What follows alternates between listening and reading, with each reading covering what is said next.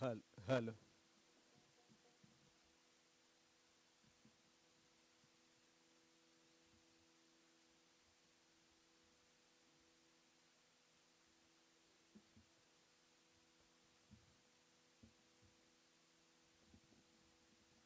hello, hello,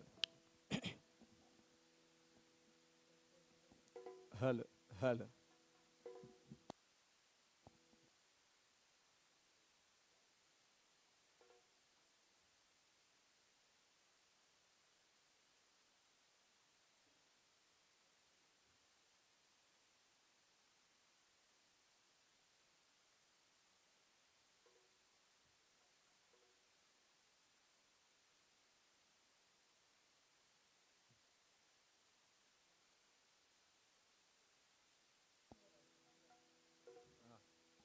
Hello, hello. Volume, monitor volume.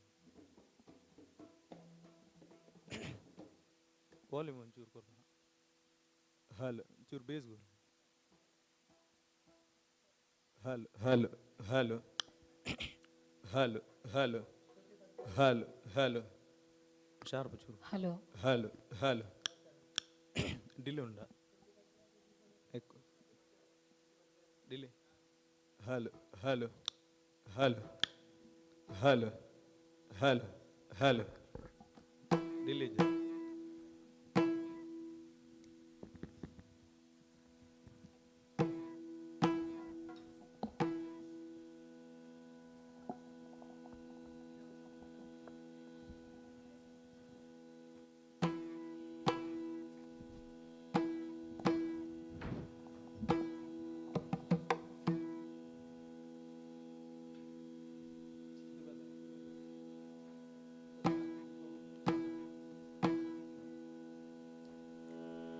Shri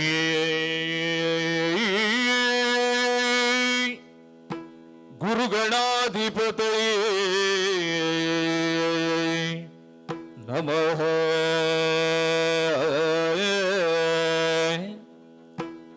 ಧರಿಯಳೋ ರಾಜಿಸುವ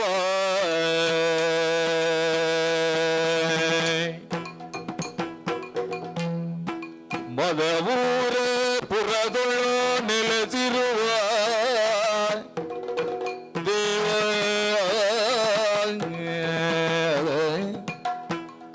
ಆ, ಆ, ಆ,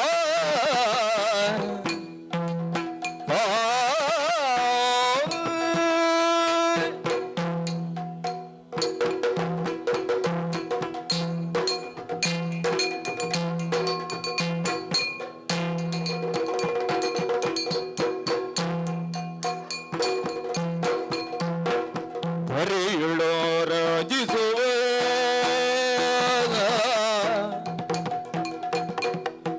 ಮದವೂರ ಪುರದುಳು ನೆಲೆಸಿರುವ ಕರುಣದಿ ನಿಜಕ್ಕೆ ಕರರಿಗೊಲಿದು ಮನದಿರಬನು ಪಾಲಿಸುತ್ತಿರುವ ವಿನಾಯಕ. ಕರುಣದಿ ನಿಜ ಕಿಂಕರರಿಗೊಲಿದು ಮನದಿರವನು ಪಾಲಿಸುತ್ತಿರುವ ವಿನಾಯಕ. ಪಾಲಿಸು ಗಜವದನ ಸುಗುಣ ವಿಶಾಲ ದಯಾ ಸದನ ಗಜವದನ.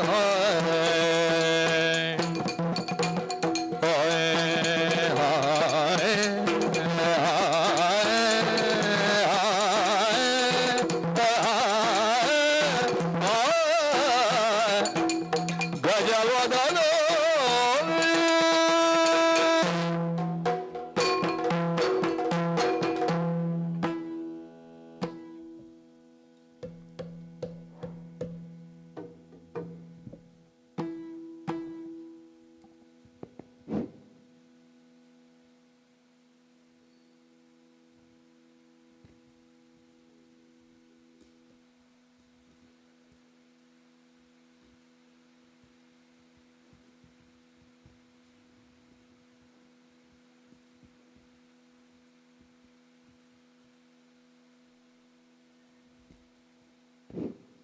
ಆರಾಧ್ಯ ಮೂರ್ತಿ ಪುತ್ತೂರು ಶ್ರೀ ಮಹಾಲಿಂಗೇಶ್ವರ ದೇವರನ್ನು ಹಾಗೆ ಬೋಳ್ವಾರ ಶ್ರೀ ಶಕ್ತಿ ಆಂಜನೇಯನ ಮನಸಾರ ಧ್ಯಾನಿಸುತ್ತಾ ಜೈನ ಕಾಶಿಗೆ ಎಂದೇ ಹೆಸರು ಬೆಳೆದಂತಹ ಈ ಮೂಡಬಿದ್ರೆಯ ಮಠಾಧೀಶರಾದಂಥ ಪರಮಪೂಜ್ಯ ಶ್ರೀಗಳ ಪಾದಾರವಿಂದಗಳಿಗೆ ಸಾಷ್ಟಾಂಗ ನಮನಗಳನ್ನು ಸಲ್ಲಿಸುತ್ತಾ ಶ್ರೀ ಆಂಜನೇಯ ಯಕ್ಷಗಾನ ಸಂಘಕ್ಕೆ ಇದು 3ನೇ ಬಾರಿ ನಮಗೆ ಕೊಡ್ತಕ್ಕಂತಹ ಸುವರ್ಣಾವಕಾಶ ಅಂತ ಹೇಳಲಿಕ್ಕೆ ತುಂಬ ಸಂತೋಷವಾಗ್ತಾ ಇದೆ.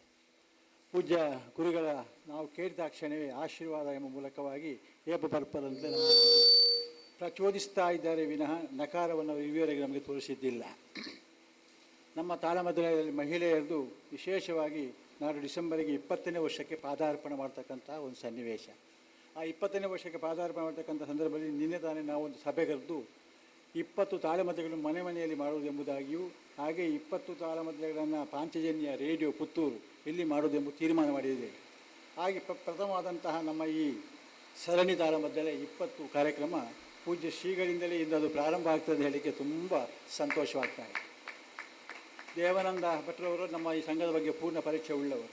ನಮ್ಮ ಆಂಜನೇಯ ಯಕ್ಷಗಾನ ಸಂಘಕ್ಕೆ 55 ವರ್ಷ ದಾಟಿ 56ನೇ ವರ್ಷಕ್ಕೆ ಪಾದಾರ್ಪಣೆ ಮಾಡ್ತಾ ಇದೆ. ಎಷ್ಟೆಷ್ಟೋ ದಿಗ್ಗಜಗಳೆಲ್ಲ ಬಂದು ತಾಳಮದ್ದೆ ಅರ್ಥಧಾರಿಗಳಾಗಿ ವಿಜೃಂಭಿಸಿದವರು. ಶ್ರೇಣಿ ದೊಡ್ಡ ಸಾಮಗ್ರಿಯಿಂದ ಹಿಡಿದು ಎಲ್ಲರಿಗೂ ಕೂಡ ಸನ್ಮಾನವೂ ಆಗಿದೆ, ಪ್ರಶಸ್ತಿ ಪ್ರದಾನವೂ ನಡೆದಿದೆ. ಇಂಥ ಒಂದು ಪ್ರತಿಷ್ಠಿತ ಆಂಜನೇಯ ಯಕ್ಷಗಾನ ಸಂಘದ ಒಂದು ಸಿಸ್ಟರ್ ಸಂಸ್ಥೆ ಅಂದರೆ ಆಂಜನೇಯ ಮಹಿಳಾ ಯಕ್ಷಗಾನ ಸಂಘ. ಇಂದು ಭರತಾಗಮನ ಎಂಬತಕ್ಕಂಥದ್ದು ಪಾದುಕಾ ಪ್ರದಾನ ಎಂಬತಕ್ಕಂಥ ತಾಳಮದ್ದಳೆಯನ್ನು ಇಲ್ಲಿ ನಿಮಗೆ ಪ್ರದರ್ಶಿಸಲಿಕ್ಕಿದ್ದಾರೆ. ಮುಖ್ಯವಾಗಿ ಬೇಕಾದ್ದು ಭಾಗವತರ ನಿರ್ದೇಶನ ಮೂಲಕ ಭಾಗವತರು ಯಾರು ಎಂಬುದಾಗಿ ಪ್ರಶ್ನೆ ಬರ್ತದೆ.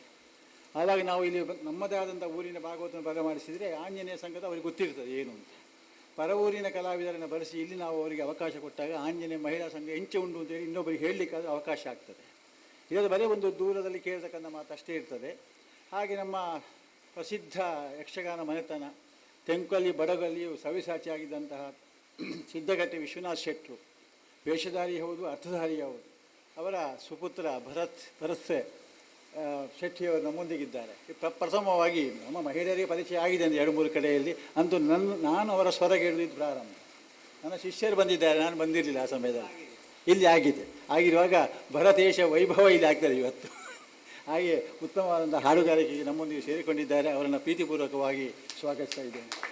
ಹಾಗೆ ಚೆನ್ನಮದ್ದಳೆಯಲ್ಲಿ ಹೇಳಬೇಕಾಗಿಲ್ಲ, ತಂದೆ ಮತ್ತು ಮಗ ಪರಂಪರೆ ಉಳಿದಿದೆ. ದೇವಾನಂದ ಭಟ್ರು ಅಗ್ರಮಾನ್ಯ ಹಿಮ್ಮೇಳ ವಾದಕರು, ಹಾಗೆ ಪ್ರಸಿದ್ಧ ಛಾಯಾಚಿತ್ರಗ್ರಾಹಕರು. ದೊಡ್ಡ ಸ್ಟುಡಿಯೋ ಇಟ್ಟಿದೆ, ಶೋಭಾ ಸ್ಟುಡಿಯೋ ಬೆಳುವಾಯಿಯಲ್ಲಿ. ಇವರೆಲ್ಲ ಭಾಳಷ್ಟು ನಮಗೆ ನಂಟಿದೆ.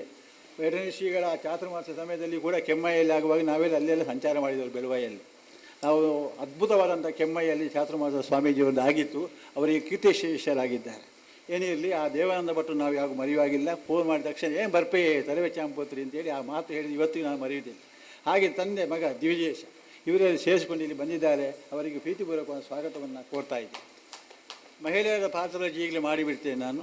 ಇಂದು ಶ್ರೀರಾಮನಾಗಿ ನಮ್ಮೊಂದಿಗೆ ಸಹಕರಿಸತಕ್ಕಂಥವರು ಶ್ರೀಮತಿ ಕಿಶೋರಿ ದುಗ್ಗಪ್ಪ ನಡುಗಲ್ಲು. ಇವರನ್ನು ಪ್ರೀತಿಪೂರ್ವಕವಾಗಿ ಸ್ವಾಗತಿಸ್ತಾ ಇದ್ದೇನೆ. ಭರತನಾಗಿ ನಮ್ಮೊಂದಿಗೆ ಇಂದು ಮಾತುಗಾರಿಕೆಗೆ ಬೆಳೆಸತಕ್ಕಂಥವರು ಶ್ರೀಮತಿ ಶುಭಾ ಡಾಕ್ಟರ್ JC ಅಡಿಗ ಪುತ್ತೂರು. ಇವರನ್ನು ಪ್ರೀತಿಪೂರ್ವಕ ಸ್ವಾಗತಿಸ್ತಾ ಇದ್ದೇನೆ. ಹಾಗೆ ವಸಿಷ್ಠನಾಗಿ ನಮ್ಮೊಂದಿಗೆ ಸಹಕರಿಸಿದಂಥವರು ಶುಭಾ ಗಣೇಶ್ ಬನ್ನೂರು. ಇವರು ನಮ್ಮೊಂದಿಗಿದ್ದಾರೆ. ಅವರನ್ನು ಪ್ರೀತಿಪೂರ್ವಕವಾಗಿ ಸ್ವಾಗತಿಸ್ತಾ ಇದ್ದೇನೆ.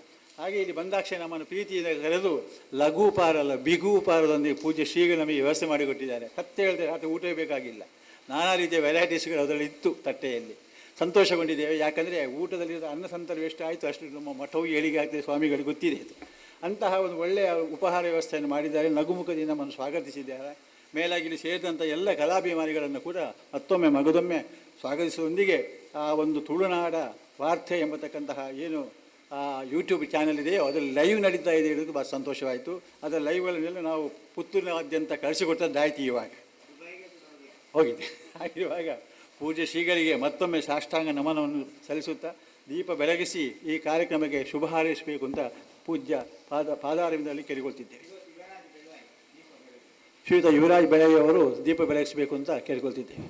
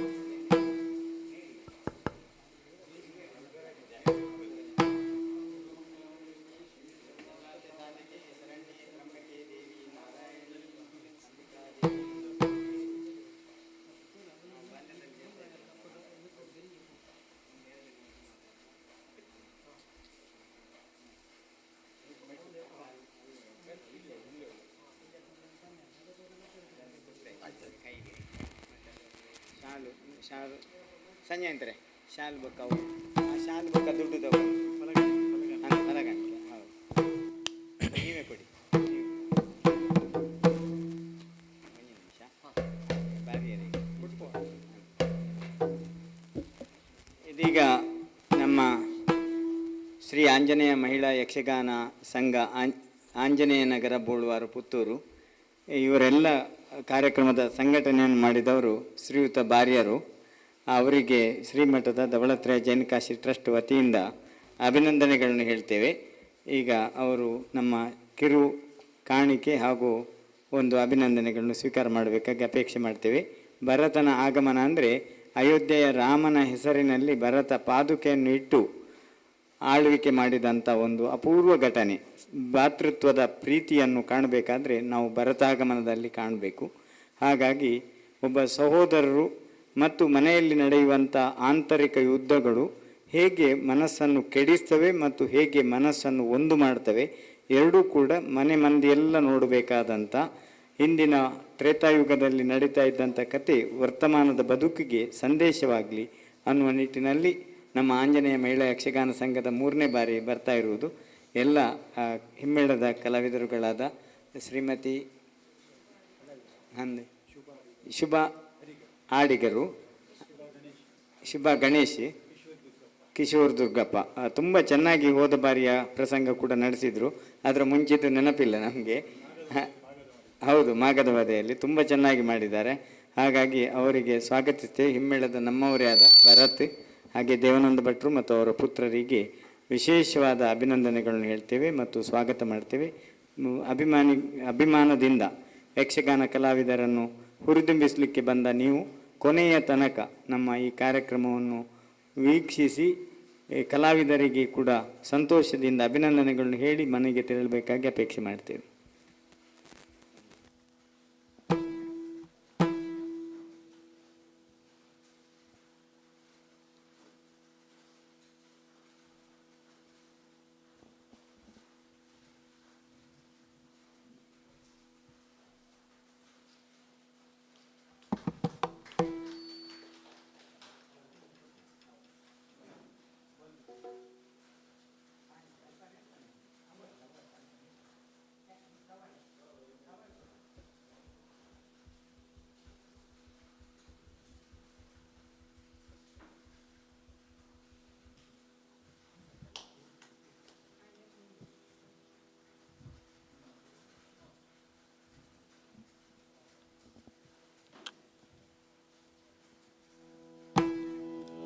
ಅಂಬುರಹಗಳ ನೇತ್ರಿ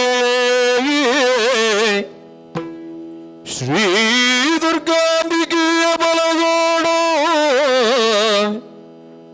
ಭಕ್ತಿ ವೇಳಾಂಬಿಕಾ ಸೊತೆ ವಿಘ್ನರಾಜನ ಪಿರಿದು ಸಾಸ್ತುತಿಸಿ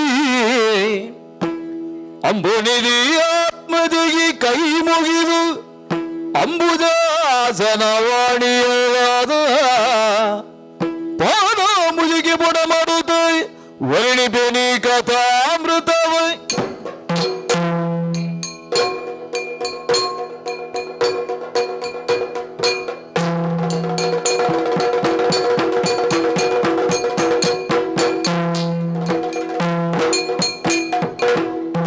ಆದಿಚಿಯಲ್ಲಿ ಕಾಣಾಳಿ ದುಸ್ವಪ್ನ ಬಾಧಿಸಿ ಮಾನಸದಲ್ಲಿ ಕಳವಳಿಸಿ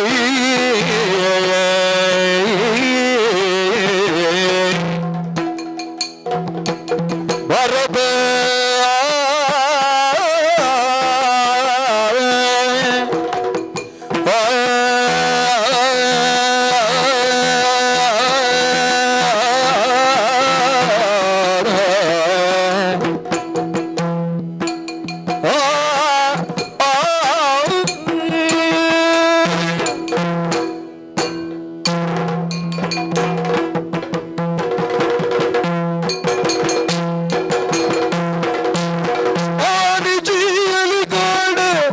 ಸ್ವಪ್ನ ಬಾಧಿಸಿ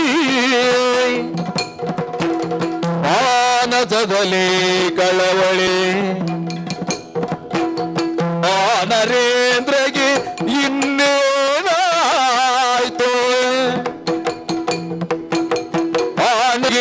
ಇನ್ನೇನಾಯ್ತು ಅವಧಿ ಭಾವಿಸಿದ ಭರತ ಭರತ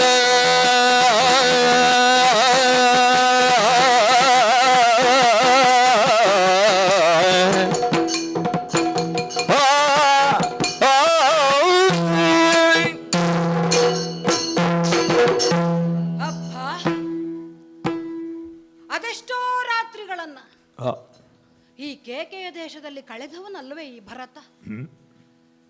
ಶತ್ರುಘ್ನನನ್ನು ಜೊತೆಗೂಡಿಕೊಂಡು ಹೆಚ್ಚಿನ ವಿದ್ಯಾಭ್ಯಾಸಕ್ಕಾಗಿ ಮಾವ ಯುಧಾಜಿತನ ಜೊತೆಯಲ್ಲಿ ಈ ಕೇಕೆಯ ದೇಶವನ್ನ ನಾನು ಪ್ರವೇಶಿಸಿ ವರ್ಷ ಎಷ್ಟಾಗಿ ಹೋಯಿತು. ಅತ್ಯಂತ ಸಂತೋಷದಿಂದ ನನ್ನ ಅಯ್ಯನವರು ದಶರಥ ಮಹಾಪ್ರಭುಗಳು ಹಾಗೂ ನನ್ನ ಅಣ್ಣನಾದಂತಹ ರಾಮಚಂದ್ರಮ ಜೊತೆಯಲ್ಲಿ ಲಕ್ಷ್ಮಣ ನಮ್ಮನ್ನ ಅತ್ಯಂತ ಪ್ರೀತಿಯಿಂದ ಬೀಳ್ಕೊಟ್ಟವರು. ಅದೆಷ್ಟು ರಾತ್ರಿಗಳನ್ನ ಈ ಕೇಕೆಯ ದೇಶದಲ್ಲಿ ನಾನು ಕಳೆದಿದ್ದೇನೆ. ಆದರೆ ನಿನ್ನೆಯ ದಿನ ನಾನು ಕಂಡಂತಹ ಒಂದು ರಾತ್ರಿ, ಕಳೆದಂತಹ ಒಂದು ರಾತ್ರಿ, ಹಬ್ಬ, ಈಗ ನಾನು ಅದನ್ನು ಮತ್ತೊಮ್ಮೆ ಆಲೋಚನೆ ಮಾಡಿದ್ರೆ ಕೈಕಾಲುಗಳು ಥರಗುಟ್ಟುತ್ತಾ ಉಂಟು, ಮನಸ್ಸು ಕಂಪಿಸ್ತಾ ಉಂಟು, ಮೈಯೆಲ್ಲ ಬೆವರುಡಿಯುತ್ತಾ ಉಂಟು. ನನ್ನ ಪಾಲಿಗೆ ಕರಾಳ ರಾತ್ರಿ ಅಂತ ಹೇಳಿದ್ರೆ ಅದು ನಿನ್ನೆಯ ದಿನದ ರಾತ್ರಿ ಮಾತ್ರ. ಆ ಕೆಟ್ಟದ್ದಾದಂತಹ ಸ್ವಪ್ನ, ದುಸ್ವಪ್ನ ಅಂತಲೇ ಕರೀಬಹುದು. ಅದರಿಂದ ಎಚ್ಚೆತ್ತು ಕಳವಳಿಸಿ ಅಂತಃಪುರದಿಂದ ಹೊರಗೆ ಬಂದವನು ನಾನು. ಕಂಡಂತಹ ಕನಸುಗಳಿಗೂ ಪೂರಕವಾದಂತಹ ಒಂದು ವಾತಾವರಣವನ್ನ ನಾನು ಇಲ್ಲಿ ಹೊರಭಾಗದಲ್ಲಿ ಕಾಣ್ತಾ ಇದ್ದೇನಲ್ಲ. ಇನ್ನು ಬೆಳಗಿನ ಜಾವ ಆಗಬೇಕಷ್ಟೆ. ಅಷ್ಟೊತ್ತಿಗಾಗಲೇ ಅಯೋಧ್ಯೆಯಿಂದ ಬಂದಂತಹ 4 ಮಂದಿ ಮಂತ್ರಿವರ್ಯರು ಈ ಕೇಕೆಯ ದೇಶದ ಅಂತಃಪುರದಲ್ಲಿ ಬಂದು ಹೆಬ್ಬಾಗಿಲಿಗೆ ಬಂದು ಕದವನ್ನು ತಟ್ಟುತ್ತಾ ಇದ್ದಾರೆ ಅಂತಾದ್ರೆ ಮನಸ್ಸು ಯಾಕೋ ಮತ್ತಷ್ಟು ಭಯಭೀತವಾಗುತ್ತಾ ಉಂಟು. ನಾನು ಕಂಡಂತಹ ಕನಸು, ನಾನೀಗ ಕಾಣುತ್ತಿರುವಂತಹ ದೃಶ್ಯ ಎರಡು ಒಂದಕ್ಕೊಂದು ಅತೀವವಾದಂತಹ ಸಂಬಂಧ ಉಂಟು ಉಂಟು ಉಂಟು ಎನ್ನುವ ಹಾಗೆ ಈ ಭರತನಿಗೆ ಹೇಳ್ತಾ ಉಂಟು. ಬಂದವರನ್ನೇ ಎದುರುಗೊಂಡು ಯಾಕಾಗಿ ಬಂದಿರಿ, ಎಲ್ಲಿಂದ ಬಂದಿರಿ, ಯಾರು ಕಳುಹಿಸಲ್ಪಟ್ಟು ಬಂದಿರಿ ಅಂತ ವಿಚಾರಿಸಿದರೆ ಮುಖವನ್ನ ನೆಲ ನೋಟಕಕ್ಕೆ ಬೀರಿ ಕೇವಲ ತಂದಂತಹ ಹೊಸಗೆಯನ್ನಷ್ಟೇ ನನ್ನ ಕೈಗೆ ನೀಡಿದ್ದಾರೆ. ಅವರ ಮುಖಭಾವದಲ್ಲಿ ಯಾವ ರೀತಿಯ ಸಂತೋಷವನ್ನೂ ನನಗೆ ಗುರುತಿಸುವುದಕ್ಕಾಗುತ್ತಾ ಇಲ್ಲ.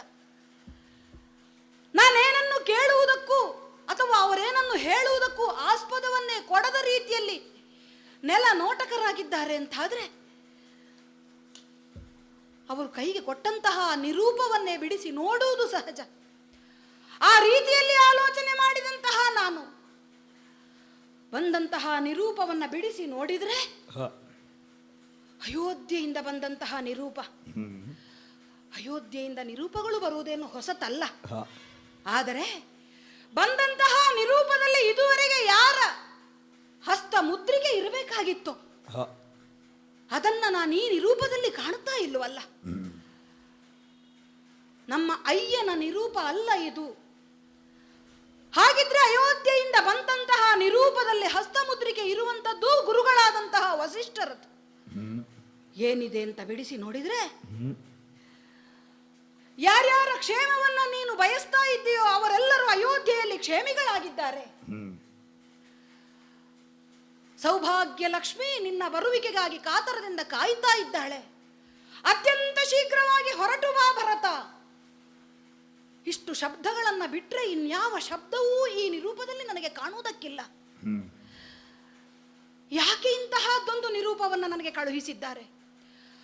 ಭರತನೇ ಅತ್ಯವಶ್ಯಕವಾಗಿ ಅತಿ ಶೀಘ್ರವಾಗಿ ಅಯೋಧ್ಯೆಯನ್ನ ಸೇರಬೇಕು ಅಂತಾದ್ರೆ ಅಂತಹ ಘಟನೆ ಅಲ್ಲಿ ಏನು ನಡೆದಿರಬೇಕು? ಯಾವುದಾದರೂ ಯುದ್ಧ ಆಗುವಂತಹ ಒಂದು ಪರಿಸ್ಥಿತಿ ನಿರ್ಮಾಣ ಆಗಿದೆ ಅಂತಾದ್ರೆ ಹಾಗೆ ಆಲೋಚನೆ ಮಾಡುವುದಕ್ಕೆ ಬರುವುದಿಲ್ಲ. ದುರಧೀರನಾದಂತಹ ನಮ್ಮಣ್ಣ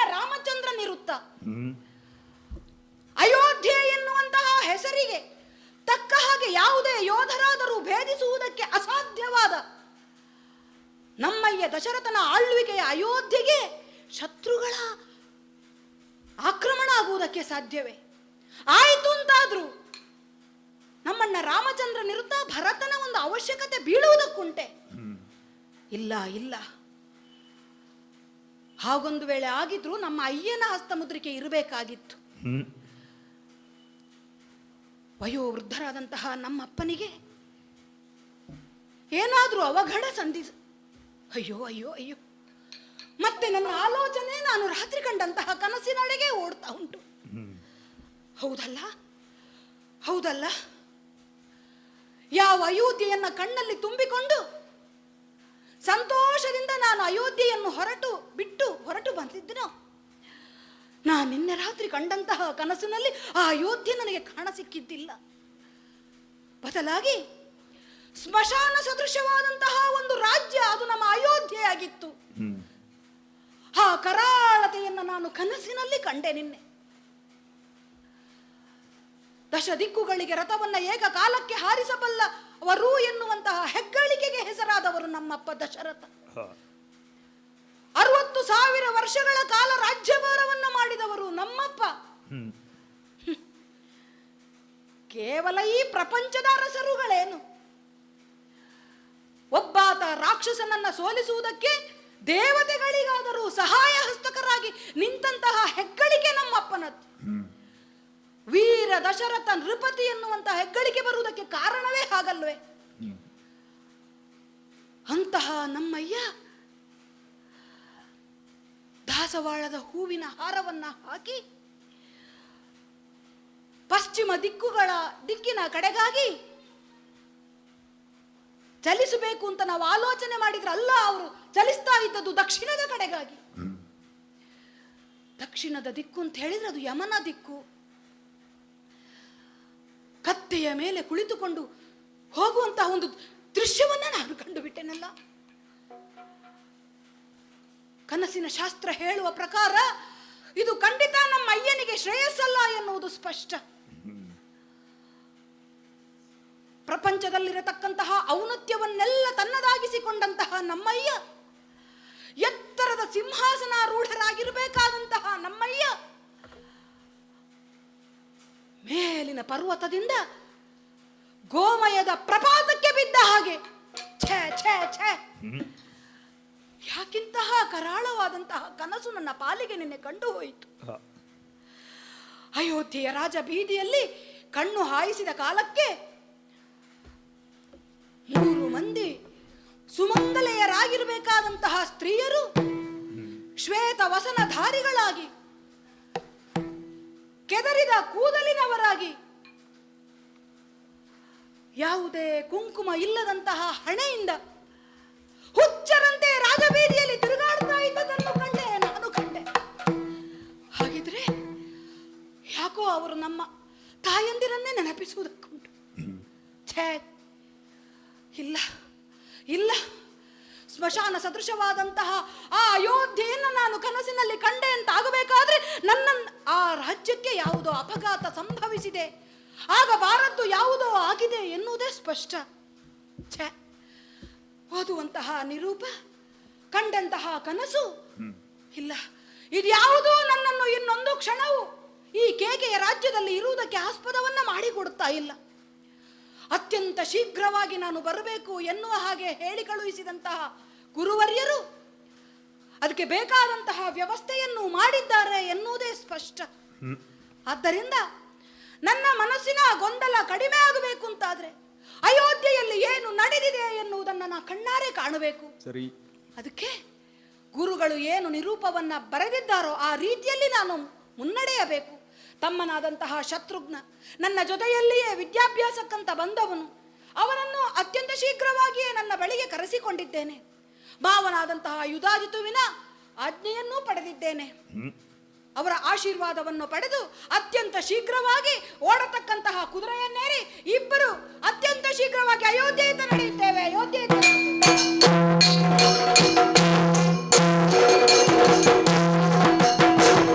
ಬಂದನು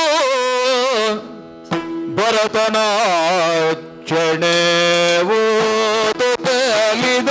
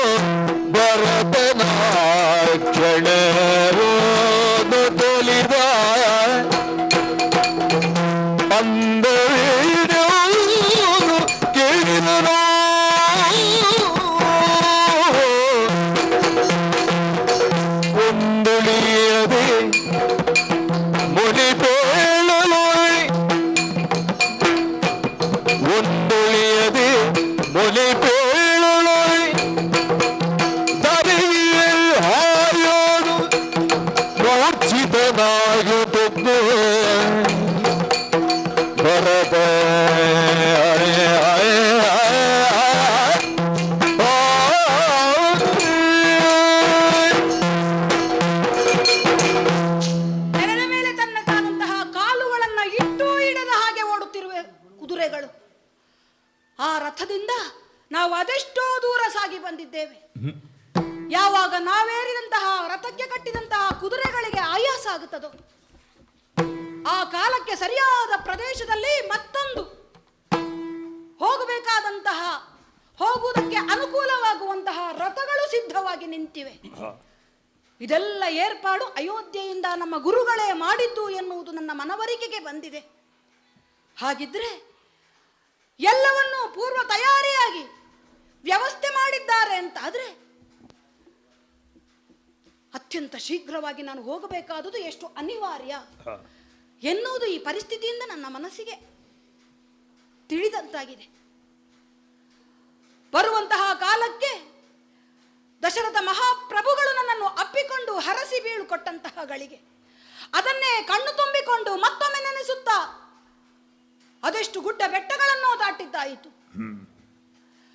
ಗಿರಿ ಪರ್ವತಗಳನ್ನು ದಾಟಿದೆವು, ನದಿಗಳನ್ನು ದಾಟಿದೆವು, ಬಯಲು ಪ್ರದೇಶಗಳನ್ನು ಕಾಡು ಮೇಡುಗಳನ್ನು ದಾಟಿ 7 ದಿವಸಗಳ ಕಾಲ ನಿರಂತರ ಹಗಲು ರಾತ್ರಿಗಳೆನ್ನುವಂತಹ ಪರಿವೇ ಇಲ್ಲದೆ ಪ್ರಯಾಣವನ್ನು ಮಾಡುತ್ತಾ ಮಾಡುತ್ತಾ ಮಾಡುತ್ತಾ ನಮ್ಮ ಅಯೋಧ್ಯ ನಗರದ ಪ್ರವೇಶವನ್ನು ನಾನು ಮಾಡಿದ್ದು. ಅಪ್ಪ, ಅಯೋಧ್ಯೆ ಎನ್ನುವಂತಹ ದೇಶದ ಮಣ್ಣು ಇದು ನನ್ನ ಮಣ್ಣು, ನಾ ಹುಟ್ಟಿದಂತಹ ಮಣ್ಣು. ಆ ಭೂದೇವಿಗೆ ನಮಸ್ಕಾರ ಮಾಡುತ್ತಾ ಆಶೀರ್ವದಿಸಬೇಕು ಎನ್ನುವ ಹಾಗೆ ನನ್ನೊಳಗೆ ನಾನೇ ಧೈರ್ಯವನ್ನು ತಂದುಕೊಂಡು ಮುನ್ನಡೆಯುತ್ತಾ ಮುನ್ನಡೆಯುತ್ತಾ ರಾಜ್ಯವನ್ನು ಪ್ರವೇಶ ಮಾಡಿದರೆ ಇದು ನನ್ನ ಅಯೋಧ್ಯೆಯೇ, ಇದು ನಾ ಬೆಳೆದು ಬಂದಂತಹ ಅಯೋಧ್ಯೆಯೇ. ಕಾಣಬೇಕಾದ್ರೆ ಆಶ್ಚರ್ಯವಾಗುತ್ತಾ ಉಂಟು. ಹೇಗೆ ಸಸ್ಯ ಶ್ಯಾಮಲೆಯಾಗಿ ಅನವರತವು ಹಸಿರು ಹಸಿರಾಗಿ ಕಂಗೊಳಿಸುತ್ತಿದ್ದಂತಹ ನವನವೀನ ವಧುವಿನಂತೆ ಕಂಗೊಳಿಸುತ್ತಿದ್ದಂತಹ ನಮ್ಮ ಅಯೋಧ್ಯೆ ಸೊರಗಿದಂತಹ ನಿಸ್ತೇಜವಾದಂತಹ ರೀತಿಯಲ್ಲಿ ನನ್ನ ಕಣ್ಣುಗಳಿಗೆ ಗೋಚರಿಸ್ತಾ ಉಂಟು. ಗಿಡ ಮರಗಳು ಮಾತನಾಡುತ್ತವೆ ಇವೆಯೋ ಏನೋ, ಭಾವುಕರಾಗಿ ಯಾವುದೋ ನೋವನ್ನು ಅನುಭವಿಸುತ್ತಾ ಇವೆಯೋ ಏನೋ ಎನ್ನುವ ರೀತಿಯಲ್ಲಿ ನನ್ನ ಕಣ್ಣಿಗೆ ಭಾಸವಾಗುತ್ತಾ ಉಂಟು. ಮನಸ್ಸನ್ನು ಗಟ್ಟಿ ಮಾಡಿಕೊಂಡು ಮುಂದೆ ಮುಂದೆ ಮುಂದೆ ಮುಂದೆ ಮುಂದೆ ಮುಂದೆ ಹೋಗಿ ನಗರದ ಪ್ರವೇಶವನ್ನೂ ಮಾಡಿದ್ದಾಯಿತು. ಹಬ್ಬ, ಅಯೋಧ್ಯಾಪುರಕ್ಕೆ ಕಾಣುವಂತಹ ಈ ದ್ವಾರಕ್ಕೊಂದು ನಮಸ್ಕಾರವನ್ನು ಮಾಡಿ ಇನ್ನೇನು ಪ್ರವೇಶಿಸಬೇಕು ಅಂತ ಹೇಳುವಾಗ ಸದಾಕಾಲ ತಳಿರು ತೋರಣಗಳಿಂದ ಸಿಂಗರಿಸಲ್ಪಡುವಂತಹ ನಮ್ಮ ದ್ವಾರ ಇವತ್ತು ಕಂಡ್ರೆ ಶೃಂಗಾರ ಆಗಿದೆ. ಆದರೆ ಇದು ಸದ್ಯಕ್ಕಾದ ಶೃಂಗಾರ ಅಲ್ಲ ಎನ್ನುವುದು ಸ್ಪಷ್ಟ. ಕಟ್ಟಿದಂತಹ ತೋರಣಗಳಿರಬಹುದು, ಹೂವಿನ ಮಾಲೆ ಇರಬಹುದು, ಎಲ್ಲವೂ ಒಣಗಿ ಇದು ಅದೆಷ್ಟೋ ದಿವಸಗಳಿಂದ ಹಿಂದೆಯಿಂದ ಕಟ್ಟಲ್ಪಟ್ಟದ್ದು ಎನ್ನುವುದನ್ನು ಹೇಳ್ತಾ ಉಂಟು ನನಗೆ. ಮುಂದೆ ಮುಂದೆ ಹೋದರೆ ಉದ್ಯಾನಗಳ ನಗರಿ ಎನ್ನುವಂತಹ ನಮ್ಮ ಆ ಸಾಮ್ರಾಜ್ಯದ ಈ ನಗರ ಏನಾಗಿ ಹೋಗಿದೆ ನಮ್ಮ ಕಾರ್ಮಿಕರಿಗೆ. ಯಾವ ಗಿಡಗಳಿಗೂ ನೀರೆರೆದಂತಹ ಯಾವ ಲಕ್ಷಣವೂ ಕಾಣಿಸ್ತಾ ಇಲ್ಲ. ಹಸಿರು ಹಸಿರಾಗಿ ದಿಗಂತ ಸಮಾನವಾಗಿ ದಿಗಂತಕ್ಕೆ ಮುತ್ತಿಡುವಂತೆ ಎದ್ದು ನಿಂತಹ ಗಿಡಗಳೋ ಹೂಗಳೋ ಇವತ್ತು ಗೋಚರಿಸ್ತಾ ಇಲ್ಲ.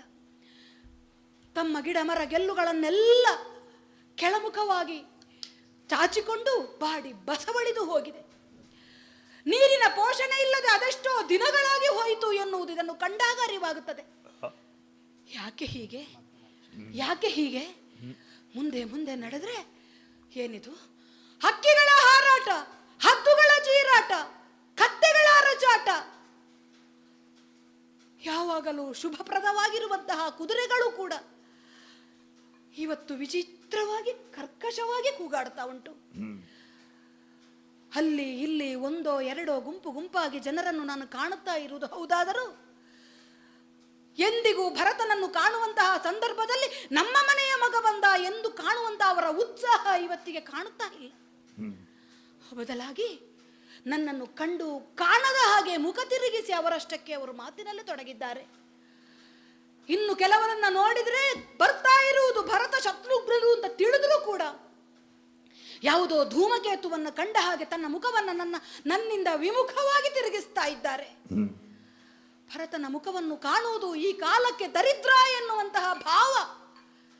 ಛೇ, ಇವರೇ ಅಲ್ವೇ ಒಂದು ಕಾಲದಲ್ಲಿ ಭರತ ನಮ್ಮ ಮನೆಯ ಮಗು ಎನ್ನುವ ಹಾಗೆ ನಮ್ಮ 4 ಜನರನ್ನ ತಮ್ಮ ಮನೆಯ ಒಳಗೆ ಬನ್ನಿ ಬನ್ನಿ ಎನ್ನುವ ಹಾಗೆ ಕರೀತಾ ಇದ್ದದ್ದು.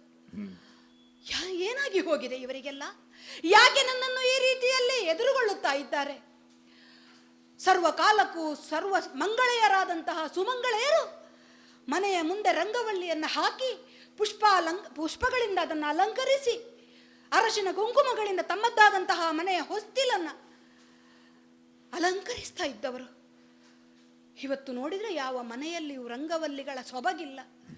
ಅರಶಿನ ಕುಂಕುಮ ಎನ್ನುವುದು ಹೊಸ್ತಿಲಲ್ಲಿ ಕಾಣುತ್ತಾ ಇಲ್ಲ.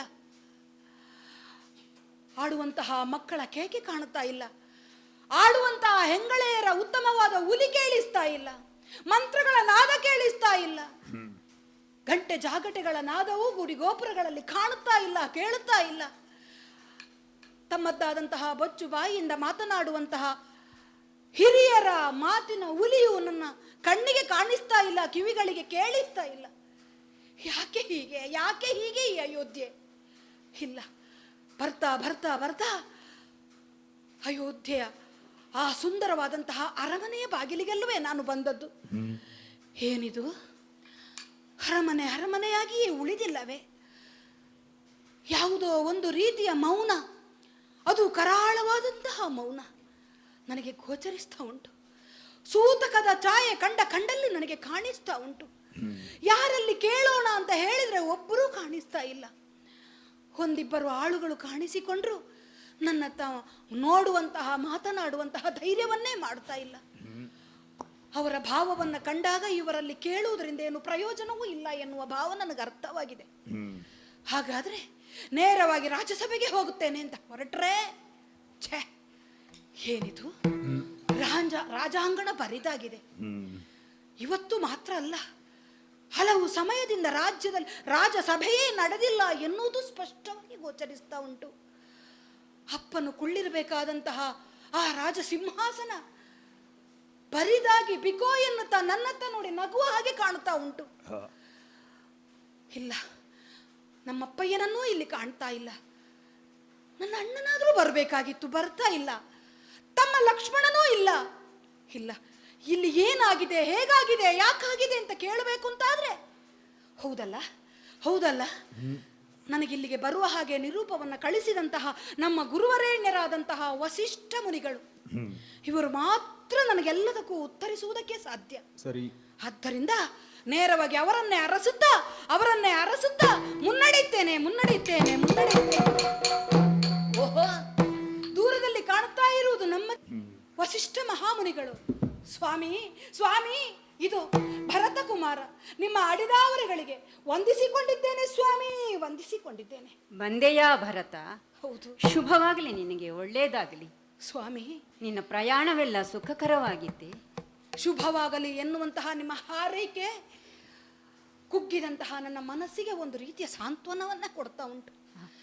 ಏನಾದರೂ ಶುಭವಾರ್ತೆಯನ್ನ ಕೇಳುವಂತಾಗಲಿ ಹ್ಮ್ ಎನ್ನುವ ಹಾಗೆ ನನ್ನ ಎರಡು ಕಿವಿಗಳು ಹಾತೊರೆಯುತ್ತಾ ಉಂಟು ಸ್ವಾಮಿ. ಹ್ಮ್ ಆದ್ರೆ ಆ ಅಲ್ಲಿಂದ ಇಲ್ಲಿವರೆಗೆ ಬರ್ತಾ ಇರುವಾಗ ಹ್ಮ್ ಅಶುಭವನ್ನ ಬಿಟ್ರೆ ಯಾವ ಶುಭವನ್ನೂ ನಾನು ಕಂಡದ್ದಿಲ್ಲ. ಹ್ಮ್ ಇನ್ನು ಶುಭವನ್ನ ನಾನು ಕೇಳ್ತೇನೆ ಎನ್ನುವ ಭರವಸೆಯು ಉಳಿಯದ ಅಂತ ಪರಿಸ್ಥಿತಿ ಒಂದರ ನಂತರ ಒಂದರ ಹಾಗೆ ನನ್ನ ಕಣ್ಣ ಮುಂದೆ ಹಾದು ಹೋದವು. ಆ ಏನಾಗಿದೆ ಸ್ವಾಮಿ ಈ ಅಯೋಧ್ಯೆಗೆ?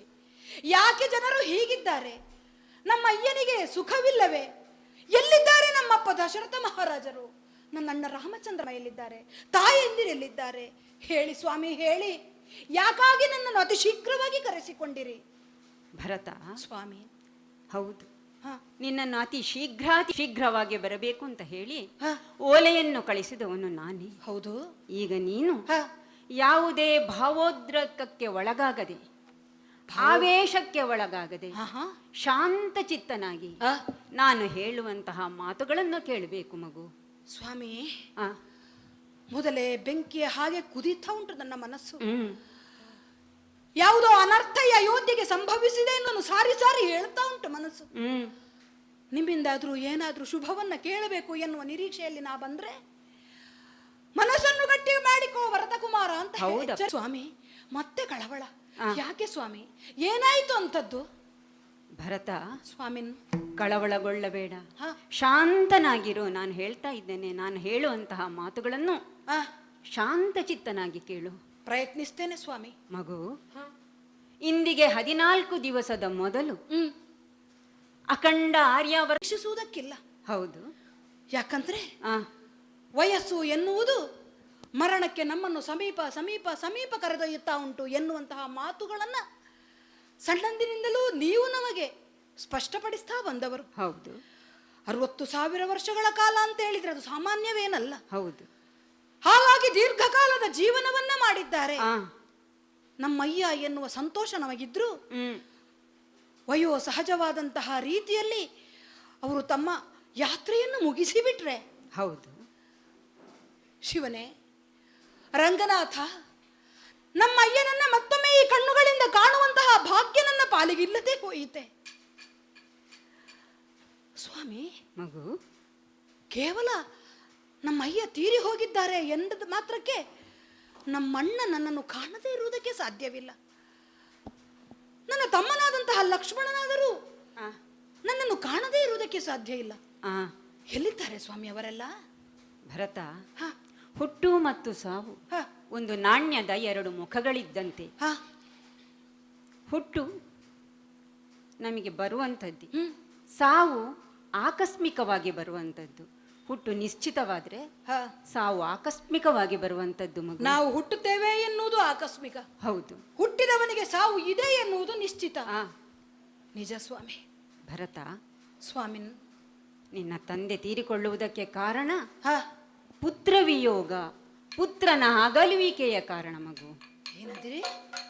ಪುತ್ರ ವಿಯೋಗ ವಯೋಸಹಜವಾದಂತಹ ಮರಣ ನಮ್ಮಪ್ಪನಿಗೆ ಬಂದದ್ದಲ್ಲ. ಅಲ್ಲ, ಸಾಯುವ ಕಾಲಕ್ಕೆ ಮಗ ನಾನು ಇಲ್ಲಿ ಇಲ್ಲ ರಾಮಚಂದ್ರ. ಎನ್ನುವಂತಹ ಭಾವ ನಮ್ಮಪ್ಪನಿಗೆ ಇದ್ದತಿರಬಹುದು. ಆ, ಪುತ್ರ ವಿಯೋಗ ಅಂತ ಹೇಳಿದ್ರೆ ಭರತನು ಶತ್ರುಘ್ನನು ಆ, ದೂರದ ಕೇಕೆಯಲ್ಲಿದ್ದಾರೆ ಹೌದು. ಎನ್ನುವಂತಹ ನೋವು ಅಪ್ಪನಿಗೆ ಬಂದಿದೆ ಅಂತಾದ್ರೆ ಹ್ಮ್ ಸಹಜವೇ. ಹ್ಮ್ ಸಾಯುವ ಕಾಲಕ್ಕೆ ಮಕ್ಕಳೆಲ್ಲರೂ ನಮ್ಮ ಜೊತೆಯಾಗಿರಬೇಕು ಎನ್ನುವಂಥದ್ದನ್ನ ತಂದೆ ತಾಯಿಗಳು ಬಯಸ್ತಾರೆ. ಆ, ಆದ್ರೆ ಏನು ಮಾಡೋಣ, ಹ್ಮ್ ವಿದ್ಯಾಭ್ಯಾಸಕ್ಕಾಗಿ ಅವರೇ ನಮ್ಮನ್ನು ಹ್ಮ್ ಕೇಕೆಯ ದೇಶಕ್ಕೆ ಕಳುಹಿಸಿದವರು. ಹ್ಮ್ ಮತ್ತೆ ಪುತ್ರ ವಿಯೋಗದಿಂದಲೇ ಸಾವು ಅಂತ ನೀವು ಹೇಳ್ತಾ ಇದ್ದೀರಿ. ಹೌದು. ನಮ್ಮ ಅಗಲುವಿಗೆ ಅಪ್ಪನಿಗೆ ಸಾವು ತರುವಂತ ನೋವನ್ನು ಹೇಗೆ ಕರುಣಿಸುವುದಕ್ಕೆ ಸಾಧ್ಯ?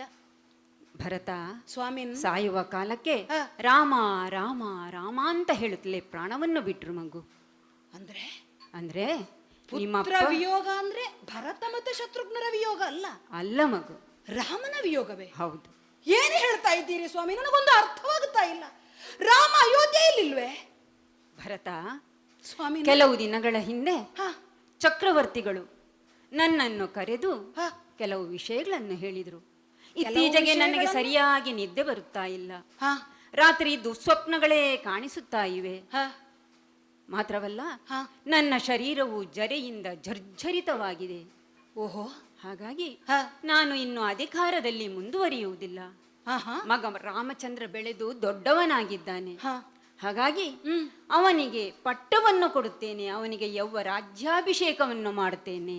ಸ್ವಾಮಿ, ಹೇಗೆ ನಿಮ್ಮ ಅಭಿಪ್ರಾಯ? ನಿಮ್ಮಲ್ಲಿ ಕೇಳಿದ್ರೆ ಹೌದು ಸ್ವಾಮಿನ್, ಆ, ವಯೋ ಸಹಜವಾದಂತಹ ಯಾವ ಲಕ್ಷಣಗಳು ನಮ್ಮ ಅಯ್ಯನನ್ನು ಬಾಧಿಸಿತ್ತು ಅಂತಾದ್ರೆ ಆ, ಪ್ರಾಯ ಮರಣದ ಸೂಚನೆಯಾಗಿ ಅವರಿಗೆ ಕಂಡು ಬಂದಿದ್ದಿರಬೇಕು ಅದೆಲ್ಲ. ಹೌದು. ಆದ ಕಾರಣದಿಂದಲೇ ಆ, ಆ ಕಾಲದಲ್ಲಿಯೂ ಚಿತ್ತವನ್ನ ಸ್ವಾಸ್ಥ್ಯದಲ್ಲಿಟ್ಟುಕೊಂಡು ತನ್ನದ್ದಾದಂತಹ ಅಧಿಕಾರವನ್ನ ನಾ ಸಾವುದಕ್ಕೂ ಮುಂಚಿತವಾಗಿ ಹಿರಿಮಗನಾದಂತಹ ಜ್ಯೇಷ್ಠ ರಾಮಚಂದ್ರನಿಗೆ ಪುತ್ರನಾದ ಕೊಡಬೇಕು ರಾಮಚಂದ್ರ ಅಂತ ನಮ್ಮ ಅಯ್ಯ ಆಲೋಚನೆ ಮಾಡಿದ್ದಾರೆ ಅಂತ ಆದ್ರೆ ಹೌದು. ಅಂತಹ ಸಂದರ್ಭದಲ್ಲಿಯೂ ನಮ್ಮ ಅಪ್ಪನ ಮನೋದಾಢ್ಯತೆ ಹೇಗುಂಟು ನೋಡಿ. ಹೌದು ನೀವು ಸರಿಯಾಗಿಯೇ ಸೂಚನೆಯನ್ನ ಕೊಟ್ಟಿರ್ಬೇಕಲ್ಲ ಹೌದು ಸ್ವಾಮಿ. ಮಗು. ನಾಳೆಯೇ ಶುಭ ಮುಹೂರ್ತವಿದೆ. ಓಹೋ, ಪುಷ್ಯ ನಕ್ಷತ್ರದ ಹ, ಕರ್ಕಾಟಕ ಲಗ್ನ ಸುಮುಹೂರ್ತದಲ್ಲಿ ಹ. ರಾಮನಿಗೆ ಪಟ್ಟಾಭಿಷೇಕ ನಡೆಯಲಿ ಹೀಗೆಂದು ಅಲ್ಲಿ ಕಂಡಂತಹ ನಿಶ್ಚಯಿಸಲಾಯಿತು ಮಗನೇ. ನೀವು ನಿಶ್ಚಯಿಸಿದಂತಹ ಮುಹೂರ್ತ ಅಂತ ಆದಮೇಲೆ ಆ, ತಪ್ಪುವುದಕ್ಕುಂಟೆ ಸ್ವಾಮಿ. ಆ, ಅಪ್ಪ ಬಹಳಷ್ಟು ಸಂತುಷ್ಟರಾಗಿರಬೇಕು. ಹೌದು. ಹ, ಆದ್ರೆ ಆದ್ರೆ ಆ ಸಂತೋಷ ಯಾಕಿಲ್ಲಿ ಕಾಣ್ತಾ ಇಲ್ಲ? ನಾವು ಏನು ನೆನೆಸ್ತೇವೋ ಹ, ಅದು ನಡೆಯುವ ಹಾಗಿಲ್ಲ ಮಗು. ಅಲ್ಲಿ ವಿಧಾತ ಬರೆದದ್ದು ಬೇರೆನೇ ಆಗಿರುತ್ತದೆ. ಅದನ್ನು ಮೀರಿ ನಡೆಯುವ ಹಕ್ಕು ನಮಗಿಲ್ಲ, ಸಾಧ್ಯತೆಯೂ ನಮಗಿಲ್ಲ ಮಗು. ವಸಿಷ್ಠ ಹೌದು. ವಿಶೇಷವಾದಂತಹ ಒಂದು ದಾಖಲೀಕರಣ ಮಾಡಬಹುದಾದಂತಹ ಕಾರ್ಯಕ್ರಮ ಅಲ್ಲವೇ? ಹಾಗಾಗಿ ಹ. ಇಡೀ ಅಯೋಧ್ಯೆಯೇ ಶೃಂಗಾರಗೊಂಡು ಹೊಸ ಮಧುವಣ ಗಿತ್ತಿಯಂತೆ ಕಂಗೊಳಿಸುತ್ತಾ ಇತ್ತು ಮಗು. ಓಹೋ, ಎಲ್ಲರಿಗೂ ಹ, ಒಂದು ರಾಮಚಂದ್ರನಿಗೆ ಪಟ್ಟಾಭಿಷೇಕ, ರಾಮಚಂದ್ರನಿಗೆ ಪಟ್ಟಾಭಿಷೇಕ ಎನ್ನುವಂತಹ ಆನಂದವು ಎಲ್ಲರಲ್ಲೂ ತುಂಬಿ ತುಳುಕುತ್ತಾ ಇತ್ತು. ಯಾವುದೋ ಕಾಲದಲ್ಲಿಯೇ ರಾಮಚಂದ್ರಮನನ್ನ ತಮ್ಮ ಹೃದಯದ ಪಟ್ಟದಲ್ಲಿ ಅಭಿಷೇಕ ಮಾಡಿದವರಲ್ಲವೇ ನಮ್ಮವರು? ಹೌದು. ಹ, ಇಡೀ ಅಯೋಧ್ಯೆಯೇ ಅದೊಂದು ಸಂಭ್ರಮದಲ್ಲಿ ಓಲಾಡ್ತಾ ಇತ್ತು, ತೇಲಾಡ್ತಾ ಇತ್ತು. ಇತ್ತು. ಹಾಗೆಯೇ ಹ, ಶ್ರೀರಾಮಚಂದ್ರ ಹ, ಪಟ್ಟವನ್ನು ಏರುವುದಕ್ಕೆ ಮೊದಲು ಹ, ತನ್ನ ಕುಲದೇವರಾದಂತಹ ರಂಗನಾಥ ಸ್ವಾಮಿಗೆ, ಹ, ಹಾಗೆಯೇ ತಂದೆ ತಾಯಿಗಳಿಗೆ, ಹ, ಗುರು ಹಿರಿಯರಿಗೆ ಎಲ್ಲರಿಗೂ ವಂದಿಸಿ ಅವರಿಂದ ಶುಭಾಶೀರ್ವಾದವನ್ನು ಪಡೆದುಕೊಂಡದ್ದು ಆಯಿತು. ಹ, ಹ, ಆ ನಂತರ ಹ, ಕೈಕಾದೇವಿಗೆ ನಮಸ್ಕರಿಸೋಣವೆಂದರೆ ಆಕೆ ಆ ಸಭೆಯಲ್ಲಿ ಎಲ್ಲಿಯೂ ಕಾಣಿಸಲಿಲ್ಲ ಮಗು. ನಮ್ಮಮ್ಮ ಸಭೆಗೆ ಬರಲಿಲ್ಲವೇ? ಇಲ್ಲ. ಬಹುಶಃ ಈ ಹಾಗಾಗಿ ದಿನವೂ ಶೃಂಗಾರ ಮಾಡುವುದಕ್ಕೆ ತಡವನ್ನೇ ಮಾಡಿದ್ರು ಅಂತ ನಾವು ಸಹ ಭಾವಿಸಿದ್ದು ಹಾಗೆ ಮಗು. ಹ, ಹ, ಹಾಗಾಗಿ ರಾಮಚಂದ್ರ, ಹ, ಚಿಕ್ಕಮ್ಮ ಹ, ಎಲ್ಲಿದ್ದರೂ ಹ. ಅತಿ ಶೀಘ್ರವಾಗಿ ನೀನು ಕರೆದುಕೊಂಡು ಬಾ ತಮ್ಮ ಅಂತ ಲಕ್ಷ್ಮಣನಿಗೆ ಆಜ್ಞೆಯನ್ನು ಕೊಟ್ಟು ಕಳುಹಿಸಿದ. ರಾಮಚಂದ್ರ ಮನೆಗೆ ನನ್ನಮ್ಮ ಬೇರೆ ಅಲ್ಲ, ಅವನ ಹೆತ್ತಮ್ಮ ಬೇರೆ ಅಲ್ಲ. ಹೌದು. ಅವನಿಗೆ ಅಂತಲ್ಲ, ಆ, ನಾವು 4 ಮಂದಿಗೂ ಕೂಡ ಆ, 3 ಮಂದಿ ತಾಯಂದಿರು, ಇಂಥವರಿಗೆ ಇಂಥವರೇ ತಾಯಿ, ಇಂಥವರಿಗೆ ಇಂಥವನೇ ಮಗ ಅಂತ ನಾವು ಕೇಳಿದ್ದೂ ಇಲ್ಲ, ಹೇಳಿದ್ದೂ ಇಲ್ಲ. ಹೌದು. ಒಂದು ಹಾಗಿರುವಾಗ ರೀತಿಯಿಂದ ನೋಡಿದ್ರೆ ಹ, ತನ್ನ ಹೆತ್ತಬ್ಬೆ ಕೌಸಲ್ಯಾದೇವಿಗಿಂತಲೂ 1 ಪಟ್ಟು ಹೆಚ್ಚು ಆ ಕೈಕಾದೇವಿಯನ್ನು ಪ್ರೀತಿಸುತ್ತಿದ್ದವ ರಾಮಚಂದ್ರ. ನಮ್ಮಮ್ಮನೂ ಹಾಗೆ ಅಲ್ವೇ? ಹೌದು. ಹಾಗಿದ್ದು ನನ್ನಮ್ಮ ಯಾಕೆ ಬರ್ಲಿಲ್ವೋ? ಹಾಗೆ ಆದರೂ ಅವರನ್ನು ನಮ್ಮಮ್ಮನ ಹುಡುಕುತ್ತಾ ಆಶೀರ್ವಾದ ಹೋದ ಆ, ಲಕ್ಷ್ಮಣ ಅವರನ್ನು ಕಂಡದ್ದೆಲ್ಲಿ? ಹ. ಶೋಕಾಗಾರದಲ್ಲಿ. ಶೋಕಾಗಾರ ಹೌದು.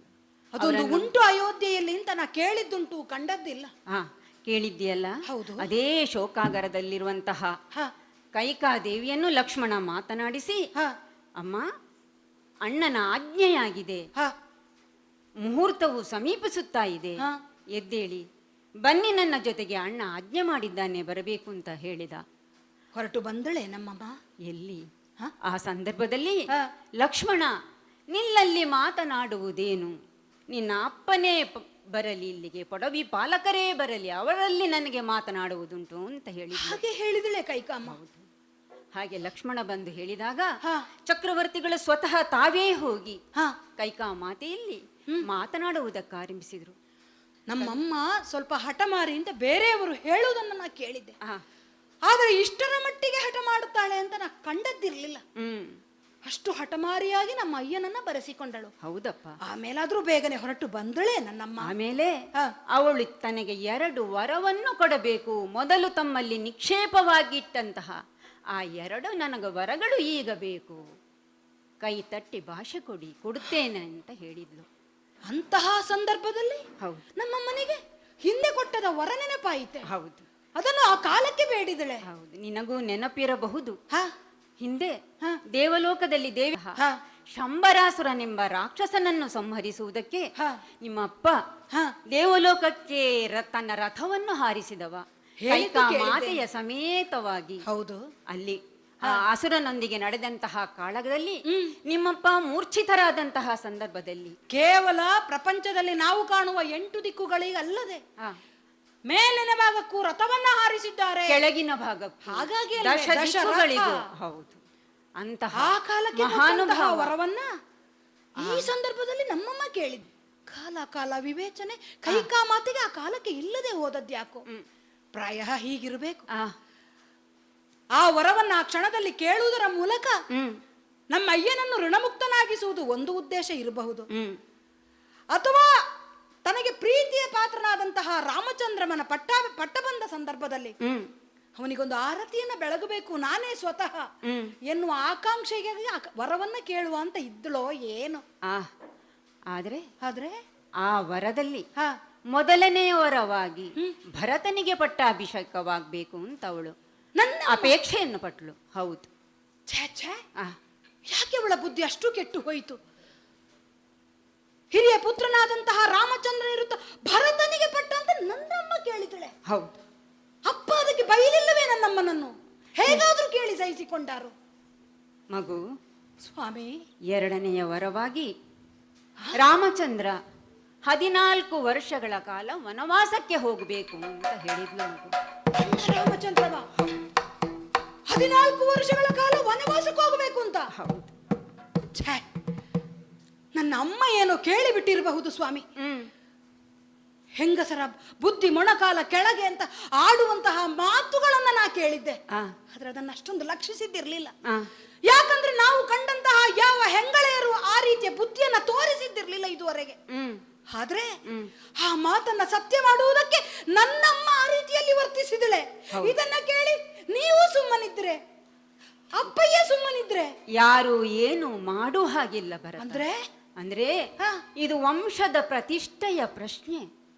ಇದಕ್ಕೆ ಯಾರು ಏನು ಹೇಳುವ ಹಾಗಿಲ್ಲ. ಅಂದ್ರೆ ತಂದೆ ತಾಯಿಗೆ ಪ್ರತಿಜ್ಞಾಪೂರ್ವಕವಾಗಿ ಕೊಟ್ಟಂತಹ ಮಾತನ್ನು ನಡೆಸಿಕೊಡುವುದಕ್ಕಾಗಿ, ಪಿತೃವಾಕ್ಯ ಪರಿಪಾಲನೆಗಾಗಿ ಶ್ರೀರಾಮಚಂದ್ರ ತನ್ನ ಆಭರಣಗಳನ್ನೆಲ್ಲ ತೆಗೆದಿಟ್ಟು, ಪೀತಾಂಬರವನ್ನು ತೆಗೆದಿಟ್ಟು, ಜಟಾವಲ್ಕಲ ಧಾರಿಯಾಗಿ ನಾರು ಮಡಿಯನ್ನುಟ್ಟು ಕಾಡಿಗೆ ಹೊರಟೇ ಬಿಟ್ಟನೆ. ಆ ಸಂದರ್ಭದಲ್ಲಿ ಅವನನ್ನು ಬಿಟ್ಟಿರಲಾರದೆ ಹೌದು ಸೀತಾ ಮಾತೆಯು ಅವನನ್ನು ಹಿಂಬಲಿಸಿ ಹೋದ್ಲು. ಓಹೋ, ಮಾತ್ರವಲ್ಲ, ದೇಹ 2 ಪ್ರಾಣ ಎನ್ನುವ ಹಾಗೆ ಇದ್ದಂತಹ ತಮ್ಮ ಲಕ್ಷ್ಮಣ ಅವನನ್ನು ನೆರಳಿನಂತೆಯೇ ಹಿಂಬಾಲಿಸಿ ಕಾಡಿಗೆ ಹೊರಟು ಹೋದ. ಸೀತಾ ಲಕ್ಷ್ಮಣರನ್ನ ಜೊತೆಗೂಡಿ ರಾಮಚಂದ್ರಮ ಕಾಡಿಗೆ ಹೋದನೆ. ಹೌದು ಮಗು.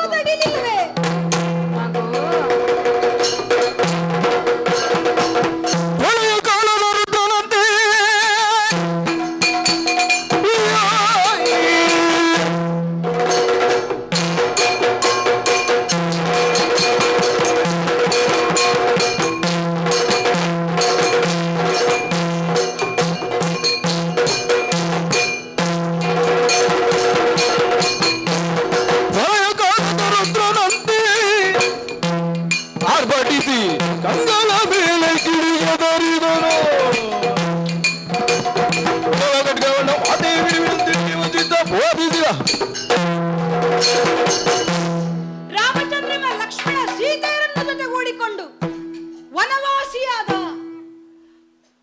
ನಮ್ಮಮ್ಮನಿಂದಾಗಿ ಅವರನ್ನು ಅಗಲಿದಂತಹ ನಮ್ಮಪ್ಪ ಸ್ವರ್ಗವಾಸಿಯಾದ. ನಮ್ಮಮ್ಮನಿಂದಾಗಿ ಇದಕ್ಕೆಲ್ಲ ಕಾರಣದಲ್ಲಿ ನಿಲ್ಲುವವಳು ರಾಕ್ಷಸಿಯಾದಂತಹ ನನ್ನ ಮಗೈಗೆ. ದುಷ್ಟೆ, ದುರಹಂಕಾರಿ, ರಕ್ಕಸಿ, ಕುಲ ಘಾತಕಿ. ಎಲ್ಲಿದ್ದಾಳೆ? ಇಷ್ಟೊಂದು ಅನರ್ಥಕ್ಕೆ ಕಾರಣವಾದಂತಹ ತಲೆಯನ್ನೇ ಭರತ, ತಡೆ ನಿಲ್ಲು. ಹೇಗೆ ತಡೆಯಲಿ? ಮೊದಲೇ ಹೇಳಿದ್ದೇನೆ, ಶಾಂತ ಚಿತ್ತನಾಗಿರು ಎಂಬುದಾಗಿ. ಇಷ್ಟನ್ನು ಕೇಳಿದ ಮೇಲೆಯೂ ದೇವತಾ ಸ್ವರೂಪಿಣಿಯಾದಂತಹ ಆ ನಿನ್ನಮ್ಮನ ತಲೆಯನ್ನು ಕಡಿದು ಯಾವ ಪಾಪವನ್ನು ನೀನು ಕಟ್ಟಿಕೊಳ್ಳುತ್ತೆ ಹೇಳು? ಯಾಕೆ ಹೇಳ್ತೀರಿ ಸ್ವಾಮಿ ಅವಳನ್ನ ದೇವತೆ ಅಂತ? ಕುಲಕ್ಕೆ ಘಾತಕವಾದಂತಹ ಕಾರ್ಯವನ್ನ ಮಾಡಿದವಳು ಅವಳು. ಎಷ್ಟಾದ್ರೂ ನಿನ್ನ ಹೆತ್ತ ತಾಯಿಯಲ್ವೇ ಹೇಳು. ಯಾರು? ಅವಳ ಮೊಲೆ ಹಾಲನ್ನು ಉಂಡು ಬೆಳೆದಂತಹವನು ನೀನು. ತಾಯಿ? ಅವಳನ್ನು ಲಾಲನೆ ಮಾಡಿ ಪೋಷಣೆ ಮಾಡಿ ನಿನ್ನನ್ನು ಬೆಳೆಸಿದಂತಹವಳು ಆ ಇಲ್ಲ ಮಾತೆ. ಸ್ವಾಮಿ, ಇಲ್ಲ. ಆ ತಾಯಿಯನ್ನು ಕೊಲ್ಲುವುದಕ್ಕೆ ನೀನು ಮುಂದಾದಿಯಾ ಮಗು? ಇವಳನ್ನು ಸ್ವಲ್ಪ ತಾಯಿ ಅಂತ ಯೋಚಿಸು. ನೀವು ಕರೀಬಹುದು, ಆದ್ರೆ ರಾಮಚಂದ್ರನ ಹೋದ ಅಂತ ಹೇಳಿದ್ದಲ್ಲ. ನೀರಗಾಗಿ ಶ್ರೀರಾಮ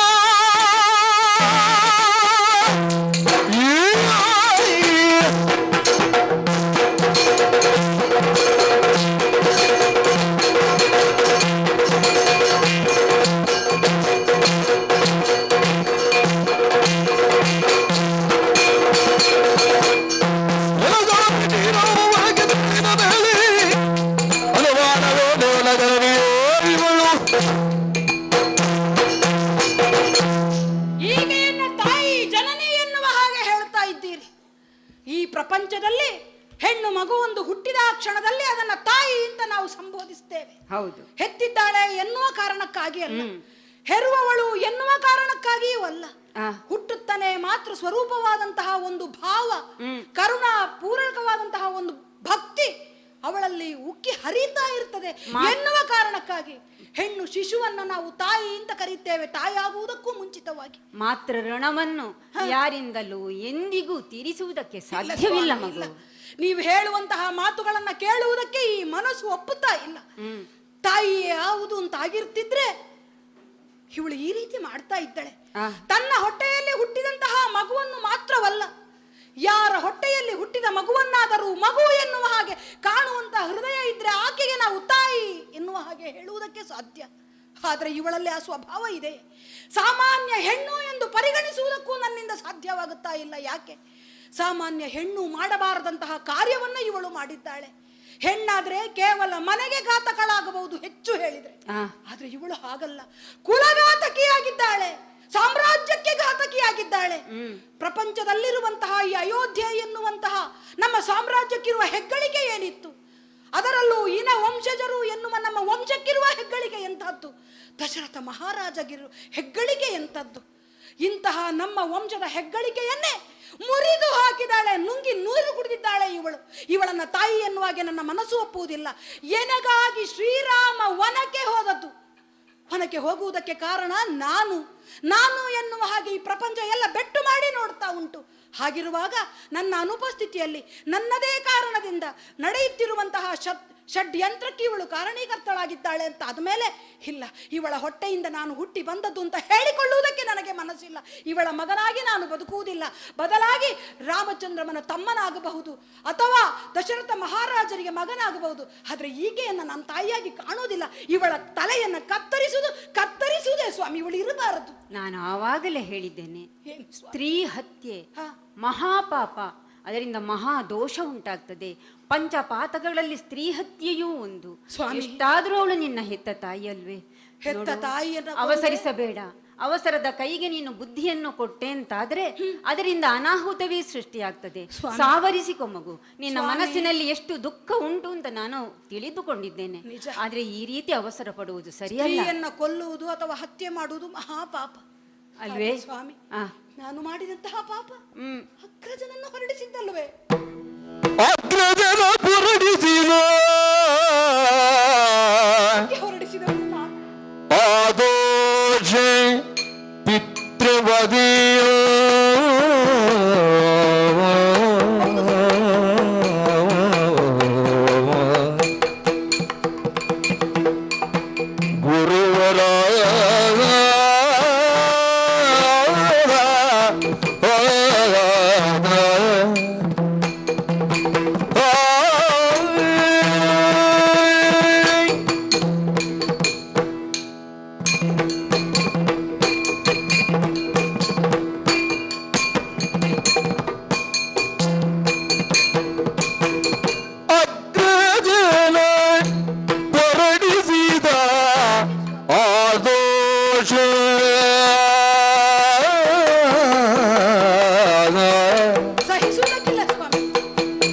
ಪಿತೃವದೆಯೋ ಅಗ್ನಿಯೊಳಗಲ್ಲದೆ ಹೋಗದೋ ನಗಲಿ. ಅಗ್ನಿಯೊಳಗಲ್ಲದೆ ಹೋಗದೋ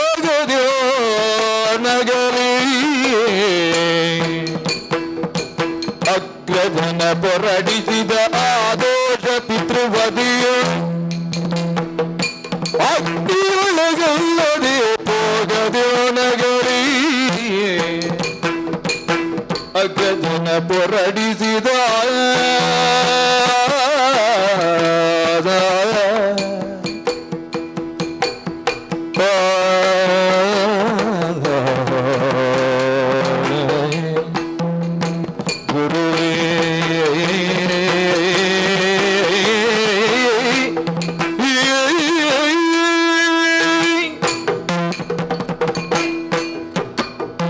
ಗುರುವರೇಣ್ಯ, ಭರತಕುಮಾರ, ಹೆಣ್ಣಾದ ಕಾರಣಕ್ಕೆ ಸ್ತ್ರೀಯನ್ನ ಹತ್ಯೆ ಮಾಡುವುದು ಮಹಾ ಪಾಪ ಅಂತ ಹೇಳ್ತಾ ಇದ್ದೀರಿ. ಹೌದು.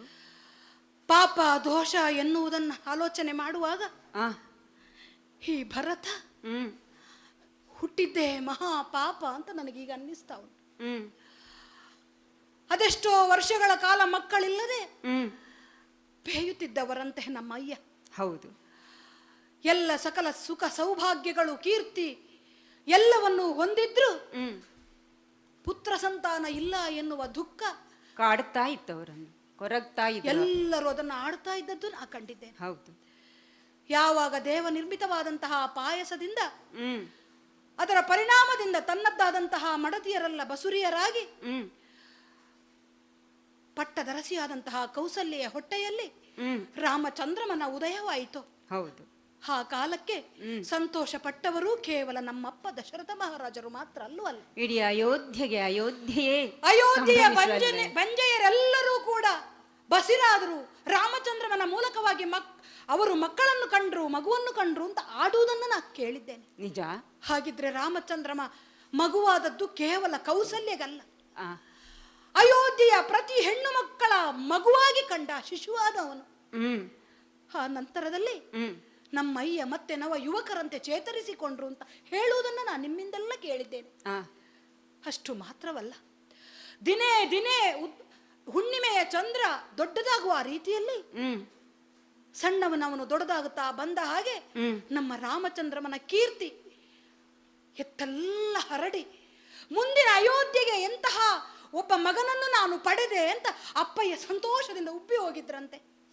ಅಷ್ಟೇ ಯಾಕೆ, ಆ ನಮ್ಮ ಅಯೋಧ್ಯ ವಾಸಿಗಳೇ ಅಷ್ಟು ವರ್ಷ ದಶರಥ ಮಹಾರಾಜರ ಆಳ್ವಿಕೆಯಲ್ಲಿ ಸುಖ ಸಂತೋಷವನ್ನ ಕಂಡವರಾದರೂ ಎಂದಿಗೆ ನಾವು ರಾಮನನ್ನ ಅರಸನಾಗಿ ಪಡೆಯುತ್ತೇವೋ ಎನ್ನುವಂತಹ ಭಾವವನ್ನ ಒಳಗೊಳಗೆ ಪ್ರಕಟಿಸ್ತಾ ಇದ್ರಂತ. ಹೌದಪ್ಪ. ಅವರೆಲ್ಲರ ಹೃದಯ ಸಿಂಹಾಸನದಲ್ಲಿ ಆರೂಢನಾದಂತಹ ನನ್ನಣ್ಣ ರಾಮಚಂದ್ರಮ, ಅವನ ತಮ್ಮನಾಗಿ ಹುಟ್ಟುವುದಕ್ಕೆ ನಾನು ಅದೆಷ್ಟು ಭಾಗ್ಯವನ್ನು ಮಾಡಿದ್ದೆ ಎನ್ನುವುದನ್ನ ಕಾಲಕ್ಕೆ ನಾನು ಸಂತೋಷವನ್ನು ಅನುಭವಿಸಿದವನು ಹೌದು. ಆದ್ರೆ ಏನು, ನನ್ನಮ್ಮ ಮಾಡಿದ ಒಂದೇ ಒಂದು ಕಾರ್ಯದಿಂದ ನನ್ನಮ್ಮನ ಹೊಟ್ಟೆಯಲ್ಲಿ ನಾ ಹುಟ್ಟದೇ ಹೋಗಿರ್ತಿದ್ರೆ, ನನ್ನಣ್ಣ ರಾಮಚಂದ್ರಮನಿಗೆ ನಾ ತಮ್ಮನಾಗದೇ ಹೋಗಿರ್ತಿದ್ರೆ, ನನ್ನ ಅಪ್ಪ ದಶರಥನಿಗೆ ನಾ ಮಗನಾಗದೇ ಹೋಗಿರ್ತಿದ್ರೆ ಎಷ್ಟು ಒಳ್ಳೆದಿತ್ತು ಅಂತ ಈಗ ನನಗೆ ಕಾಣ್ತಾ ಉಂಟು ಸ್ವಾಮಿ. ಆ ಕೈಕೆಯ ಹೊಟ್ಟೆಯಲ್ಲಿ ನಾ ಹುಟ್ಟಿದ ಕಾರಣದಿಂದಲಾಗಿ ಅಲ್ಲವೇ ನನ್ನ ಮಗನನ್ನ ಪಟ್ಟದಲ್ಲಿ ಕಾಣಬೇಕು ಅಂತ ಆ ಹೆಣ್ಣು ಹೆಂಗಸಿಗೆ ಆಸೆ ಹುಟ್ಟಿದ್ದು. ರಾಮಚಂದ್ರಮನನ್ನ ತನ್ನ ತೊಡೆಯಲ್ಲಿ ತನ್ನ ಮಗನ ಹಾಗೆ ಇಟ್ಟು ಹಾಲು ಕೊಟ್ಟ ನನ್ನಮ್ಮನಿಗಾದರೂ ಪಟ್ಟ ಬಂದದ ಆ ಕಾಲಕ್ಕೆ ತನ್ನ ಮಗ ಪಟ್ಟದಲ್ಲಿ ಕುಳಿತುಕೊಳ್ಳಬೇಕು ಅಂತ ಖಂಡಿತಲ್ಲ. ನಾ ಹುಟ್ಟದೆ ಹೋಗಿರ್ತಿದ್ರೆ ಅವಳಿಗಂಥದ್ದೊಂದು ಆಸೆ ಹುಟ್ಟುವುದಕ್ಕೆ ಸಾಧ್ಯವೇ? ಹಾಗಿರುವಾಗ ಅವಳು ಇಂಥದ್ದೊಂದು ವರವನ್ನ ಅಪೇಕ್ಷಿಸುವುದಕ್ಕೆ ಸಾಧ್ಯವೇ? ನನ್ನಪ್ಪನಿಗೆ ಈ ವರವನ್ನ ಕೊಡಬೇಕಾದ ಅನಿವಾರ್ಯತೆ ಬಂದು ಹೋಗುವುದಕ್ಕೆ ಸಾಧ್ಯವೇ? ನನ್ನಮ್ಮ ಅಣ್ಣ ರಾಮಚಂದ್ರಮ ತಮ್ಮನನ್ನು ಹೆಂಡತಿಯನ್ನು ಒಡಗೂಡಿಕೊಂಡು ಅಯೋಧ್ಯೆಯನ್ನ ಬಿಟ್ಟು ಹೋಗುವುದಕ್ಕಿತ್ತೆ. ನನ್ನಪ್ಪ ಅವರನ್ನೇ ಕೂಗುತ್ತಾ ಕೂಗುತ್ತಾ ಕೊನೆಯ ಉಸಿರನ್ನು ಎಳೆಯುವುದಕ್ಕಿತ್ತೆ. ಭರತ, ಕೀರ್ತಿ ವಿಶಾರದರಾದಂತಹ ನಮ್ಮಯ್ಯ ಮರಣಿಸಿದ್ದಕ್ಕೆ ಚಿಂತೆ ಅಲ್ಲ, ಅವರು ಗಳಿಸಿದಂತಹ ಸೌಭಾಗ್ಯ ಗೌರವ ವಿಶೇಷತೆಗಳಿಗೆ ಅನುಗುಣವಾದಂತಹ ಮರಣ ಗೌರವಯುತವಾಗಿ ಅವರಿಗೆ ಬರಬೇಕಾಗಿತ್ತು. ಏನು ಮಾಡೋಣ ಹೇಳು. ಆದ್ರೆ ಅದಕ್ಕೆ ಭೂಷಣವಾದಂತಹ ಮರಣ ಅವರಿಗೆ ಬರಲಿಲ್ಲ. ಅವರು ಸ್ವರ್ಗವಾಸಿಯಾದದ್ದಲ್ಲ, ನಾನು ಅವರನ್ನು ಕೊಂದದ್ದು. ಈ ಭರತನಿಂದಾಗಿ ಅವರು ಸತ್ತದ್ದು. ಅಣ್ಣ ಕಾಡಿಗೆ ಹೋದದ್ದಲ್ಲ, ನಾನು ಅವರನ್ನ ಕಾಡಿಗೆ ಕಳುಹಿಸಿದ್ದು. ಪಿತೃವಧೆಯ ದೋಷ ಈ ಭರತನಿಗೆ, ಅಣ್ಣನನ್ನ ಕಾಡಿಗೆ ಕಳುಹಿಸಿದಂತಹ ದೋಷ ಈ ಭರತನಿಗೆ, ತಾಯಿ ಸಮಾನಳಾದಂತಹ ಅತ್ತಿಗೆಯನ್ನ ಕಾಡಿಗೆ ಕಳುಹಿಸಿದ ದೋಷ ನನಗೆ. ನನ್ನಂತವರು ಬದುಕಿರಬಹುದೇ? ಆ ಮಹಾ ತಾಯಿಯಾದಂಥ ಕೌಸಲ್ಯನ ಹೇಗೆ ನೋಡ್ಲಿ ಸ್ವಾಮಿ? ಕೌಸಲ್ಯರ ದುಃಖದ ಹೇಗೆ ಕಾಣಲಿ? ಕಾಂಬುದಕ್ಕೆ ಮುನ್ನವೇ ಸಾವುದೇನೆ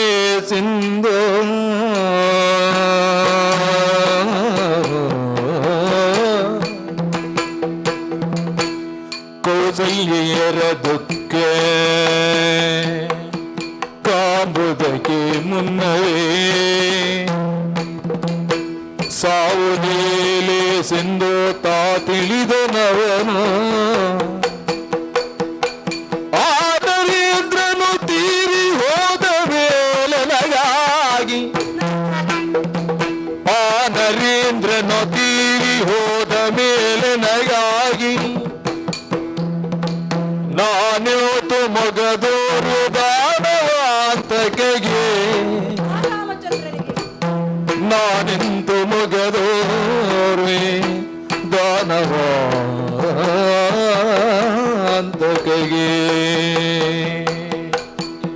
ರಾಮ ರಾಮ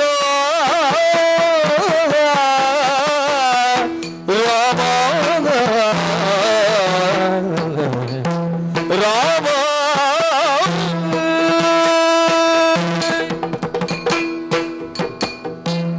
ಗುರುವರೇಣ್ಯ, ಭರತಕುಮಾರ, ಅಯೋಧ್ಯಾಪುರಕ್ಕೆ ಪ್ರವೇಶಿಸುತ್ತಲೇ ಒಬ್ಬರೊಬ್ಬರು ನನಗೆ ಆ, ನೀಡಿದಂತಹ ಸ್ವಾಗತವನ್ನ ನೆನೆಸುವಾಗ ಹ್ಮ್ ನನಗೆ ಈಗ ಅರ್ಥವಾಗುತ್ತಾ ಉಂಟು. ಆ, ನನ್ನನ್ನು ಕಾಣುತ್ತಾರೆ, ಕಣ್ತುಂಬಿಕೊಳ್ಳುತ್ತಾರೆ, ಬಾ ಭರತ ಅಂತ ಹೇಳ್ತಾರೆ ಎನ್ನುವ ಹಾಗೆ ಹ್ಮ್ ನನ್ನ ಮನಸ್ಸು ಆಸೆ ಪಟ್ಟಿತ್ತು. ಹ್ಮ್ ಅದನ್ನೇ ನಾನು ನಿರೀಕ್ಷಿಸಿದ್ದೆ. ಹ್ಮ್ ಆದ್ರೆ ಹ್ಮ್ ಬರಬರುತ್ತಾ ಹಾದಿ ಬೀದಿಯಲ್ಲಿರುವ ಮನೆಗಳಲ್ಲಿರುವವರೆಲ್ಲ ಹೆಂಗಳೆಯರು ಆ, ಅವರವರ ಮನೆಯ ಮಕ್ಕಳನ್ನ ಹ್ಮ್ ಮಸಣಕ್ಕೊಟ್ಟಿದವನು ಇವನು ಬರ್ತಾ ಇದ್ದಾನೆ ಎನ್ನುವಂತಹ ಭಾವವನ್ನೇ ನನ್ನ ಮುಂದೆ ಪ್ರಕಟಿಸಿದವರು. ಹ್ಮ್ ಆಗ ನನಗದು ಅರ್ಥವಾಗಲಿಲ್ಲವಷ್ಟೆ. ಆ, ಈಗ ನಿಮ್ಮಿಂದ ಸವಿವರವಾದ ವಿಚಾರಗಳನ್ನು ಕೇಳಿ ತಿಳಿದಾಗ ಹ್ಮ್ ಅವರ ಮುಖಭಾವದ ಹಿಂದಿರುವಂತಹ ತಾತ್ಪರ್ಯ ಏನು ಎನ್ನುವುದು ಸ್ಪಷ್ಟವಾಗುತ್ತದೆ. ಆ, ಯಾವ ಕಾಲಕ್ಕೆ ಹ್ಮ್ ಗಂಗಾಧರನ ಧನುಸ್ಸನ್ನಾದರೂ ಎತ್ತಿ ಹ್ಮ್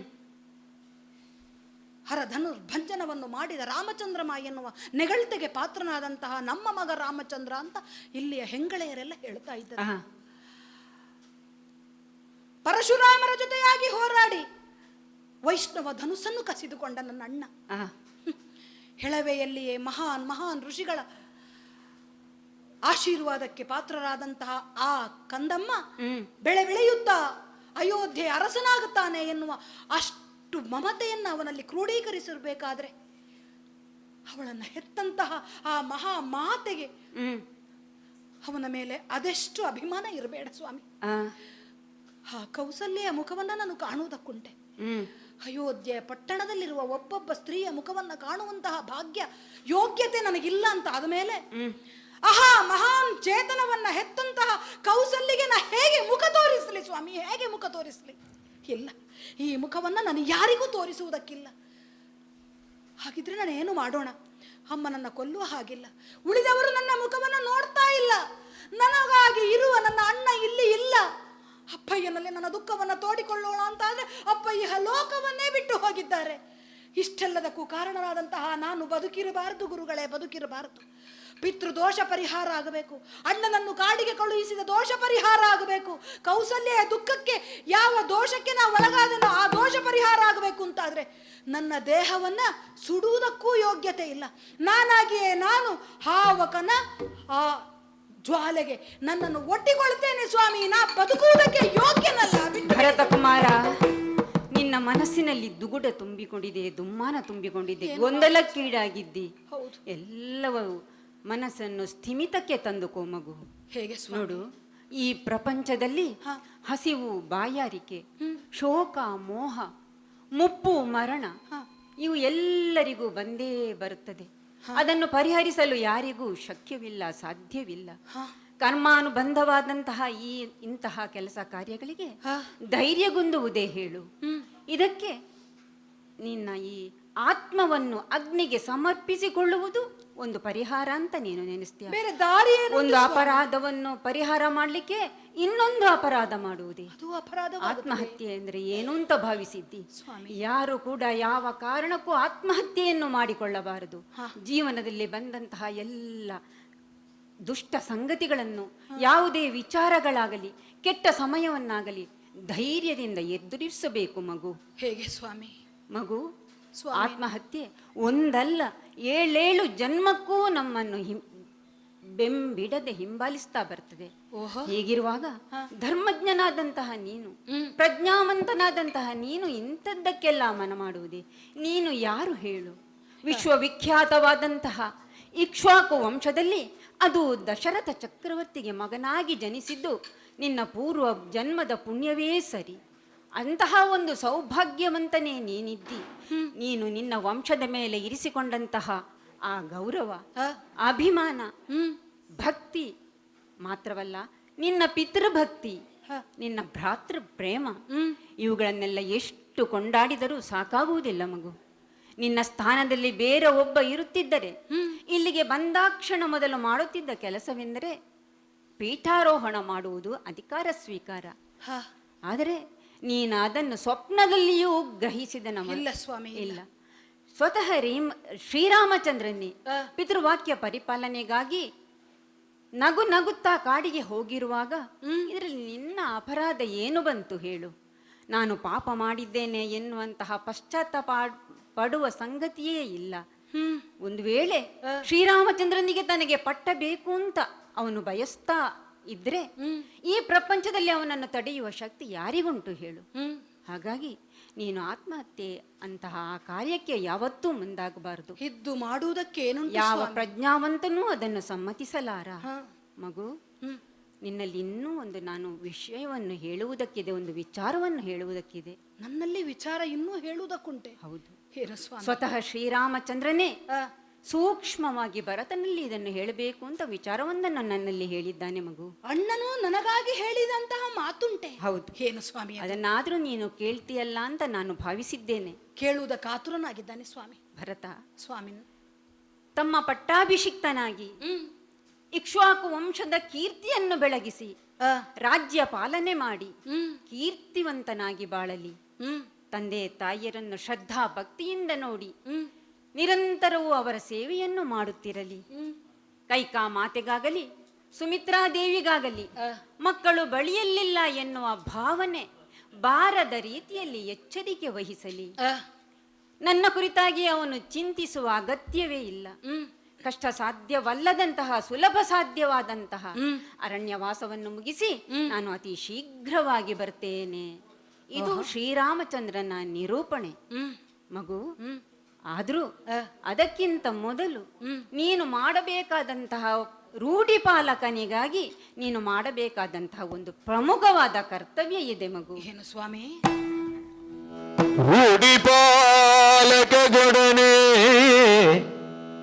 ಸಂಸ್ಕಾರ ಕರ್ಮವೇನೋ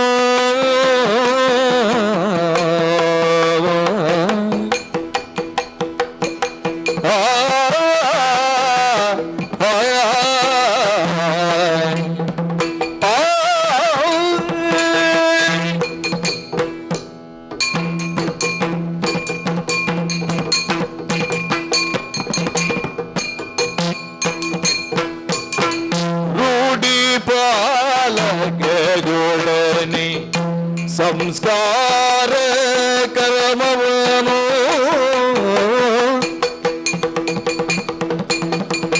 ಮಾಡಿದ ಕ್ಷಣದೊಳಗೆ ಭರತ ಪುರವಂಡ ರೂಢಿಪಾಲಕಗೊಡನೆ ಸಂಸ್ಕಾರ ಕರ್ಮವನು ಮಾಡಿದ ಕ್ಷಣದೊಳಗೆ ಭರತ ಪುರವಂಡ.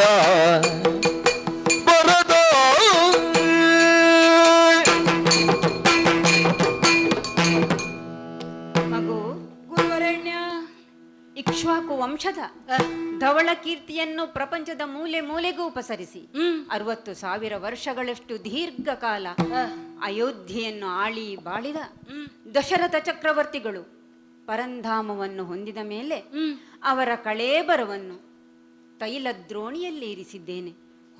ಇರಿಸುವಂತೆ ಆಜ್ಞಾಪಿಸಿದ್ದೇನೆ. ಕಳೇಬರವನ್ನು ರಾಜ ಮರ್ಯಾದೆಯಿಂದ ಹೊರ ತೆಗೆದು ದಹನ ಸಂಸ್ಕಾರ ಕಾರ್ಯವು ನಡೆಯಬೇಕು ಮಗು. ಹೌದು ಸ್ವಾಮಿ. ವಿದ್ಯುಕ್ತವಾಗಿ ಶಾಸ್ತ್ರೋಕ್ತವಾಗಿ ನಡೆಯಬೇಕು. ನಿಜ. ಮಾತ್ರವಲ್ಲ, ನಂತರ ಅವರ ಉತ್ತರ ಕ್ರಿಯಾದಿಗಳನ್ನು ಕೂಡ ಮಾಡಬೇಕು. ದಾನ ಧರ್ಮಾದಿಗಳನ್ನು ಯಥೇಚ್ಛವಾಗಿ ಮಾಡಬೇಕು. ಆಮೇಲೆ ಶ್ರೀರಾಮಚಂದ್ರನು ತ್ಯಾಗ ಮಾಡಿ ಹೋದಂತಹ ಆ ಪೀಠವನ್ನು, ಆ ರತ್ನ ಸಿಂಹಾಸನವನ್ನು ನೀನು ಏರಿ ಇಕ್ಷ್ವಾಕು ವಂಶದ ಕೀರ್ತಿಯನ್ನು ಬೆಳಗುವಂತೆ ರಾಜ್ಯ ಪಾಲನೆ ಮಾಡಿ ಕೀರ್ತಿವಂತನಾಗಿ ಬಾಳಬೇಕು ಮಗು. ಇದು ನಿನ್ನ ಕರ್ತವ್ಯ. ದುಗುಡದಿಂದ ಏನನ್ನೋ ಮಾಡುವುದಕ್ಕೆ ಹೊರಟ ನನ್ನನ್ನೋ ಕರ್ತವ್ಯ ಪ್ರಜ್ಞೆಯಿಂದ ಬಡಿದೆಬ್ಬಿಸಿದ್ದೀರಿ ಸ್ವಾಮಿ. ತಂದೆಯವರ ಅಂತ್ಯಕ್ರಿಯೆಯನ್ನ ಮಾಡಬೇಕು, ವಿಷಾದವಾಗುತ್ತಾ ಉಂಟು.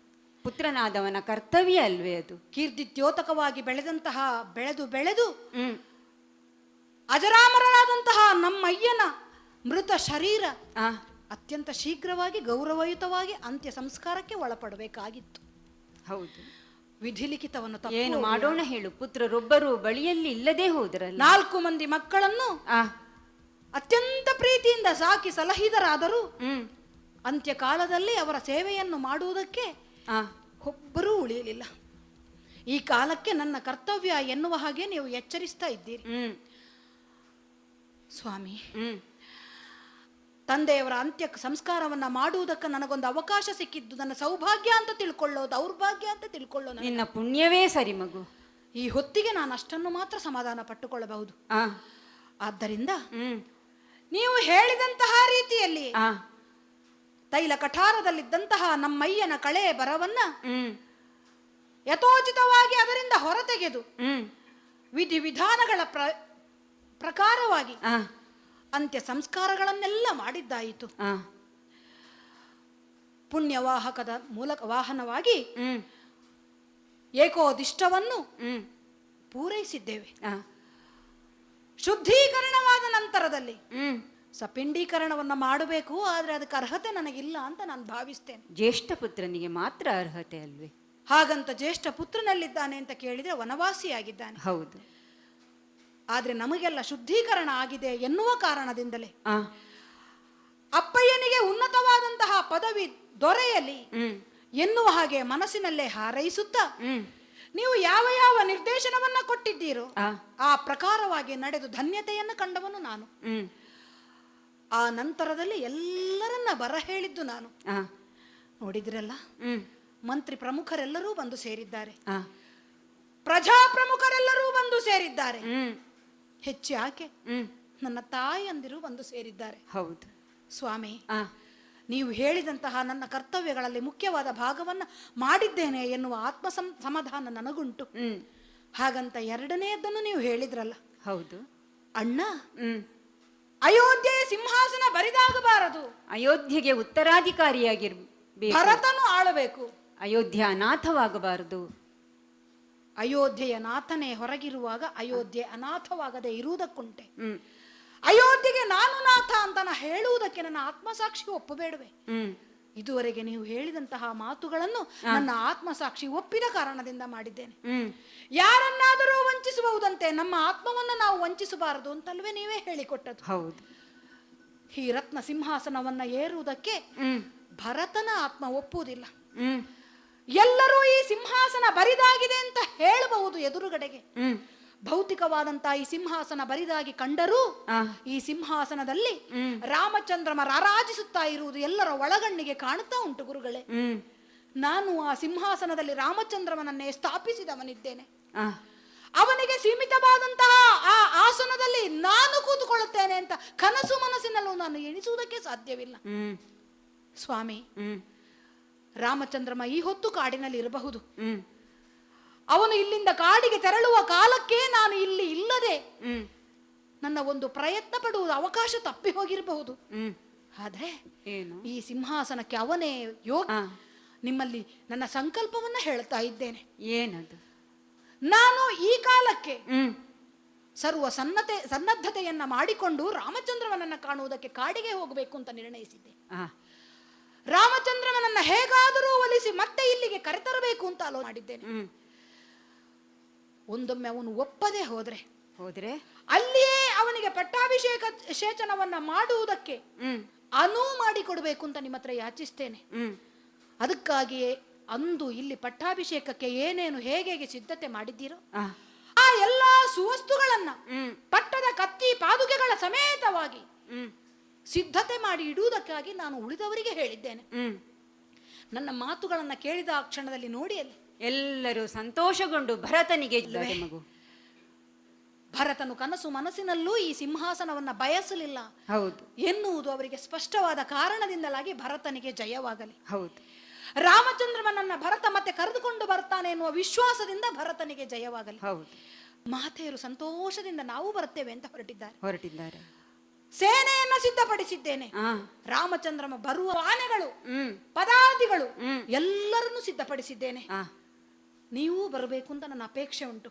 ಆಗ್ಲಿ, ನಿನ್ನ ಇಚ್ಛೆಯಂತೆ ಅಲ್ಲಿಗೆ ಬರುವುದಕ್ಕೆ ನಾನು ಸಿದ್ಧನಿದ್ದೇನೆ. ಹಾಗಿದ್ರೆ ಇನ್ನು ತಡ ಮಾಡುವುದು ಬೇಡ, ಆದಷ್ಟು ಶೀಘ್ರವಾಗಿ ಅಣ್ಣನನ್ನು ಕಾಣುವುದಕ್ಕೆ ಮುನ್ನಡೆ.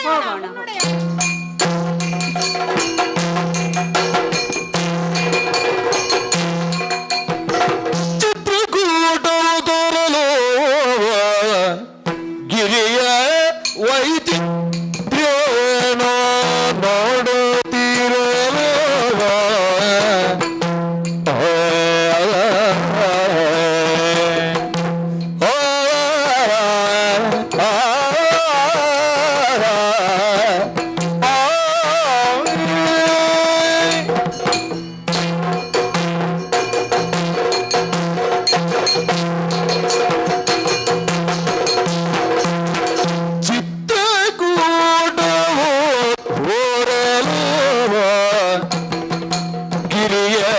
ವೈಚಿತ್ರ್ಯವನು ನೋಡುತ್ತಿರಲು ಹತ್ತಿಳಿದು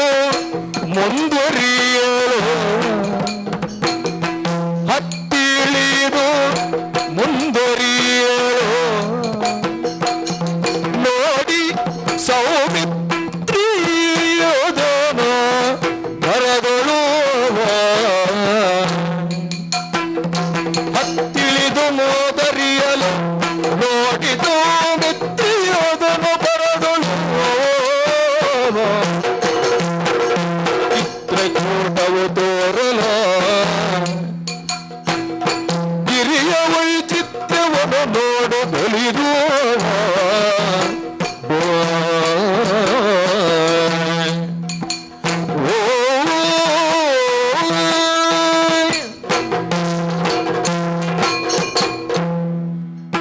ತಮ್ಮ ಲಕ್ಷ್ಮಣ, ಅಣ್ಣ, ಮಾನವನ ಬದುಕಿನಲ್ಲಿ ಅವನ ಯೋಚನೆ ಅಥವಾ ಆಸೆಗಳು ಏನುಂಟು ಅದೆಲ್ಲ ನಿಮಿತ್ತ ಮಾತ್ರ. ಬದುಕೆಂಬುದು ದೈವ ನಿಯಾಮಕದಂತೆ ಹರಿಯುತ್ತಾ ಹೋಗುತ್ತದೆ ಎಂಬುದಕ್ಕೆ ಈ ರಾಮನ ಬದುಕೇ ಸಾಕ್ಷಿ ಅಲ್ಲವೇನು? ಈ ಕಾಲಕ್ಕೆ ನನ್ನ ಅಪ್ಪನ ಇಚ್ಛೆಯಂತೆ ಎಲ್ಲವೂ ನಡೆದು ಹೋಗ್ತಾ ಇದ್ರೆ ಅಯೋಧ್ಯೆಯ ರಾಜ ಸಿಂಹಾಸನವನ್ನೇರಿ ಅಯೋಧ್ಯೆಯ ಜನರನ್ನ ಆಳುತ್ತಾ ಕಾಲವನ್ನು ಕಳೆಯಬೇಕಾಗಿದ್ದವನು ನಾನಲ್ವೇ? ಹೌದು.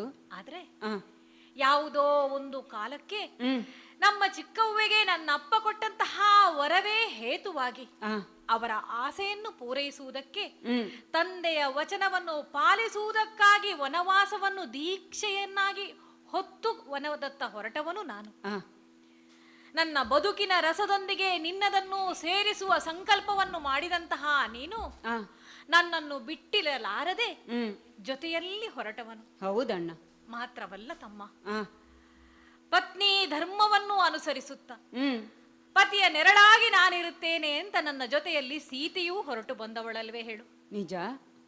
ಹಾಗೆ ಹೊರಟಂತಹ ನಾವು ಮೊದಲಾಗಿ ಶೃಂಗಬೇರಪುರವನ್ನು ತಲುಪಿದವರು. ನಮ್ಮನ್ನೇ ಕಾಣುವುದಕ್ಕಾಗಿ ಹಪಿಸುತ್ತಾ ಇದ್ದಂತಹ ಗುಹನನ್ನು ಭೇಟಿಯಾಗಿ ಅವನಲ್ಲಿ ಉಪಚಾರವನ್ನು ಎಲ್ಲ ಪಡೆದುಕೊಂಡು ನಸುಕಿನ ವೇಳೆಯಲ್ಲಿಯೇ ನಾವು ಅಲ್ಲಿಂದ ಹೊರಟವರು ಯಾಕೆ? ನಾವು ಮೂವರೇ ವನವಾಸವನ್ನು ಗೈಯಬೇಕಾದಂತಹ ಅನಿವಾರ್ಯತೆ. ಹೌದು. ಅದನ್ನು ಅವನಿಗೆ ತಿಳಿಸಿಕೊಟ್ಟು ನಮ್ಮನ್ನು ಹಿಂಬಾಲಿಸಿ ಬಂದಂತಹ ಅಯೋಧ್ಯ ಜನರನ್ನೆಲ್ಲ ಅಲ್ಲೇ ಉಳುಹಿ ಮುಂದುವರೆದವರು. ಹೌದು. ಮುಂದೆ ಬಂದದ್ದು ನಾವು ಭರದ್ವಾಜರ ಆಶ್ರಮಕ್ಕೆ. ಆ ಆಶ್ರಮದಲ್ಲಿ ಬಹಳ ಸತ್ಕಾರವನ್ನು ನಮಗೆ ಇತ್ತವರು ಭರದ್ವಾಜರು. ಆದರದಿಂದ ಆತಿಥ್ಯವನ್ನು ನೀಡಿದವರು. ಹೌದು. ಹೃದಯ ಸಂಸ್ಕಾರ ಉಳ್ಳಂತಹ ಅವರು ನಮ್ಮನ್ನು ಅಲ್ಲಿಯೇ ಉಳಿಯುವಂತೆ ಹೇಳಿಕೊಂಡ್ರು. ಅವರಲ್ಲೂ ಧರ್ಮ ಸೂಕ್ಷ್ಮತೆಯನ್ನು ಅರುಹಿ ನಮಗಿರಬೇಕಾದಂತಹ ಒಂದು ಸೂಕ್ತ ಸ್ಥಳವನ್ನು ನೀವು ಹೇಳಬೇಕು ಅಂತ ಹೇಳಿದಾಗ ಈ ಚಿತ್ತ ಅಮೃತಮಯವಾದಂತಹ ಚಿತ್ರಕೂಟವನ್ನೇ ಹೇಳಿದ್ದಲ್ಲ. ಅವರು ತೋರಿಸಿದ ಪ್ರದೇಶ ಅಲ್ವೇ ಅವರು ಇದು? ತೋರಿಸಿಕೊಟ್ಟಂತಹ ಈ ಪ್ರದೇಶಕ್ಕೆ ಬಂದಂತಹ ಸಂದರ್ಭದಲ್ಲಿ ತಮ್ಮನಾದ ನೀನು ಮುಂದೆ ನಿಂತು ನಿನ್ನ ಕರ್ತವ್ಯವನ್ನು ಚೆನ್ನಾಗಿ ಪರಿಪಾಲಿಸಿ ಬಹಳ ಸುಂದರವಾದ ಪರ್ಣ ಕುಟೀರಗಳನ್ನು ರಚಿಸಿ ಅದರಲ್ಲಿ ನಮಗೆ ವಾಸಕ್ಕೆ ಯೋಗ್ಯವಾದಂತಹ ವ್ಯವಸ್ಥೆಯನ್ನು ಮಾಡಿದ್ದಿ. ಮಾತ್ರವಲ್ಲ, ಕಾಲ ಕಾಲಕ್ಕೆ ನಮಗೆ ಏನು ಬೇಕು, ಗೆಡ್ಡೆ ಗೆಣಸುಗಳು, ಹಣ್ಣು ಹಂಪಲುಗಳು, ಇವುಗಳನ್ನೆಲ್ಲ ತಂದು ನಮ್ಮ ಸೇವೆಯನ್ನು ಮಾಡುತ್ತಾ ನಮ್ಮ ರಕ್ಷಣೆಯ ಹೊಣೆಯನ್ನು ಹೊತ್ತಿದ್ದಿ ಕಂದ. ಒಂದರ್ಥದಲ್ಲಿ ನೀನು ನನಗೆ ತಮ್ಮನಲ್ಲ, ಅಮ್ಮನೂ ಅಪ್ಪನೂ ಆಗಿ ನನ್ನನ್ನು ಕಾಯ್ತಾ ಇದ್ದಿ ಅಂತ ಒಂದು ಹೆಮ್ಮೆ, ಒಂದು ಸಂತೋಷ, ಒಂದು ಭಾವೋದ್ವೇಗ ನನ್ನ ಮನದಲ್ಲಿ ಮಗನೇ. ಆದ್ರೆ ಈ ಕಾಲಕ್ಕೆ ನಾವು ಮೂವರೇ ಇರುವಂತಹ ಈ ಪ್ರದೇಶ ನೋಡಬಾರ್ದೆ? ಬಹಳ ಶಾಂತವಾಗಿ ಇದ್ದಂತಹ ಈ ಸಂದರ್ಭದಲ್ಲಿ ಅದೋ ಅಲ್ಲಿ ದೂರದಲ್ಲಿ ನೋಡು, ಯಾಕೋ ಬಹಳಷ್ಟು ಧೂಳು ಭೂಮಿಯಿಂದ ಗಗನದೆತ್ತರಕ್ಕೆ ಹಾರಿ ಬಂದಂತೆ ಕಾಣುತ್ತಾ ಇದೆ. ಹೌದು, ಅನೇಕ ಜನರು ಸಾಗರದಂತೆ ಇತ್ತ ಸಾಗಿ ಬರುತ್ತಾರೋ ಹೌದಣ್ಣ ಎಂಬ ಕಾಣ್ತಾ ಇದೆ ಅಲ್ವೇ? ಭ್ರಮೆ ಏನು ಅಂತ ಹೇಳಿದ್ರೆ ಅಲ್ಲವಲ್ಲ, ಯಾರೋ ಬರುತ್ತಿರುವುದು ಖಚಿತ. ಯಾರು, ಏನು, ಎತ್ತ ಎಂಬುದನ್ನು ನೋಡಿ ಬರ್ತೀಯಾ ಮಗನೇ? ಅಣ್ಣ, ಆಗಲಿ ಆ ಎತ್ತರವಾದ ಮರವನ್ನು ಏರಿ ನಿರೀಕ್ಷಿಸ್ತೇನಂತೆ, ನಿರೀಕ್ಷಿಸ್ತೇನೆ.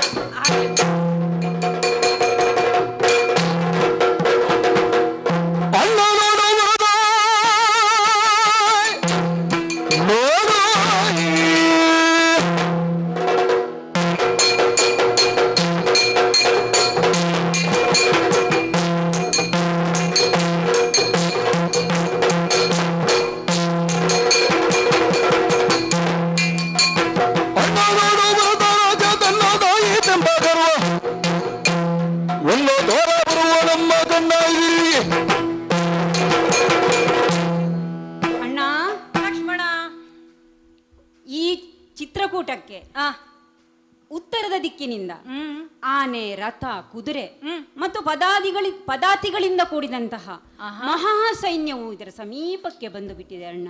ಮಹಾ ಸೈನ್ಯವೇ? ಹೌದು, ಉತ್ತರದ ದಿಕ್ಕಿಂದ. ಹೌದು. ಸೈನ್ಯದ ಕಾಲ್ತುಳಿತದಿಂದ ಉಂಟಾದಂತಹ ಧೂಳು ಆಕಾಶದೆತ್ತರಕ್ಕೆ ಹಬ್ಬಿಕೊಂಡಿದೆ ನೋಡು. ಹಾಗಿದ್ರೆ ನಮ್ಮ ಯೋಚನೆ ಸರಿಯಾಗಿ ಉಂಟು. ಎತ್ತರವಾದ ಮರವನ್ನು ಏರಿ ನಿರೀಕ್ಷಿಸಿಯೇ ಸ್ಪಷ್ಟಪಡಿಸಿಕೊಂಡಿದ್ದೇನೆ ಅಣ್ಣ. ಬಂದವರು ಯಾರು ಮಗನೇ? ಕೋವಿದಾರ ಧ್ವಜದ ಆ ಮಹಾರಥವು ಬೃಹದಾಕಾರವಾಗಿ ಕಾಂತಿಯಿಂದ ಕಂಗೊಳಿಸುತ್ತಾ ಇದೆ ಅಂತಲೇ ಬಂದವನು ಭರತನೇ ಎಂಬುದರಲ್ಲಿ, ಇದು ಭರತಾಗಮನವೇ ಎಂಬುದರಲ್ಲಿ ಸಂದೇಹವಿಲ್ಲ. ನಮ್ಮ ಭರತ? ಹೌದು. ಈ ಕಾಡಿಗೆ ಬಂದಿದ್ದಾನೆ? ಹೌದು. ಅವನು ಬಂದದ್ದೇ ಮಗನೇ? ತಾನು ಪಟ್ಟಾಭಿಷಿಕ್ತನಾಗಿ ನಿಷ್ಕಂಟಕನಾಗಿ ಇರಬೇಕೆಂದು ಆ ಕೈಕೇಯಿಯ ಮಗ ದುರಹಂಕಾರದಿಂದ ನಮ್ಮನ್ನು ಸಂಹರಿಸುವ ದುರುದ್ದೇಶದಿಂದಲೇ ಇಲ್ಲಿಗೆ ಬಂದವನಿರಬೇಕು. ಅದರಲ್ಲಿ ಸಂಶಯವೇ ಇಲ್ಲ ಅಣ್ಣ, ಸಂಶಯವೇ ಇಲ್ಲ. ಬರಲಿ, ಅವನಿಗಾಗಿಯೇ ಅಲ್ವೇ ನಾವು ಇಷ್ಟೆಲ್ಲ ಕಷ್ಟಪಡಬೇಕಾಗಿ ಬಂದದ್ದು, ಇಷ್ಟೆಲ್ಲ ಕಷ್ಟಕ್ಕೆ ನಾವು ಗುರಿಯಾದದ್ದು, ಈಡಾದದ್ದು ಅವನಿಗಾಗಿಯೇ ಅಲ್ವೇ.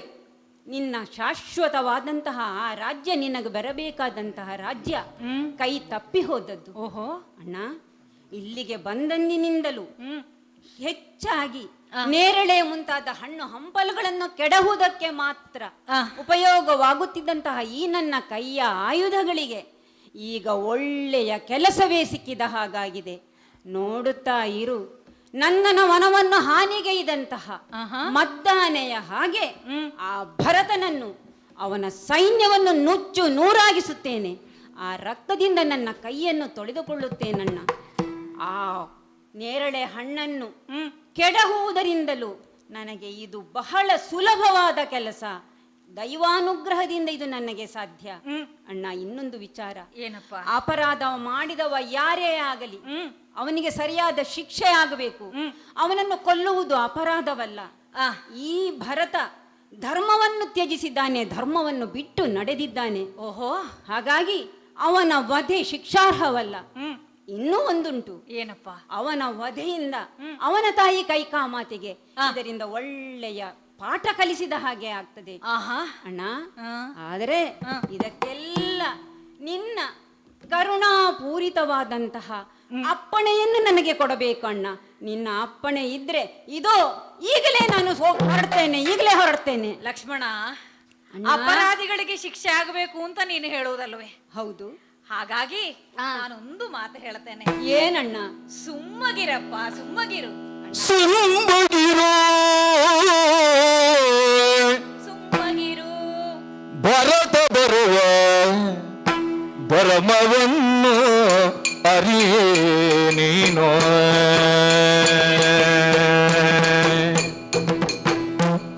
ತಮ್ಮ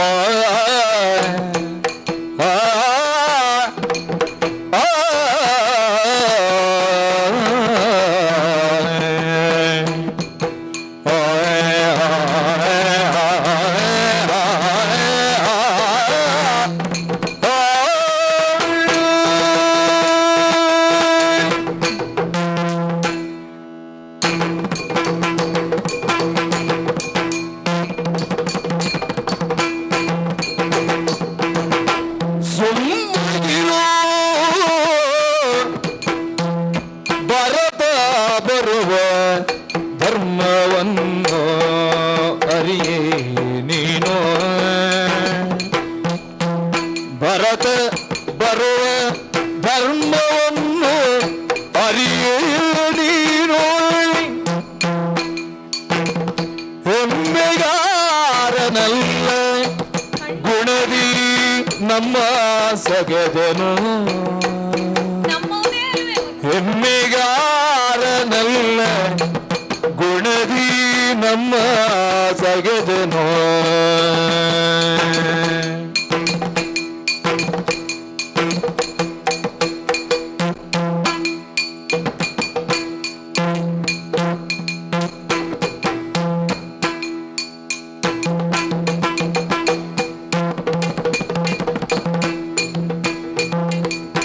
ಸುಮ್ಮಗಿರು ಬರನ ಬರುವ ಧರ್ಮವನ್ನು ಅರಿಯುತ್ತೀನು. ಹೆಮ್ಮೆಗಾರನಲ್ಲ ಗುಣದಿ ನಮ್ಮ ಸಗದರು.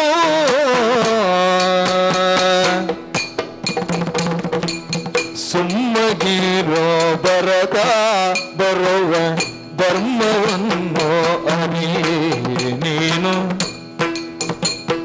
ಹೆಮ್ಮೆಗಾರನಲ್ಲ ಗುಣದಿ ನಮ್ಮ ಸಗದರು. ಸುಮ್ಮಗಿರೋ ಭರತ ಬರುವ ಧರ್ಮವನ್ನು ಅರಿಯೇ ನೀನು. ತಮ್ಮ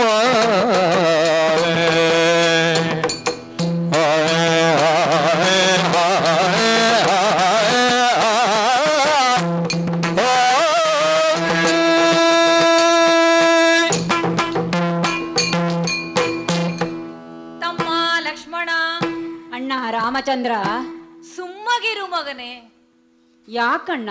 ಆಗಾಗ ಆಗಾಗ ಈ ರೀತಿಯಾದಂತಹ ಎಚ್ಚರವನ್ನು ನಾನು ನಿನಗೆ ಕೊಡಬೇಕಾಗುತ್ತದೆ. ಯಾಕಣ್ಣ? ಹಿಂದೆ ಆ, ಚಿಕ್ಕಮ್ಮನಾದಂತಹ ಕೈಕೇಯಿ ನನ್ನ ವನವಾಸವನ್ನು ಬಯಸಿದಳು ಅಂತಾದಾಗ ಆ, ಅಣ್ಣನ ಪಟ್ಟಾಭಿಷೇಕವನ್ನು ತಡೆದವರು ಯಾರೇ ಆದರೂ ನನ್ನ ಕತ್ತಿಯಲ್ಲಿ ತರೀತೇನೆ ಅಂತ ಬಂದವನು. ಅಷ್ಟೊಂದು ಸಿಟ್ಟು ಬಂದಿತ್ತಣ್ಣ ನನಗೆ. ಆಗಲೂ ನಾನು ಧರ್ಮ ಬುದ್ಧಿಯನ್ನು ನಿನಗೆ ಬೋಧಿಸಿದವನು. ಹೌದು. ಸುಮ್ಮಗಿರು ಮಗನೆ ಅಂತ ಹೇಳಿದವನು. ಹೌದು. ಆಗಾಗ ಆಗಾಗ ಭಾವಾವೇಶಕ್ಕೆ ಒಳಗಾಗುವಂತಹ ಗುಣ ನಿನ್ನದಪ್ಪ. ಈಗಲೂ ಹಾಗೇ ಹೇಳ್ತಾ ಇದ್ದಿ. ಯಾಕೆ ಈಗ ಸುಮ್ಮಗಿರು ಅಂತ ಹೇಳುವುದು? ಯಾಕಣ್ಣ? ಭರತ ಬರುವ ಪರಿಯ ಧರ್ಮವನ್ನು ಅರಿಯೇ ನೀನು. ಹಾಗಾಯ್ತೆ ಅಲ್ವೇ?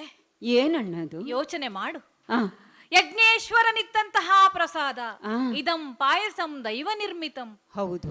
ಅದನ್ನೇ 4 ಪಾಲ್ಗಳಾಗಿ ವಿಂಗಡಿಸಿ ಆ. ನಮ್ಮ ಅಮ್ಮಂದಿರು ಸೇವಿಸಿದಾಗ ಜನಿಸಿದಂತವರು ನಾವು. ನಾವು 4 ಮಂದಿ ಮಕ್ಕಳು. ಒಂದೇ ಪ್ರಸಾದದಿಂದ ಜನಿಸಿದಂತಹ ನಾವು 4ರಲ್ಲೂ ಆ. ಒಂದೇ ರೀತಿಯಾದ ಭಾವ ಅಲ್ವೇನು? ನೀನೇ ಯೋಚನೆ ಮಾಡು. ಆ, ಒಂದು ಕಾಲಕ್ಕೆ ನಿಮ್ಮವ್ವನೇ ಆ, ಶ್ರೀರಾಮಚಂದ್ರನ ಏರುವಂತಹ ಪಟ್ಟವನ್ನು ನನ್ನ ಮಗನಾದಂತಹ ಲಕ್ಷ್ಮಣ ಏರಬೇಕು ಅಂತ ಹೇಳ್ತಿದ್ರೆ ಆ, ನಿನಗೆ ಎಷ್ಟು ಬೇಸರವಾಗುತ್ತಿತ್ತು, ಖಂಡಿತ ಎಷ್ಟು ಸಾಧ್ಯವಿರಲಿಲ್ಲ. ದುಃಖವಾಗುತ್ತಿತ್ತು. ಆ. ಅದೇ ಭಾವವನ್ನು ಹ್ಮ್. ನಮ್ಮ ಸಹಜನಾದಂತಹ ಭರತನೂ ಹೊಂದಿದ್ದಾನೆ ಕಂದ. ಹೌದೇ?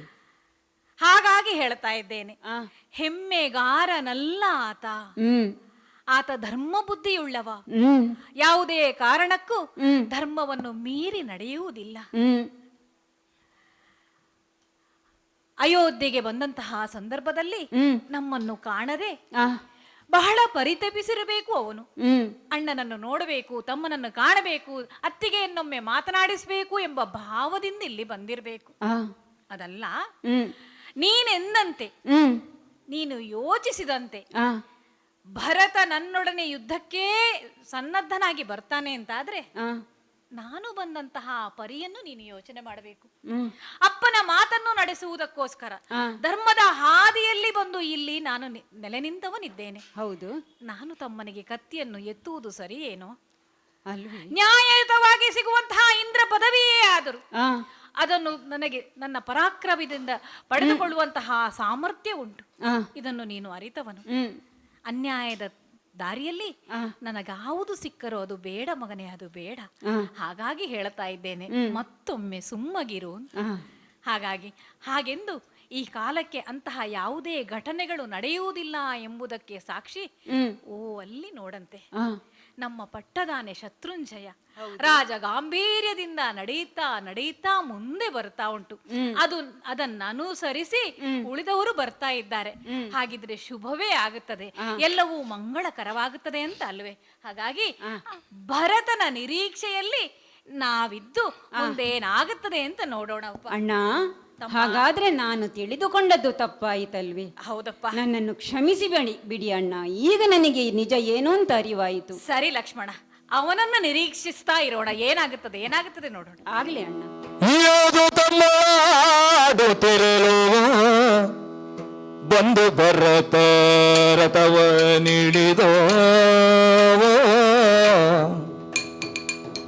ಬಂದು ಭರತ ರಥವ ನಿಳಿದು ನ್ಯೋದು ರಾಮಚಂದ್ರ ನಡಿ ವಂದಿಸಿದನೋ, ನಿಂದು ರಾಮಚಂದ್ರ ನಡಿಯೇ ವಂದಿಸಿದನು, ನಿಂದು ರಾಮಚಂದ್ರ ನಡಿಯೇ ವಂದಿಸಿದನು. ರಾಮ ರಾಮ ಭರದ್ವಾಜ ಮುನಿಗಳು ಹೇಳಿದಂತಹ ಯಾವ ಚಿತ್ರಕೂಟ ಪ್ರದೇಶ ಉಂಟೋ ಅದನ್ನೇ ನಾವು ಪ್ರವೇಶಿಸಿದ್ದೇವೆ. ಚಿತ್ರಕೂಟಕ್ಕೆ ಪ್ರವೇಶ ಆಗುತ್ತಾ ನನ್ನೊಳಗಿನ ಉದ್ವೇಗವೂ ಹೆಚ್ಚಾಗಿದೆ. ರಾಮಚಂದ್ರಮನನ್ನ ಇನ್ನೇನು ನಾನು ಕಾಣುತ್ತೇನೆ ಎನ್ನುವಂತಹ ಉತ್ಸಾಹದಿಂದ ನನ್ನನ್ನು ಜೊತೆಗೂಡಿ ಬರುವವರು ಯಾವ ಗತಿಯಲ್ಲಿ ಬರುತ್ತಾರೋ ಆ ಗತಿಗೆ ಸ್ಪಂದಿಸುವುದಕ್ಕೆ ನನ್ನಿಂದ ಆಗುತ್ತಾ ಇಲ್ಲ. ನನ್ನ ರಥವು ಅತ್ಯಂತ ವೇಗವಾಗಿ ಅವರಕ್ಕಿಂತ ಬಹಳ ಮುಂಭಾಗದಲ್ಲಿ ಬರ್ತಾ ಉಂಟು. ಬಂದು ನಿಂತದ್ದಲ್ಲಿ ದೂರದಲ್ಲಿ ಕಾಣುತ್ತಾ ಇರುವುದಲ್ವೇ ಒಂದು ಆಶ್ರಮ. ಆಹಾ, ವಿವಿಧ ಮರಗಳ ಎಲೆಗಳಿಂದ ರಚಿಸಲ್ಪಟ್ಟಂತಹ ಸುಂದರವಾದ ಎಲೆಮನೆ. ಲಕ್ಷ್ಮಣನೇ ಇದನ್ನು ಕಟ್ಟಿದ್ದಿರಬೇಕು. ಅದರ ಮುಂಭಾಗದಲ್ಲಿ ಇರಿಸಲ್ಪಟ್ಟಂತಹ ದ್ವಾರದ ಬಳಿ ಇರುವ ಇಂದ್ರನ ಧನುಸ್ಸಿನ ರೂಪದಲ್ಲಿರುವಂತಹ ಕೋದಂಡ ಜಗಜಗಿಸ್ತಾ ಉಂಟು. ವಿವಿಧ ಸೂರ್ಯ ರಶ್ಮಿಗಳನ್ನು ಪ್ರಕಾಶಿಸ್ತಾ ಉಂಟೋ ಎನ್ನುವ ರೀತಿಯಲ್ಲಿ ಹೊಳೆಯುತ್ತಿರುವಂತಹ ಬಾಣಗಳಿಂದ ಒಡಗೂಡಿದಂತಹ ಬತ್ತಳಿಕೆ ಜಗಿಸ್ತಾ ಉಂಟು ಬಾಗಿಲ ಬುಡದಲ್ಲಿ. ಅಲ್ಲಿ ಸ್ಥಿತ ಪ್ರಜ್ಞನಂತೆ ಬ್ರಹ್ಮದೇವನ ರೀತಿಯಲ್ಲಿ ಕುಳಿತವನು ನನ್ನಣ್ಣ ರಾಮಚಂದ್ರಮನಲ್ಲವೇ? ಅವನ ಬಳಿಯಲ್ಲಿ ಲಕ್ಷ್ಮೀ ದೇವಿ ಸ್ವರೂಪಳ ಹಾಗೆ ಕುಳಿತಿರುವವಳು ಭೂಜಾತೆಯಾದ ನನ್ನ ಅತ್ತಿಗೆ ಸೀತಾಮಾತೆಯಲ್ವೇ? ಅದೋ ಇನ್ನೊಂದು ಪಕ್ಕದಲ್ಲಿ ಅನವರತ ನಿನ್ನ ಸೇವೆಗೆ ನಾನು ಮೀಸಲು ಎನ್ನುವ ಭಾವವನ್ನು ಪ್ರಕಟಿಸುವ ರೀತಿಯಲ್ಲಿ ನನ್ನ ತಮ್ಮನಾದಂತಹ ಲಕ್ಷ್ಮಣ ನಿಂತುಕೊಂಡಿದ್ದಾನೆ. ಆಹಾ, ಈ ದಿವ್ಯ ಮಂಗಳವಾದಂತಹ ಆ ಆನಂದಮಯವಾದ ಸಂದರ್ಭವನ್ನು ಕಾಣುತ್ತಾ ಕಣ್ಣಿನಲ್ಲಿ ತುಂಬಿಸಿಕೊಳ್ಳುತ್ತಾ ಕೃತಾರ್ಥತೆಯನ್ನು ಪಡೆಯುತ್ತಾ ಇದ್ದೇನೆ. ಎಂದು ಕಂಡೇನು ಅಣ್ಣನನ್ನು ಎನ್ನುವ ರೀತಿಯಲ್ಲಿ ಅತ್ಯವಸರವಾಗಿ ದಾಪುಗಾಲನ್ನು ಹಾಕುತ್ತಾ ಇದೋ ಅಣ್ಣನ ಪಾದಾರವಿಂದಗಳನ್ನು ಗಟ್ಟಿಯಾಗಿ ಹಿಡಿದುಕೊಂಡು ನಮಸ್ಕರಿಸ್ತೇನೆ. ಅಣ್ಣ ರಾಮಚಂದ್ರಮ, ಜಯ ಜಯ ಜಯ ಜಯ ಜಯ ಜಯ, ತಮ್ಮ ವರದ ಕುಮಾರ ಅಭಿವಂದಿಸ್ತಾ ಇದ್ದೆ. ಮಗನೇ, ಅಣ್ಣ ಭರತ, ಅಣ್ಣ ಬಂದೆಯ ಮಗನೇ? ಹೌದಣ್ಣ.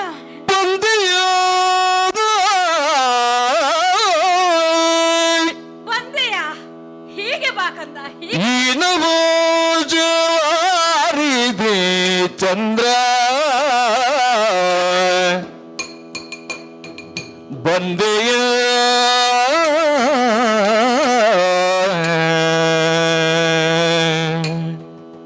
ತಮ್ಮ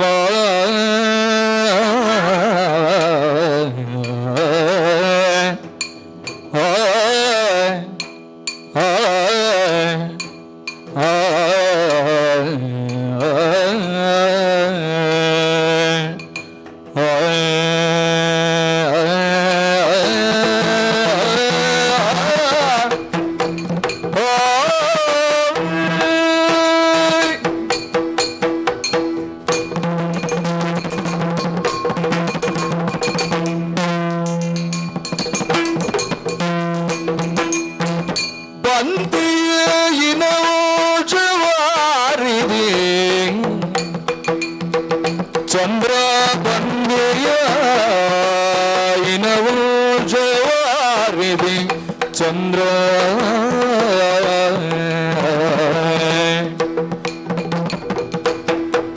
ನಾ ಬರುವಾಗ ನಿನ್ನೊಡನೋದುದಿಲ್ಲವೇ ಮತ್ತ ಮನದಲ್ಲಿ ನಂದೆಯೇನೈ ಬರುವಾಗ ನಿನ್ನೊಡನೆ ಓದುವುದಿಲ್ಲವೇ ಮತ್ತ ಮನದಲ್ಲಿ ನೊಂದೆಯೇ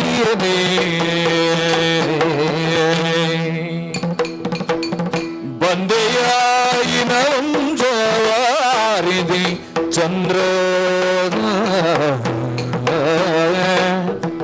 ತಮ್ಮ ತಮ್ಮ ತಮ್ಮ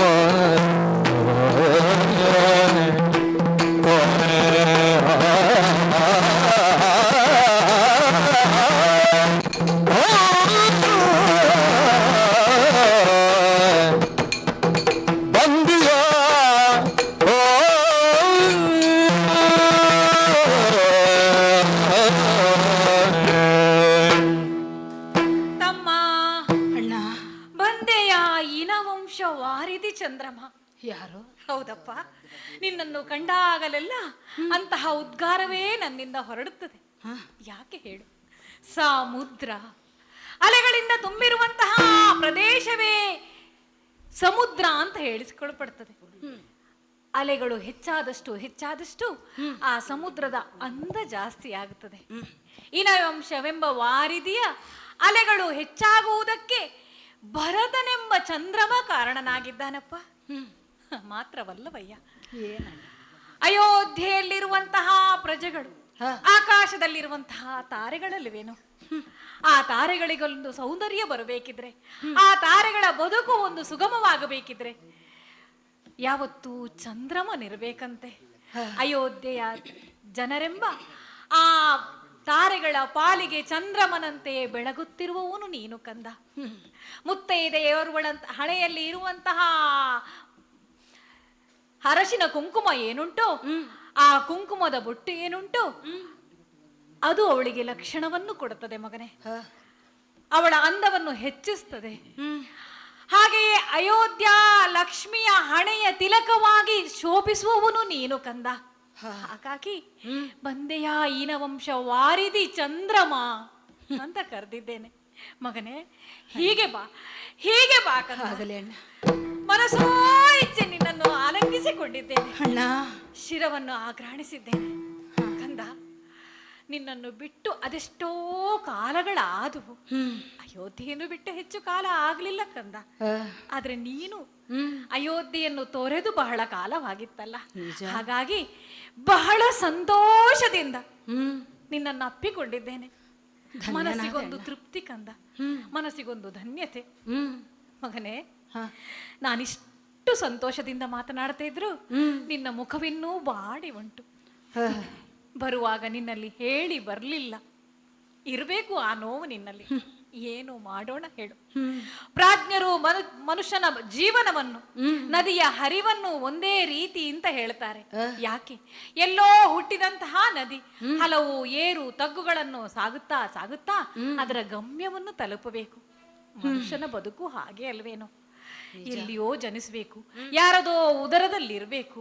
ಹುಟ್ಟಿದಂತಹ ನಾವು ಬದುಕಿನ ಅನೇಕ ಅನಿರೀಕ್ಷಿತ ತಿರುವುಗಳನ್ನು ದಾಟಿ ಸಾಗುತ್ತಾ ಬರಬೇಕು. ಅಂತಹ ಕ್ಷಣವೂ ಈ ರಾಮನ ಜೀವನದಲ್ಲಿ ಬಂದು ಹೋಯಿತು ಮಗನೇ. ಪಟ್ಟಾಭಿಷೇಕದ ಕ್ಷಣದಲ್ಲಿ ಚಿಕ್ಕಮ್ಮನಾದ ಕೈಕೇಯಿಯ ಆಸೆಯಂತೆ ಅವರ ಆಸೆಯನ್ನು ಪೂರೈಸುವುದಕ್ಕೋಸ್ಕರ, ತಂದೆಯ ವಚನವನ್ನು ಪಾಲಿಸುವುದಕ್ಕೋಸ್ಕರ ಕ್ಷಣ ಮಾತ್ರದಲ್ಲಿ ಅರಣ್ಯದತ್ತ ಮುಖ ಮಾಡುವಂತಹ ಸಂದರ್ಭವೊಂದು ಒದಗಿ ಬಂತು ಕಂದ.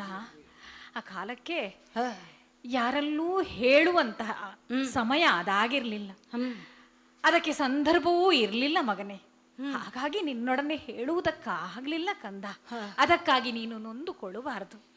ಹಾಗೆ ನೋಡಿದ್ರೆ ನಮ್ಮಪ್ಪಯ್ಯ ದಶರಥ ಮಹಾರಾಜರು ನಾನು ವನವಾಸಕ್ಕೆಂದು ಹೊರಡುವ ಕಾಲಕ್ಕೆ, ಮಗನೇ ಈ ರಾತ್ರಿ ಒಂದು ಹೊತ್ತು ಇದ್ದು ನನ್ನೊಡನೆ ಉಂಡು ಹೋಗು ಕಂದ ಅಂತ ಗೋಗರೆದವರು.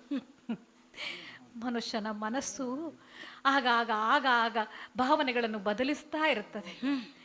ಹಾಗಾಗಿ ನನ್ನ ಭಾವನೆಗಳನ್ನು ಸ್ಥಿರತದಲ್ಲಿ ಇಡಿಸಿಕೊಳ್ಳಬೇಕು, ನನ್ನ ಮನಸ್ಸಿನ ನಿರ್ಧಾರ ಬದಲಾಗಬಾರದು ಎಂಬ ಒಂದೇ ಕಾರಣಕ್ಕಾಗಿ ರಾಮ ರಾಮ ರಾಮ ಎಂದು ಅವರು ಗೋಗರೀತಾ ಇದ್ರು.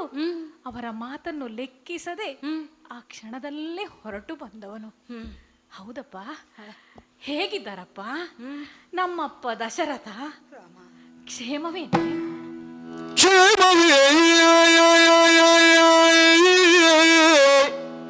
ಕ್ಷೇಮವೇ ದಶರಥ ಪಿತಗೆ, ದಶರಥ ಪಿತಗೆ ಪರಿಣಾಮವೇ ಶತ್ರುಗೆ.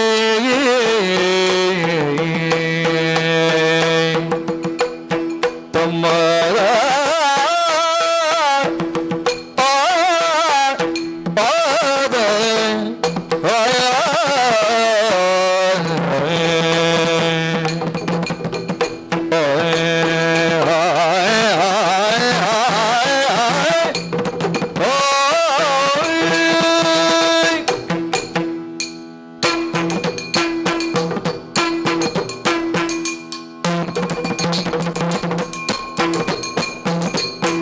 ಕ್ಷೇಮವೇ ದಶರಥ ಪಿತಯೇ,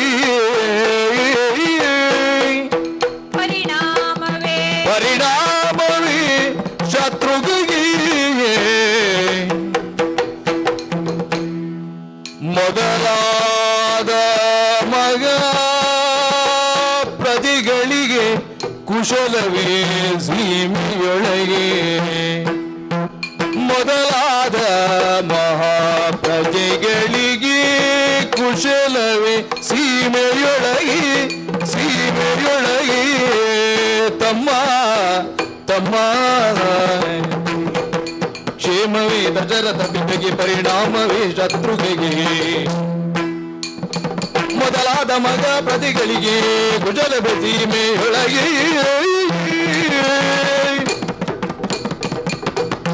ಏನು ಮುಖದಲ್ಲಿ ಕಾಂತಿ ತಗ್ಗಿತು? ಯಾಕಪ್ಪ? ಏನು ಮುಖದಲ್ಲಿ ಕಾಂತಿ ತಗ್ಗಿತು?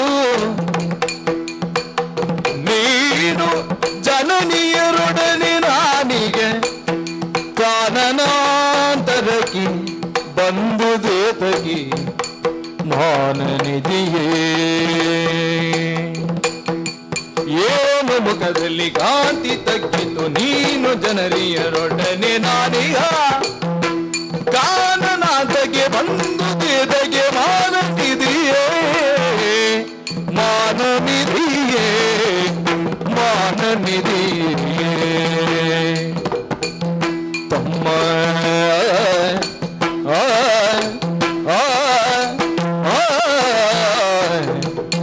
ಬಂದಿಯೇ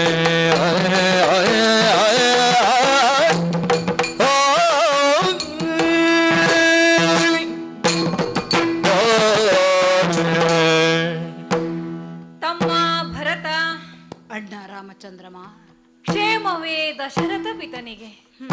ಕಾರಣ ಉಂಟಯ್ಯ ಈ ಪ್ರಶ್ನೆ ಕೇಳುವುದಕ್ಕೆ. ನಾನು ಹೊರಟ ಆ ಕ್ಷಣ ನಮ್ಮಪ್ಪ ಸ್ವಲ್ಪ ಬಳಲಿದಂತೆ, ಅಲ್ಲ ಬಸವಳಿದವರಂತೆ ಕಾಣ್ತಾ ಇದ್ರು. ಹೌದಲ್ವೇ? ನನ್ನ ಜೊತೆಯಲ್ಲಿ ತಮ್ಮನಾದ ಲಕ್ಷ್ಮಣನು, ಮಡದಿ ಸೀತೆಯೂ ಹೊರಟವರು.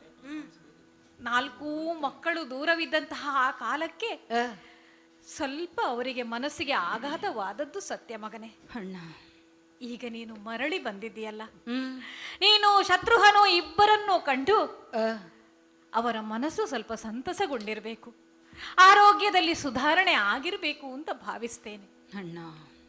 ಪರಿಣಾಮವೇ ಶತ್ರುಘ್ನಿಗೆ ಉನ್ನತ ವಿದ್ಯಾಭ್ಯಾಸಕ್ಕೆಂದು ಹೋದವರು ನೀವು ಕೇಕೆಯ ದೇಶಕ್ಕೆ. ನಿಜ. ಹಾಗಾಗಿ ಆ ಉನ್ನತ ವಿದ್ಯಾಭ್ಯಾಸದ ಪರಿಣಾಮವನ್ನೆಲ್ಲ ಅವನಲ್ಲಿ ಕಾಣುತ್ತಾ ಇದ್ದೀಯೇನೋ ಕಂದ. ಬಹಳಷ್ಟು ಬೆಳೆದು ದೊಡ್ಡವನಾಗಿದ್ದೇನೇನು ಅವನು ಮಗನೇ. ಅಣ್ಣ, ನಾನು ಹೊರಟು ಬರುವಂತಹ ಸಂದರ್ಭದಲ್ಲಿ ನನ್ನನ್ನೇ ಹಿಂಬಾಲಿಸಿ ಬಂದವರು ಸಾಗರದಂತೆ ಅಯೋಧ್ಯೆಯ ಪುರಜನರು. ಅಳುತ್ತಾ ಅಳುತ್ತಾ ನಿನ್ನೊಡನೆ ನಾವೂ ಬರುತ್ತೇವೆ ಅಂತ ಹೇಳಿದವರು. ಈಗ ಅವರೆಲ್ಲ ಕುಶಲಿಗರೇ ಮಗನೇ. ಹೇ ಮಗನೇ, ಅಣ್ಣ, ನಾನಿಷ್ಟು ಮಾತನಾಡುತ್ತಾ ಇದ್ರು ಮತ್ತೆ ಮತ್ತೆ ನೀನು ತಲೆಯನ್ನು ತಗ್ಗಿಸ್ತಾ ಇದ್ದೀಯ. ಮಾತನಾಡುತ್ತಾ ಹೋದಂತೆ ನಿನ್ನ ಮುಖದ ಕಾಂತಿ ಇಂಗಿ. ಹೌದಲ್ವೇ? ನಾನು ಈಗ ಕಾಣುತ್ತಿರುವುದು ನನ್ನ ಅವ್ವೆಯರನ್ನು, ಅವರನ್ನೆಲ್ಲ ಸೇರಿಸಿಕೊಂಡು ಬರ್ತಾ ಇದ್ದೆ. ಎಲ್ಲರ ಮುಖದಲ್ಲೂ ಸೂತಕದ ಛಾಯೆ ಕಾಣುತ್ತಾ ಉಂಟು ಮಗನೇ. ಏನಾಯ್ತಪ್ಪ? ಯಾಕಾಗಿ ನೀನು ಈ ಕಾನನಡೆಗೆ ಮುಖ ಮಾಡಿ ಬಂದಿದ್ದಿ? ಹೇಗಿದ್ದಾರಪ್ಪ ನನ್ನಪ್ಪ? ಹೇಳು ಮಗನೇ. ಏನು ಹೇಳಿ ಅಣ್ಣ? ಅಣ್ಣ ಶ್ರೀತ ಪೋಷಕಿ ಓ ಅಣ್ಣ, ಏನಾಯ್ತು ಮಗನೇ? ಅಣ್ಣಾಶ್ರಿತ ಪೋಷಕಿ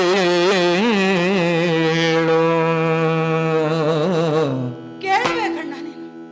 ನಿನ್ನ ಪಿತೆ ಕಳುಗಿದ ಮೇಲೆಯೇ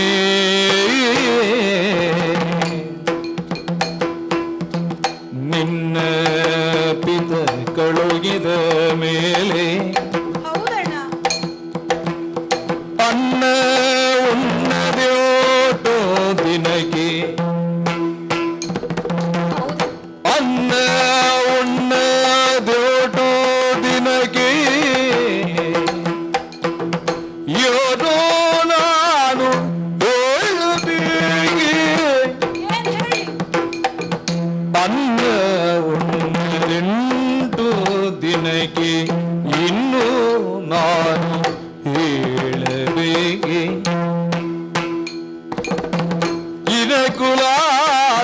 ಕುಲಾಧಿಪನ್ಯೋದಿಗೆ ದಿನ ಮೂರಾಯ್ತು ನೀನಿಲ್ಲದೆ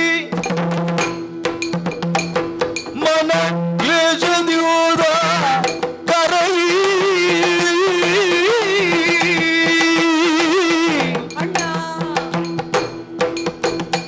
ಮನ ಕ್ಲೇಶದಿಂದ ಕರಗಿ ಅನಿಮಿಷರ ಪುರಕೈದಿದನು.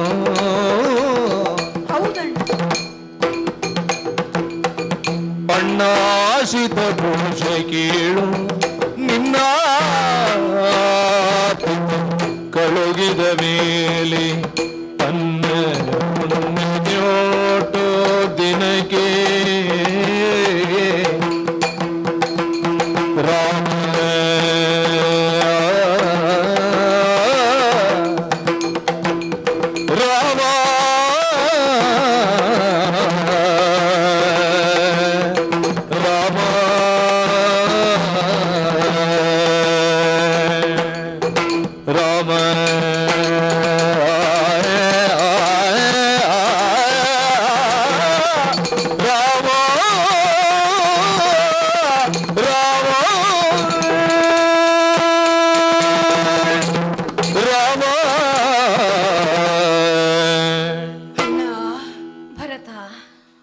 ಅನೇಕ ಕಾಲದಿಂದ ಬರಗಾಲವನ್ನ ಅನುಭವಿಸ್ತಾ ಇದ್ದಾತನಿಗೆ ಒಂದು ತೊಟ್ಟು ನೀರು ಬಾಯಿಗೆ ಬಂದು ಬಿತ್ತು ಅಂತಾದ್ರೆ ಯಾವ ಸಂತೋಷ, ಯಾವ ಲವಲವಿಕೆ, ಯಾವ ಸಮಾಧಾನ ಮನಸ್ಸಿಗಾಗಬಹುದು.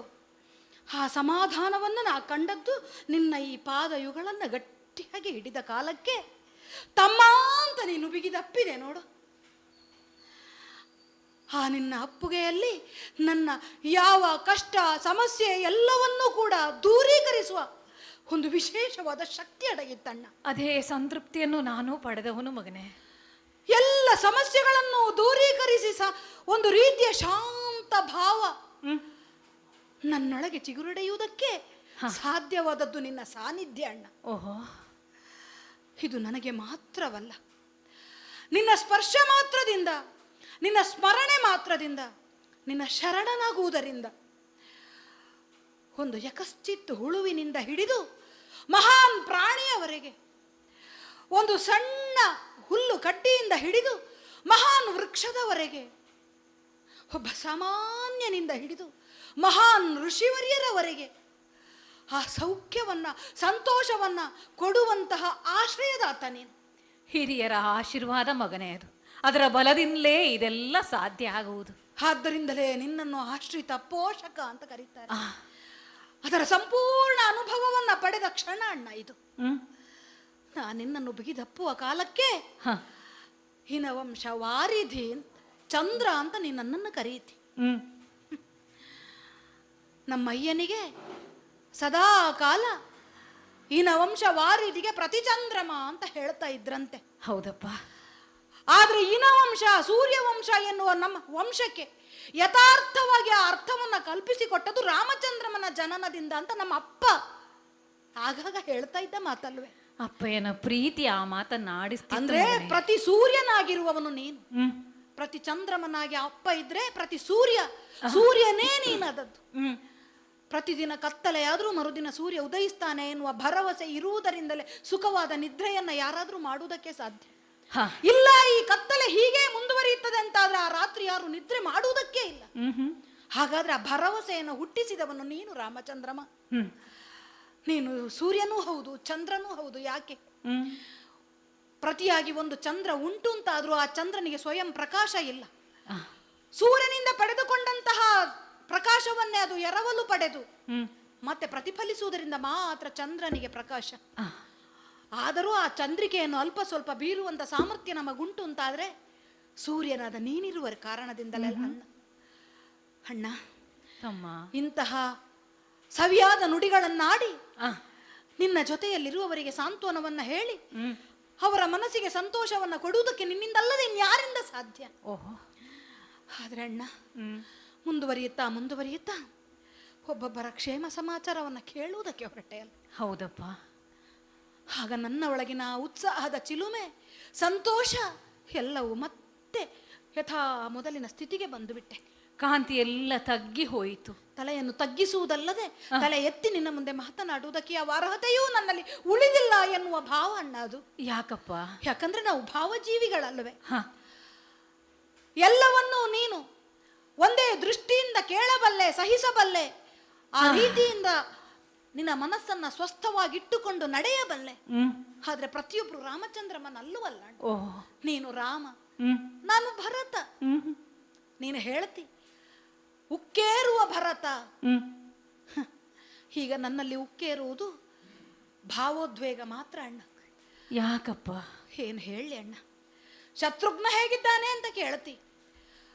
ನನ್ನಲ್ಲಾದಂತಹ ಯಾವ ಪರಿಣಾಮವನ್ನು ನೀನು ಕಾಣುತ್ತಾ ಇದ್ದೀಯೋ ಅದಕ್ಕೆ ವಿಪರೀತವಾದ ಇನ್ಯಾವ ಪರಿಣಾಮವನ್ನು ಅವನಲ್ಲಿ ಕಾಣುವುದಕ್ಕಿಲ್ಲ. ಯಾವ ಸ್ಥಿತಿಯಲ್ಲಿ ನಾನಿದ್ದೇನೋ ಅದೇ ಸ್ಥಿತಿಯಲ್ಲಿ ಅವನು ಇದ್ದಾನೆ. ಆದ್ರೆ ಅವನು ಅಯೋಧ್ಯೆಯಲ್ಲಿದ್ದಾನೆ. ಅಯೋಧ್ಯೆಯ ಮಂದಿ ಹೇಗಿದ್ದಾರೆ? ಅಯೋಧ್ಯೆಯ ಮಂದಿಗಳ ಪ್ರತಿನಿಧಿಗಳ ಹಾಗೆ ಅನೇಕರು ಇದ್ದಾರೆ ನೋಡು, ದೂರದಲ್ಲಿ ಕಾಣ್ತಾ ಇದ್ದೇನೆ. ಅವರ ಮುಖದಲ್ಲೂ ಯಾವುದೇ ಗೆಲುವು ನನಗೆ ಕಾಣ್ತಾ ಇಲ್ಲ ಮಗನೇ. ಅಣ್ಣ, ಸೂರ್ಯನನ್ನೇ ಕಳೆದುಕೊಂಡಂತಹ ಭಾವ ಎಲ್ಲರಿಗೂ. ಮತ್ತೆ ಉದಯಿಸಿ ಬರುವ ಸೂರ್ಯ ಮತ್ತೆ ಉದಯಿಸುವುದಿಲ್ಲ ಎನ್ನುವ ಭಾವ ಅವರಲ್ಲಿ.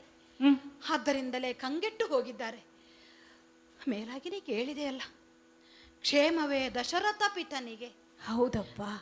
ನಮ್ಮ ಅಯ್ಯ ದಶರಥ ಸರ್ವರಿಗೂ ಪಿತರ ರೀತಿಯಲ್ಲಿ ಪಿತರ ಸ್ಥಾನದಲ್ಲಿದ್ದುಕೊಂಡು ಮಕ್ಕಳೋಪಾದಿಯಲ್ಲಿ ಇವರನ್ನೆಲ್ಲ ರಕ್ಷಿಸಿದವನು. ಅವರ ಕ್ಷೇಮ ಸಮಾಚಾರವನ್ನು ನಾನು ಏನು ಹೇಳಿ ಅಣ್ಣ? ಏನಾಯ್ತು ಮಗನೇ? ನೀ ಬರುವುದಕ್ಕೆ ಮುಂಚೆ ಏನಾಗಿದೆ ಅಂತ ನಿನಗೆ ಗೊತ್ತುಂಟು.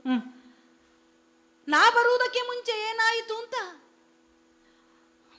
ಗುರುಗಳು ನನಗೆ ಹೇಳಿದರು. ನಾ ಬರುವುದು ಸ್ವಲ್ಪ ತಡವಾಯ್ತಣ್ಣ. ಪ್ರಾಯ ನಾನು ಇರ್ತಿದ್ರೆ ನೀನು ಹೋಗ್ಲಿಕ್ಕೆ ಇರ್ತಿರ್ಲಿಲ್ಲ, ನಿನ್ನನ್ನು ಬರಗೊಡುತ್ತಿರ್ಲಿಲ್ಲ ನಾನು. ಆದರೆ ದುಷ್ಟಳಾದಂತಹ ನನ್ನಮ್ಮನ ಕೆಟ್ಟ ಬಯಕೆಯ ಪರಿಣಾಮವಾಗಿ ನಮ್ಮಪ್ಪನ ಇಚ್ಛೆಗೆ ಇಲ್ಲದಿದ್ದರೂ ಕೂಡ ಅವನ ಮಾತನ್ನು ನಡೆಸಿಕೊಡಬೇಕು ಎನ್ನುವ ಕಾರಣದಿಂದ ಅಪ್ಪ ಒಂದೊತ್ತು ಅನ್ನವನ್ನು ನನ್ನ ಜೊತೆಯಲ್ಲಿ ತಿನ್ನು ಅಂತ ಹೇಳಿದ್ರು. ಕೇಳದೆ ನೀ ಬಂದೆ ಅಂತೆ. ಅಯೋಧ್ಯೆಗೆ ಬೆನ್ನು ಮಾಡಿ ಹೋದ ಅಂತ ಹೇಳಿದ್ರು.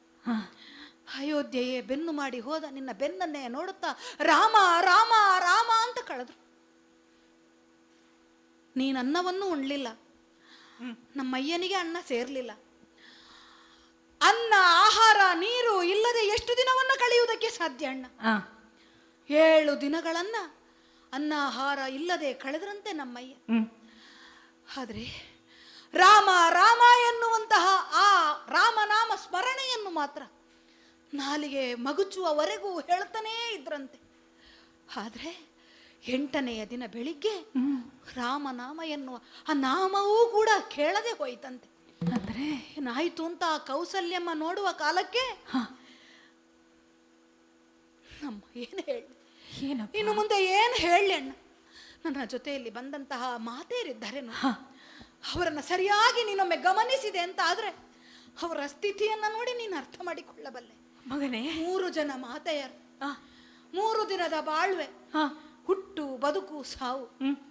ಆ 3 ದಿವಸ ನಮ್ಮಪ್ಪನಿಗೆ ಕಳೆದು ಹೋಯಿತಣ್ಣ, ಕಳೆದು ಹೋಯಿತು. ನಮ್ಮಪ್ಪ ನಮ್ಮನ್ನೆಲ್ಲರನ್ನು ಬಿಟ್ಟು ಸುರಪುರಕ್ಕೆ ರಂಗನಾಥ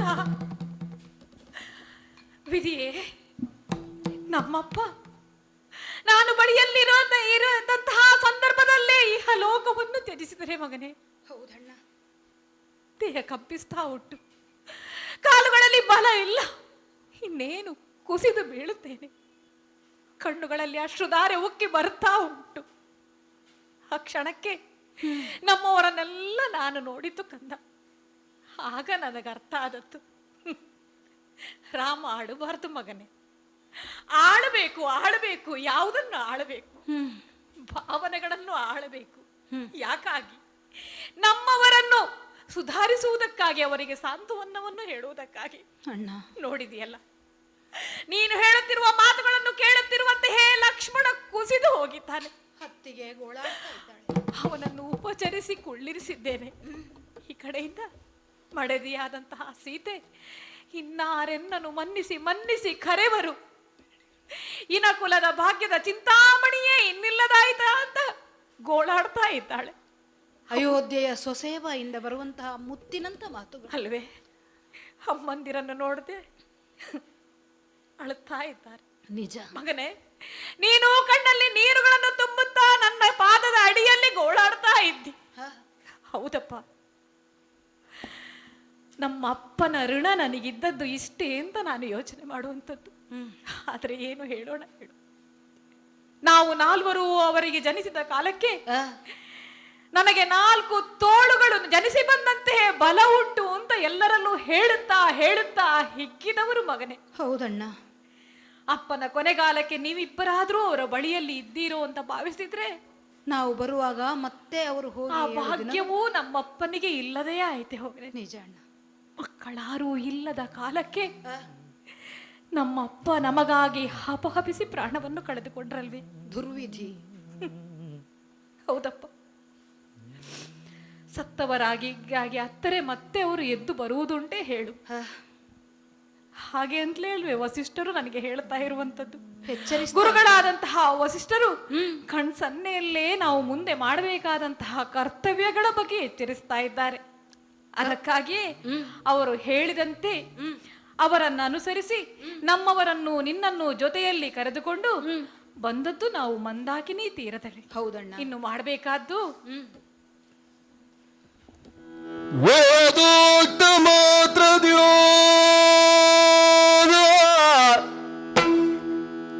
ಅಪರಕರ ಮಗಳು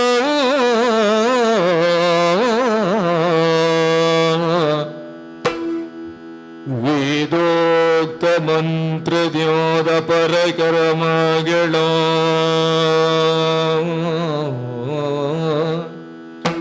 ಸಾಧಿಸಿ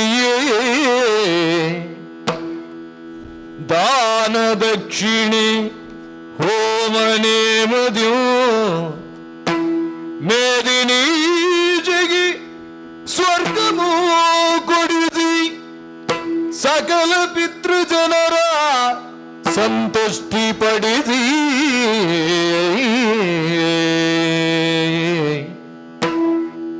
ಆ ದಿವಸ ಉಪವಾಸದಿಂದಿರ್ದು ಮರುದಿನದೊಳ ದಯಾಂಬುದಿ ರಾಮ ಕೌಸಲಿ ಸೌಮಿತ್ರಿಯರ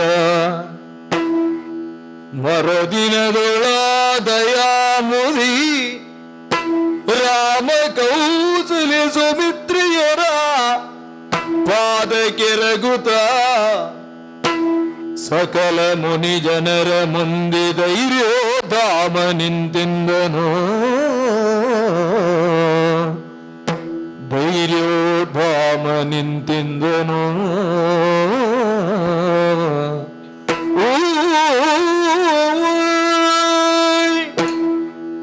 ಭರತ, ಅಣ್ಣ, ಮನಸ್ಸಿನಲ್ಲಿ ಒಂದು ತೆರನಾದ ಧೈರ್ಯವನ್ನು ತಂದುಕೊಂಡು ನೇರವಾಗಿ ಮಂದಾಕಿನಿ ತೀರದೆಡೆಗೆ ಬಂದವರು ನಾವು. ನಿಜ.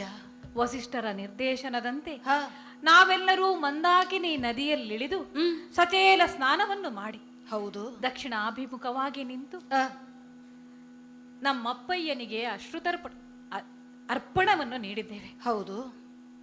ಮಾತ್ರವಲ್ಲ, ಹ, ದರ್ಭಾಸ್ತರಣದ ಮೇಲೆ ಇಂಗುದಿ ಮರದ ಹಿಂಡಿಯಿಂದ ಬೋರೆ ಹಣ್ಣುಗಳನ್ನು ಜೊತೆಯಾಗಿಸಿಕೊಂಡು ಪಿಂಡವನ್ನಿಟ್ಟಿದ್ದೇವೆ. ಹೌದಣ್ಣ. ಇದೆಲ್ಲವನ್ನು ನಿನಗೆ ಅಂತ ಸಮರ್ಪಿಸಿ ಬಿಟ್ಟಿದ್ದೇವೆ.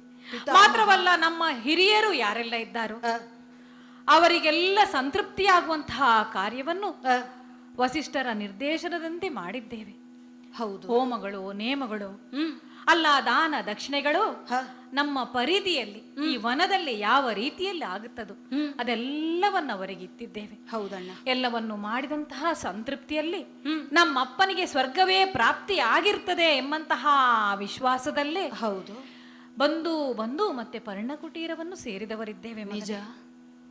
ಆದ್ರೆ ಇಲ್ಲಿಗೆ ಮುಗಿಯುವುದಿಲ್ವಲ್ಲ. ಇಲ್ಲ. ಈ ರಾತ್ರಿ ನಾವೆಲ್ಲ ಉಪವಾಸದಿಂದ ಇದ್ದು ಎಚ್ಚರದಿಂದಿರಬೇಕು, ಜಾಗೃತರಾಗಿರ್ಬೇಕು, ಜಾಗರಣೆಯನ್ನು ಮಾಡಬೇಕು ಎನ್ನುವ ವಿಷಯಕ್ಕಾಗಿ ನಾವೆಲ್ಲರೂ ಒಂದೆಡೆ ಕೂತು ಅಪ್ಪಯ್ಯನ ಕೀರ್ತಿಯನ್ನೋ ಅವರ ಯಶಸ್ಸನ್ನೋ ಅದರ ಗುಣಗಾನವನ್ನು ಮಾಡುತ್ತಾ ಮಾಡುತ್ತಾ ಇದ್ದ ಹಾಗೆ ನೋಡಬಾರದೆ ಪೂರ್ವ ದಿಕ್ಕಿನಲ್ಲಿ ಸೂರ್ಯ ದೇವ ಮೇಲೆ ಇರುತ್ತಾ ಬರ್ತಾ ಇದ್ದಾನೆ. ದಿನ ಬೆಳಗಾಗಿ. ಹಾಗಿದ್ರೆ ಬೆಳಗಾಗಿದೆ, ಮರು ದಿವಸ ನಮ್ಮ ಮುಂದಿದೆ ಅಂತಾಯ್ತು.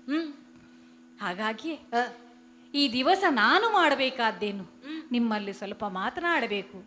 ಹಾಗೆಂದೇ ನನ್ನ ಅಮ್ಮಂದಿರನ್ನು ಮುನಿಗಳನ್ನೆಲ್ಲ ಕರೆದು ಅವರಿಗೆಲ್ಲ ನಮಸ್ಕರಿಸಿ ಅವರಿಂದ ಆಶೀರ್ವಾದವನ್ನು ಪಡೆದು ನಿಮ್ಮ ಮುಂದೆ ಕೂತಿದ್ದೇನೆ. ಮಗನೇ, ಅಣ್ಣ, ಒಂದೆರಡು ಮಾತನಾಡಬೇಕಪ್ಪ. ಕೇಳಲು ಕಾತುರನಾಗಿದ್ದೇನೆ. ಲೇಸಾಯಿತು ನೀವು ಬಂದದ್ದು. ಬಂದುದು ಲೇಸಾಯ್ತು, ನೀವು ಲೇಸಾಯಿತು. ಹೀಗಾದ ಮೇಲೆ ಬಂದು ಮಾಡ್ಪುರದಿನ್ನೇನು ತಮ್ಮ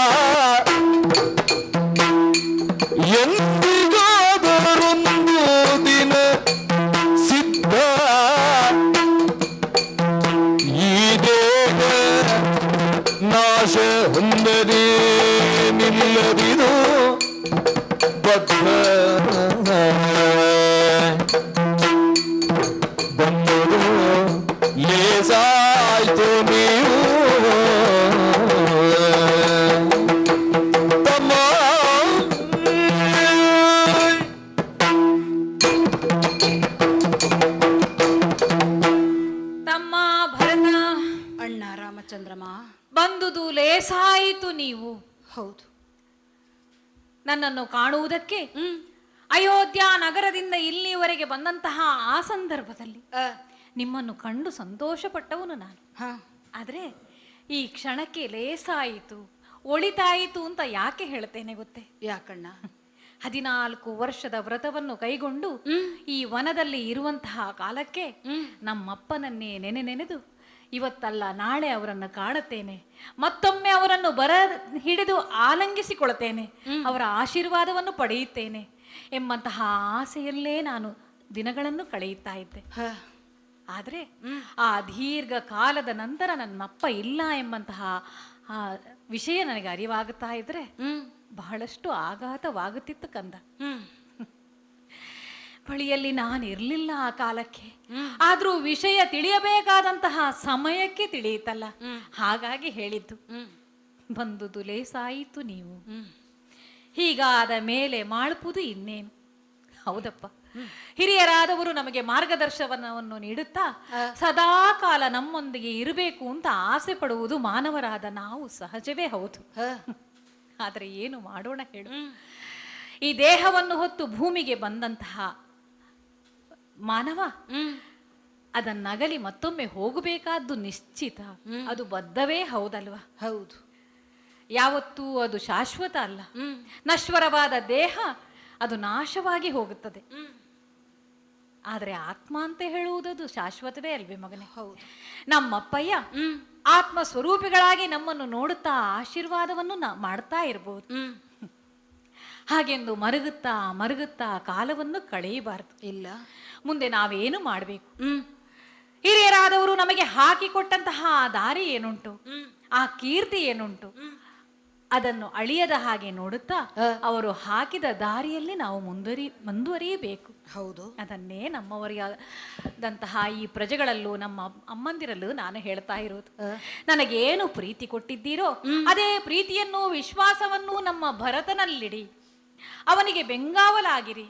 ಅವನ ಯಾವುದೇ ನಿರ್ಧಾರಕ್ಕೂ ಅವನ ಯಾವುದೇ ಸಲಹೆಗೂ ನಿಮ್ಮ ಒತ್ತಾಸೆಯನ್ನು ಕೊಡ್ತಾ ಹೋಗಿ.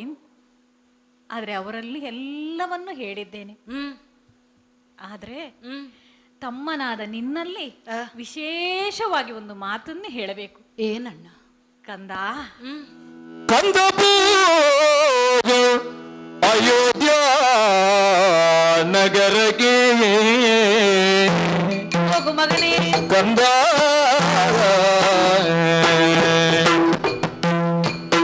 ಕಂದ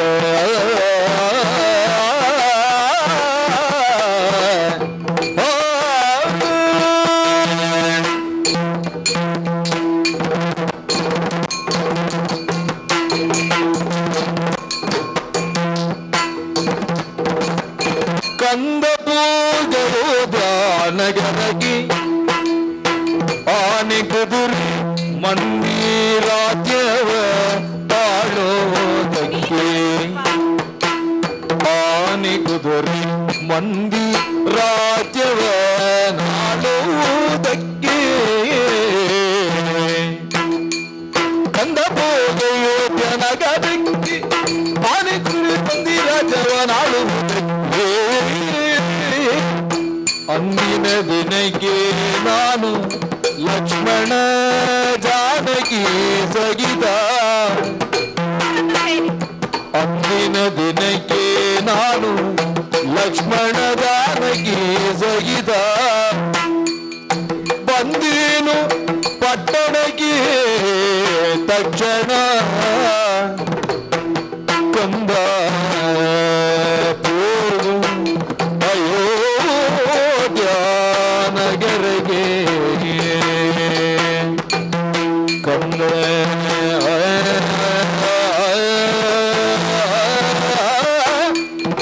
ಕಂದ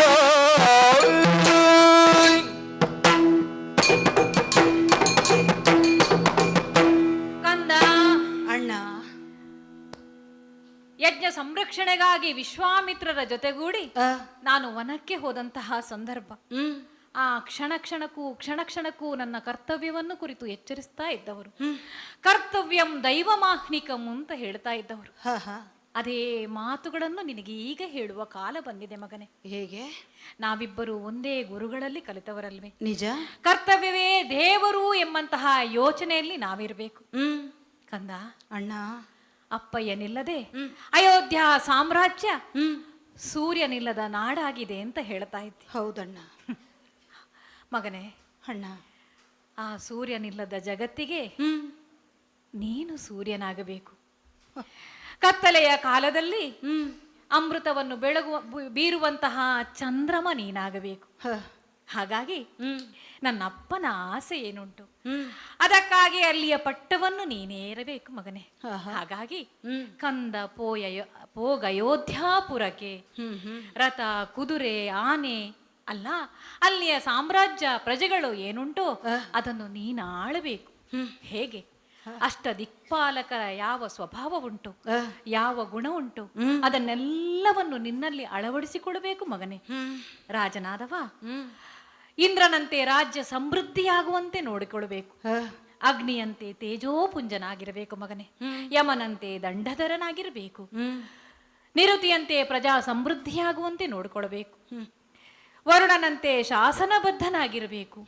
ವಾಯುವಿನಂತೆ ತನ್ನ ಪ್ರಭಾವ ಎಲ್ಲಾ ಕಡೆಯೂ ಬೀರುವಂತಹ ಶ್ರದ್ಧೆಯನ್ನು ಹೊಂದಿರಬೇಕು ಮಗನೇ. ಕುಬೇರನಂತೆ ರಾಜ್ಯವು ಕೋಶವು ಸಮೃದ್ಧಿಯಾಗುವಂತೆ ನಡೆದುಕೊಳ್ಳಬೇಕು. ಈಶಾನನಂತೆ ಶತ್ರು ಭಯಂಕರನಾಗಿರಬೇಕು. ಈ ಎಲ್ಲಾ ಗುಣಗಳನ್ನು ನಿನ್ನಲ್ಲಿ ಇರಿಸಿಕೊಂಡು ಗುರುಗಳಾದ ವಸಿಷ್ಠರು, ಮಂತ್ರಿಗಳು ಇವರ ಸಲಹೆ ಸೂಚನೆಗಳನ್ನು ಕಾಲಕಾಲಕ್ಕೆ ಪಡೆಯುತ್ತಾ ನಿನ್ನ ನಿರ್ಧಾರ ಏನುಂಟು ಅವರಲ್ಲಿ ಹೇಳಿ ಅವರ ಆಶೀರ್ವಾದ, ಅವರ ನಿರ್ದೇಶನದ ಮುಖಾಂತರವೇ ಆ ಪ್ರಜೆಗಳನ್ನು ಆಳಬೇಕು. ಹೋಗು ಮಗನೇ, ಅಯೋಧ್ಯಾಪುರಕ್ಕೆ ಹೋಗು. ಕರ್ತವ್ಯ ನಿನ್ನಲ್ಲಿ ಕರೀತಾ ಉಂಟು ಮಗನೇ, ಕರೀತಾ ಉಂಟು. ಈ ಎಲ್ಲ ಗುಣವಿಶೇಷಗಳನ್ನ ನೀನು ಭರತನಲ್ಲಿ ಕಾಣುತ್ತಾ ಇರುವುದು ಯಾಕೆ?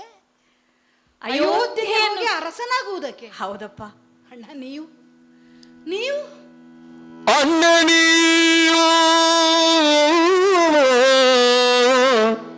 ನೀವು ಮೂರು ಜನ ಮೂವರಾರಣ್ಯದೊಳಿರುವ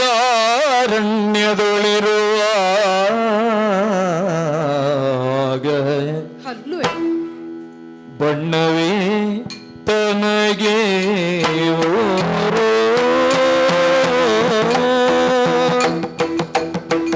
ಅಣ್ಣ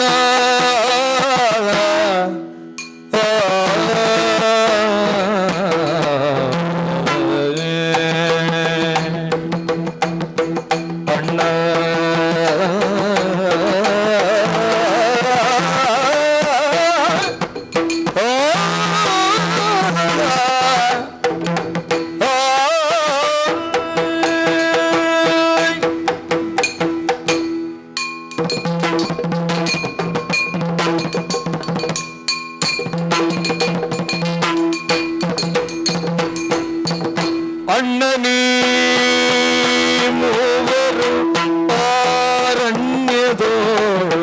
ಅರಣ್ಯದೋಳಿರುವಾಗ ಬಣ್ಣವೇ ತನಗೆ ಊರು, ಬಣ್ಣವೇ ತನಗೆ ಅಣ್ಣನೆಯು ಮೂವರಾರಣ್ಯದೊಳ್ ಇರುವಾಗ ಬಣ್ಣವೇ ತನಗಿವರು. ಪುಣ್ಯ ಪುರುಷ ನೀನ ಪಾದದ ಬಿಡನೆವುದು, ಪುಣ್ಯ ಪುರುಷ ನಿನ್ನ ಪಾದದ ಬಿಡನೆವುದು. ಕಣ್ಣ ನೀರನ್ನು ತುಂಬಿದ ಅಣ್ಣ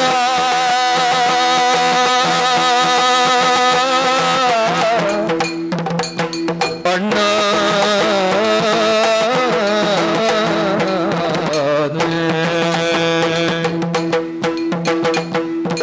ಪುಣ್ಯ ಪುರುಷ ನಿನ್ನ ಪಾದವ ಬಿಡಬಹುದು. ಕಣ್ಣ ನೀರನ್ನು ತುಂಬಿದ, ಕಣ್ಣ ನೀರನ್ನು ತುಂಬಿದ ಅಣ್ಣ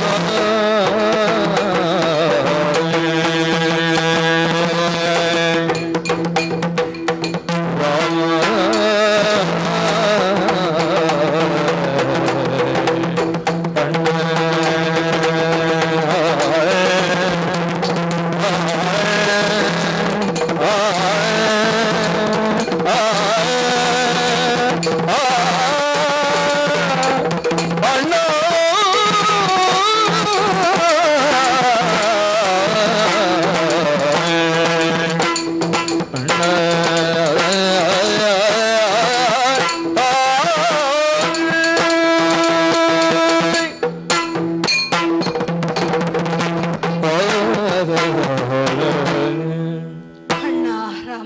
ವಿಕ್ರಮ, ಭರತ,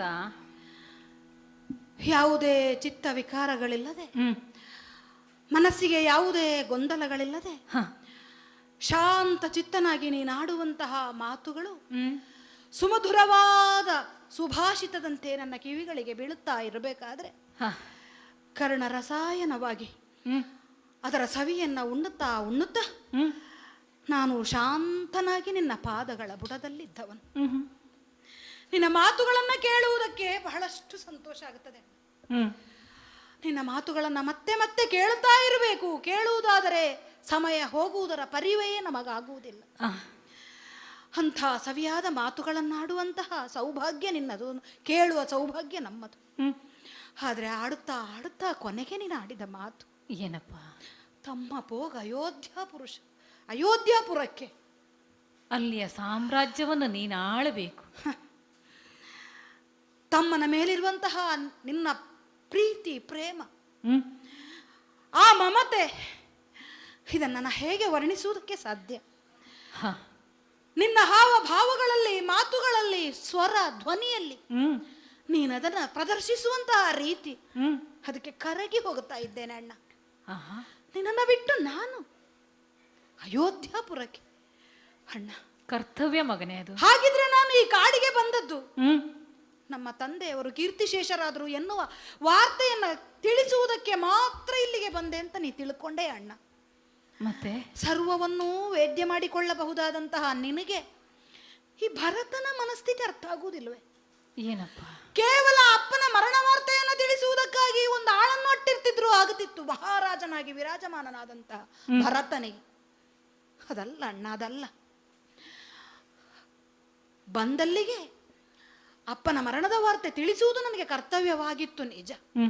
ನಿನ್ನ ಜೊತೆಯಾಗಿ ಉತ್ತರ ಕ್ರಿಯಾದಿಗಳನ್ನ ಮಾಡಿ ಸಪಿಂಡೀಕರಣವನ್ನ ಮುಗಿಸಿದ ಕಾಲಕ್ಕೆ ಅಪ್ಪನನ್ನ ಪಿತಾಮಹ ಪ್ರಪಿತಾಮಹರ ರೀತಿಯಲ್ಲಿ 3 ತಲೆಮಾರುಗಳಿಗೆ ಸೇರಿಸಿದ ಕಾಲಕ್ಕೆ ಪಿತೃಸ್ಥಾನ ಅಪ್ಪನಿಗೆ ಲಭಿಸಿತು. ಪಿತೃಗಳ ಜೊತೆಯಲ್ಲಿ ಸ್ಥಾನ ಲಭಿಸಿತು. ಅದನ್ನ ಮಾಡುವಂತಹ ಭಾಗ್ಯ ನಿನ್ನ ಜೊತೆಯಲ್ಲಿ ನನಗೂ ಲಭ್ಯವಾಯಿತು ಅಂತ ನಾ ಧನ್ಯತೆಯನ್ನು ಕಂಡದ್ದು ನಿಜ. ಅಷ್ಟನ್ನು ಮಾತ್ರ ಮಾಡುವುದಕ್ಕೆ ನಾ ಬಂದವನಲ್ಲ ಅಣ್ಣ. ಮತ್ತೆ ಅಣ್ಣ, ಒಂದೇ ಪಾಯಸದಿಂದ ನಾವು 4 ಮಂದಿ ಹುಟ್ಟಿದವರಂತೆ. ಹಾಗಂತ ಸದ್ಗುಣಗಳ ವಿಶೇಷತೆಗಳೆಲ್ಲ ನಿನ್ನಲ್ಲೇ ಅಡಕವಾಗಿರುವುದು. ನಿನ್ನಿಂದ ಎರವಲು ಪಡೆದಂತಹ ಅಲ್ಪ ಸ್ವಲ್ಪ ಸದ್ಗುಣಗಳು ನಮ್ಮಲ್ಲಿವೆ, ಹೌದು. ಆದರೆ ರಾಮ, ಅವನ ಭವ್ಯತೆ ಏನು, ದಿವ್ಯತೆ ಏನು ಎನ್ನುವುದನ್ನ ಮುನಿ ಮನೀಷಿಗಳು ನಮಗೆ ತೋರಿಸಿಕೊಟ್ಟವರು. ರಾಮ ಅಂತ ಹೇಳಿದ್ರೆ ಬರೀ ರಾಮನಲ್ಲ, ಅವನ ಅಭಿರಾಮ, ಅವನು ಮೇಲಿಂದ ಅವತರಿಸಿದಂತ ವಿಷ್ಣುವಿನ ಸ್ವರೂಪ ಅಂತ ಸಾಕ್ಷಾತ್ ವಿಶ್ವಾಮಿತ್ರರೇ ಆಡಿದ್ದಾರೆ. ವಸಿಷ್ಠರು ಅದನ್ನು ಕಂಡುಕೊಂಡಿದ್ದಾರೆ. ಮುಂದಕ್ಕೆ ರಾಜನಾಗಕ್ಕೆ ಯಾವ ಯಾವ ಯೋಗ್ಯತೆ ಉಂಟು ಎನ್ನುವುದನ್ನ ಮೊದಲೇ ಮನಗಂಡವರು. ಅವರು ಅದಕ್ಕೆ ಬೇಕಾದಂತಹ ಸಂಪನ್ನತೆಯನ್ನು ನಿನ್ನಲ್ಲಿ ತುಂಬಿಸಿದ್ದಾರೆ. ಅದು ಬಿಡೋಣ. ಒಂದೇ ಪಾಯಸದಿಂದ ಹುಟ್ಟಿದ 4 ಮಂದಿಗಳಲ್ಲಿ ಭೇದ ಭಾವವನ್ನು ಅಪ್ಪನಾಗಲಿ ಅಮ್ಮನಾಗಲಿ ಅಮ್ಮಂದಿರಾಗಲಿ ಕಂಡದ್ದಿಲ್ಲ. ಇಲ್ಲ.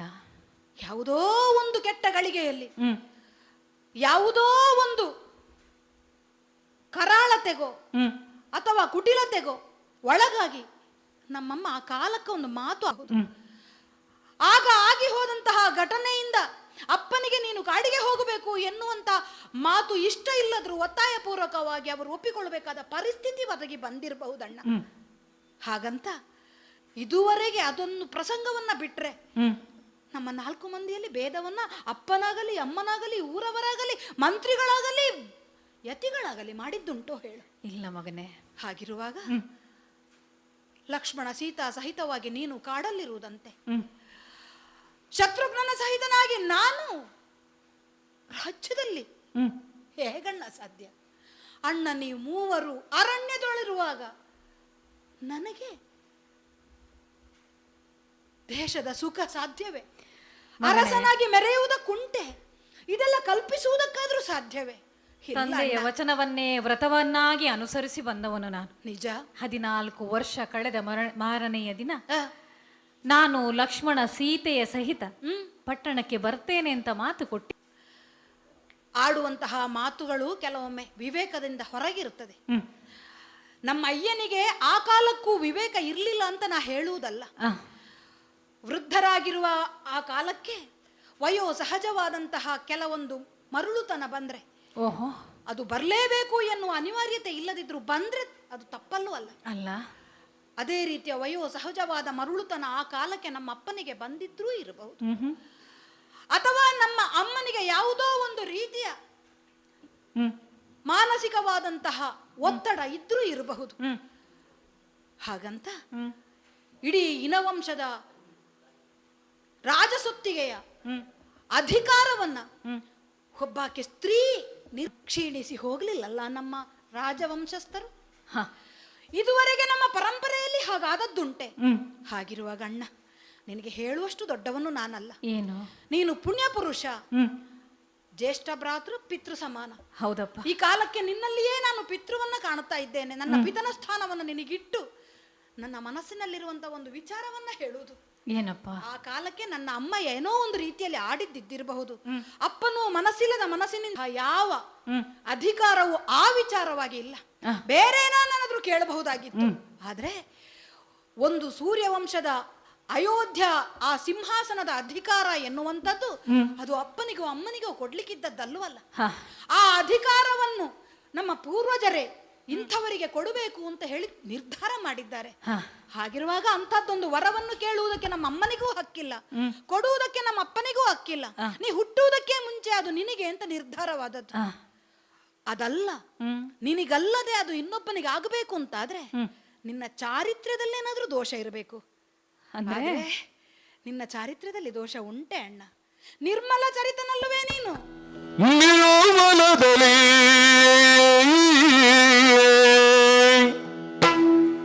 ಜ್ಯೇಷ್ಠ ಸುತ ನಿರಲಾತನ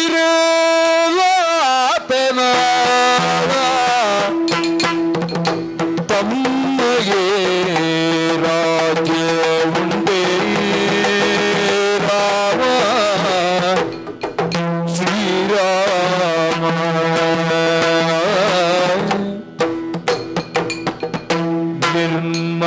ನಿರ್ಮಲದಲ್ಲಿ ಜ್ಯೇಷ್ಠ ಸುತ ನಿರಲಾತನ ತಮ್ಮಗೆ ರಾಜ್ಯ ಉಂಡೆ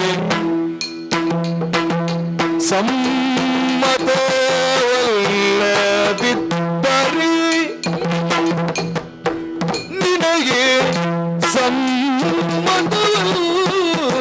ಸಮ್ಮತವಲ್ಲದಿದ್ದರೆ ನಾನಯೋಗಿಗೆ ಜನ್ಮಾಂತರಗೂ ಹೋಗೇನು.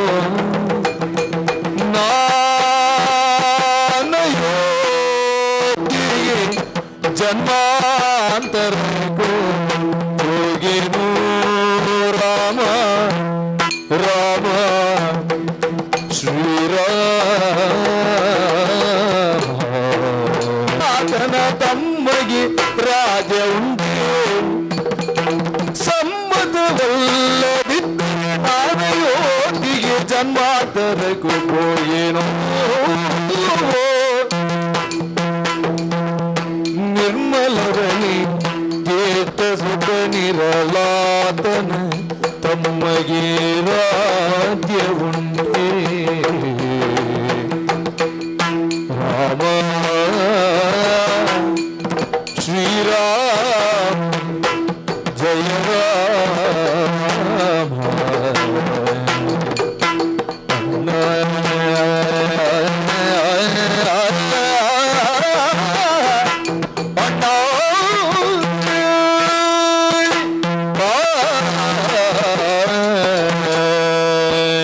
ಅಣ್ಣ, ಭರತ, ನಮ್ಮ ಇಕ್ಷ್ವಾಕು ವಂಶದ ಪರಂಪರೆ ಹೇಗೆ? ಜ್ಯೇಷ್ಠ ಪುತ್ರನಿಗೆ ಸಿಂಹಾಸನದ ಅಧಿಕಾರ. ಇದನ್ನು ಯಾವ ರಾಜನಾಗಿರುವ ಕಾಲಕ್ಕೆ ಅವನು ತೀರ್ಮಾನ ಮಾಡಿದ್ದಲ್ಲ. ನಮ್ಮ ಪರಂಪರೆ ಅದು, ನಮ್ಮ ಪದ್ಧತಿ ಅದು. ಹೌದು. ನಮ್ಮ ಕುಲಕ್ಕೆ ಪ್ರಸಿದ್ಧಿ ಬಂದಂತಹ ಶ್ರೇಷ್ಠತೆಯ ಹಿನ್ನೆಲೆ ಇರುವುದೇ ಅದರಲ್ಲಿ.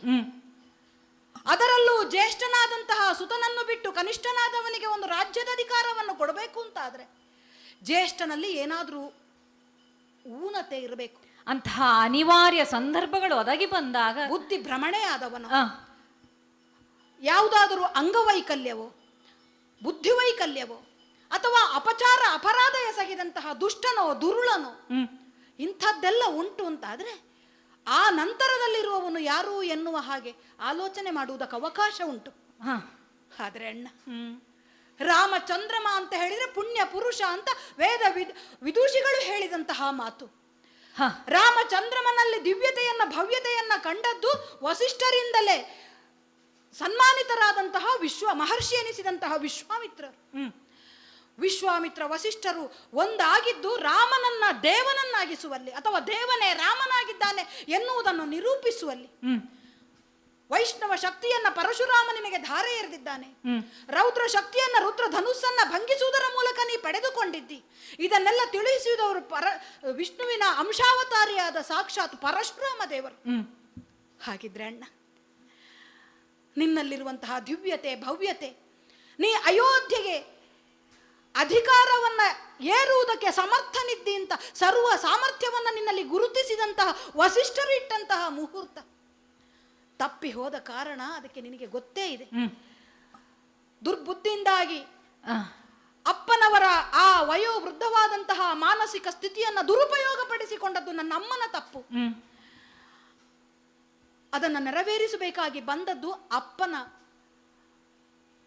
ಏನು ಹೇಳೋಣ, ಬುದ್ಧಿಹೀನತೆ ಅಂತ ಹೇಳಬೇಕು ಅಥವಾ ಅವರಿಗಿದ್ದ ಬಲಹೀನತೆ ಅಂತ ಹೇಳೋಣ. ಆದ್ರೆ ಒಂದುಂಟಣ್ಣ, ಏನಪ್ಪ? ಅಪ್ಪ ಮಾಡಿದ ತಪ್ಪಿಗಾದರೂ ಕ್ಷಮೆ ಉಂಟು. ಯಾಕೆ? ಅವರ ವಯಸ್ಸೇ ಅಂಥದ್ದಾದ ಕಾರಣ. ಆದ್ರೆ ನಾವು ಮಾಡುವ ತಪ್ಪಿಗೆ ಕ್ಷಮೆ ಉಂಟೆ? ಅಪ್ಪನಾದವನು ಏನೋ ಒಂದು ಕಾರಣದಿಂದ ತಪ್ಪು ಮಾಡಿದ ಅಂತ ಆದ್ರೆ ಆ ತಪ್ಪನ್ನು ಅಪ್ಪ ಹೇಳಿದ್ದು ಅಂತ ಒಪ್ಪಿ ನಡೆಯುವ ಮಗವ ನಿನಗೆ ಹೇಳುವಷ್ಟು ದೊಡ್ಡವನು ಅಂತ ಸರ್ವಥಾ ನನ್ನನ್ನು ತಿಳಿಬಾರದು. ನನ್ನ ಮನಸ್ಸನ್ನು ನಿನ್ನಲ್ಲದೆ ಇನ್ಯಾರಲ್ಲಿ ಹೇಳುವುದಕ್ಕೆ ಸಾಧ್ಯತೆ. ಆದ್ರಿಂದ ಭಿನ್ನವಿಸಿಕೊಳ್ಳುವುದು. ತಪ್ಪೋ ಒಪ್ಪೋ ನೀನು ಹೇಳಬೇಕು. ಅಪ್ಪನಿಂದಾದಂತಹ ತಪ್ಪು ಅಂದ್ರೆ ವಂಶ ಪಾರಂಪರಿತವಾಗಿ ಯಾವ ಅಧಿಕಾರ ಯಾರಿಗೆ ಬರಬೇಕು ಆ ಅಧಿಕಾರವನ್ನು ಅವನಿಗೆ ಕೊಡುವಲ್ಲಿ ನಮ್ಮ ಅಪ್ಪನಿಗೂ ಕೂಡ ಇನ್ನೊಂದು ಮಾಡುವುದಕ್ಕೆ ಅಧಿಕಾರ ಇಲ್ಲ. ಅವರಿಗೆ ಇಲ್ಲದೇ ಇರುವ ಅಧಿಕಾರವನ್ನ ಅವರು ವರವಾಗಿ ಕೊಡುವುದಕ್ಕೂ ಸಾಧ್ಯತೆ ಇಲ್ಲ. ಆದ್ರಿಂದ ಹೇಳ್ತಾ ಇದ್ದೇನೆ, ಅಪ್ಪನು ಮಾಡಿದ ತಪ್ಪನ್ನ ಅಪ್ಪ ಇಲ್ಲದೆ ಇರುವ ಕಾಲಕ್ಕೆ ಒಪ್ಪವಾಗಿಸಬೇಕಾದ್ದು ಮಕ್ಕಳಾದ ನಮಗೂ ಕರ್ತವ್ಯವಲ್ವೇ? ಅದು ಬಿಟ್ಟು ಅಪ್ಪ ಹೇಳಿದ್ದಾನೆ ಎನ್ನುವ ಒಂದೇ ಒಂದು ಮಾತನ್ನ ತಿಳ್ಕೊಂಡು ನಮ್ಮ ವಂಶದ ಪರಂಪರೆ ಏನುಂಟು ಅದಕ್ಕೆ ವಿರೋಧವಾಗಿ ಕ್ಷತ್ರಿಯನಾದಂತಹ ದೇಹದಲ್ಲಿ ಕಸುವಿರುವಂತಹ ಯುವಕನಾದಂತಹ ನೀನು ಹೀಗೆ 14 ವರ್ಷಗಳನ್ನ ಕಾಡಿನಲ್ಲಿ ಧರ್ಮಕ್ಕೆ ಸುಮ್ಮನೆ ವಿನಿಯೋಗವಿಲ್ಲದೆ ಬರೀ ವರ್ಷವನ್ನ ವಿನಿಯೋಗ ಮಾಡುವುದು ಸರಿಯಾದೀತೆ? ಜ್ಯೇಷ್ಠನಾದ ನೀನಿರುವಾಗ ಕನಿಷ್ಠನಾದ ನಾನು, ಅದು ನನ್ನ ಮನಸ್ಸಿಗೆ ಒಪ್ಪದೆ, ನಾನೆಂದಿಗೂ ಆಸೆ ಪಡೆದದ್ದು ನನ್ನ ಮನಸ್ಸಿಗೆ ಒಪ್ಪದೆ ನನಗೆ ತಿಳಿವಿಲ್ಲದೆ ನನ್ನ ಅಮ್ಮ ಹೇಳಿದ್ದಾಳೆ ಅಂತ ನನ್ನ ಮೇಲೆ ಅದನ್ನು ಹೇರುವುದು ಧರ್ಮವೇ ಅಣ್ಣ? ಆಗ್ಲಿಕ್ಕಿಲ್ಲ ಅಣ್ಣ, ನೀನೇ ಬರಬೇಕು. ನಿನ್ನನ್ನೇ ಕರೆದೊಯ್ಯುವುದಕ್ಕಾಗಿ ವ್ಯವಸ್ಥೆ ಮಾಡಿದ್ದೇನೆ. ಧರ್ಮಗಳ ಸೂಕ್ಷ್ಮತೆಯ ಅರಿವಿಲ್ಲದೆ ನನಗೆ ಕೋಪ ಬರುವಾಗೆ ಮಾತನಾಡಬಾರದು. ಕೋಪ ಬರ್ತದ? ಕೋಪಿಸಿಕೊಂಡು ನೀ ಜರೆದರೆ ಇಲ್ಲ ದಿಟವಾಗಿ ಕೋಪೆ ಮತ್ತೊಂದೂರಿಗೆ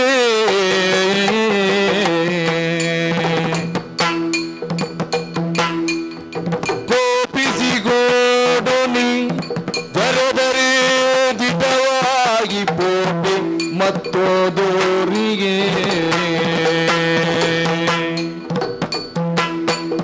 ಭೂಪನ್ಯೋನ ತರಗವಿ ಸಾಕ್ಷಿ ಇದಕ್ಯೋದು ಭೂಪನ್ಯೋನ ತರಗವಿ ಸಾಕ್ಷಿ ಇದಕ್ಯೋದು ತಾಪದಿ ನಿಂದಿದ್ದನು ಭರತ ತಾಪದಿ ನ್ಯೋದಿದ್ದನು ಕೋಪಿಸಿಕೋಡನಿ ಕರೆದರೆ ದಿಟವಾಗಿ ಕೋಪೆ ಮತ್ತು ಅಣ್ಣ ಅಣ್ಣ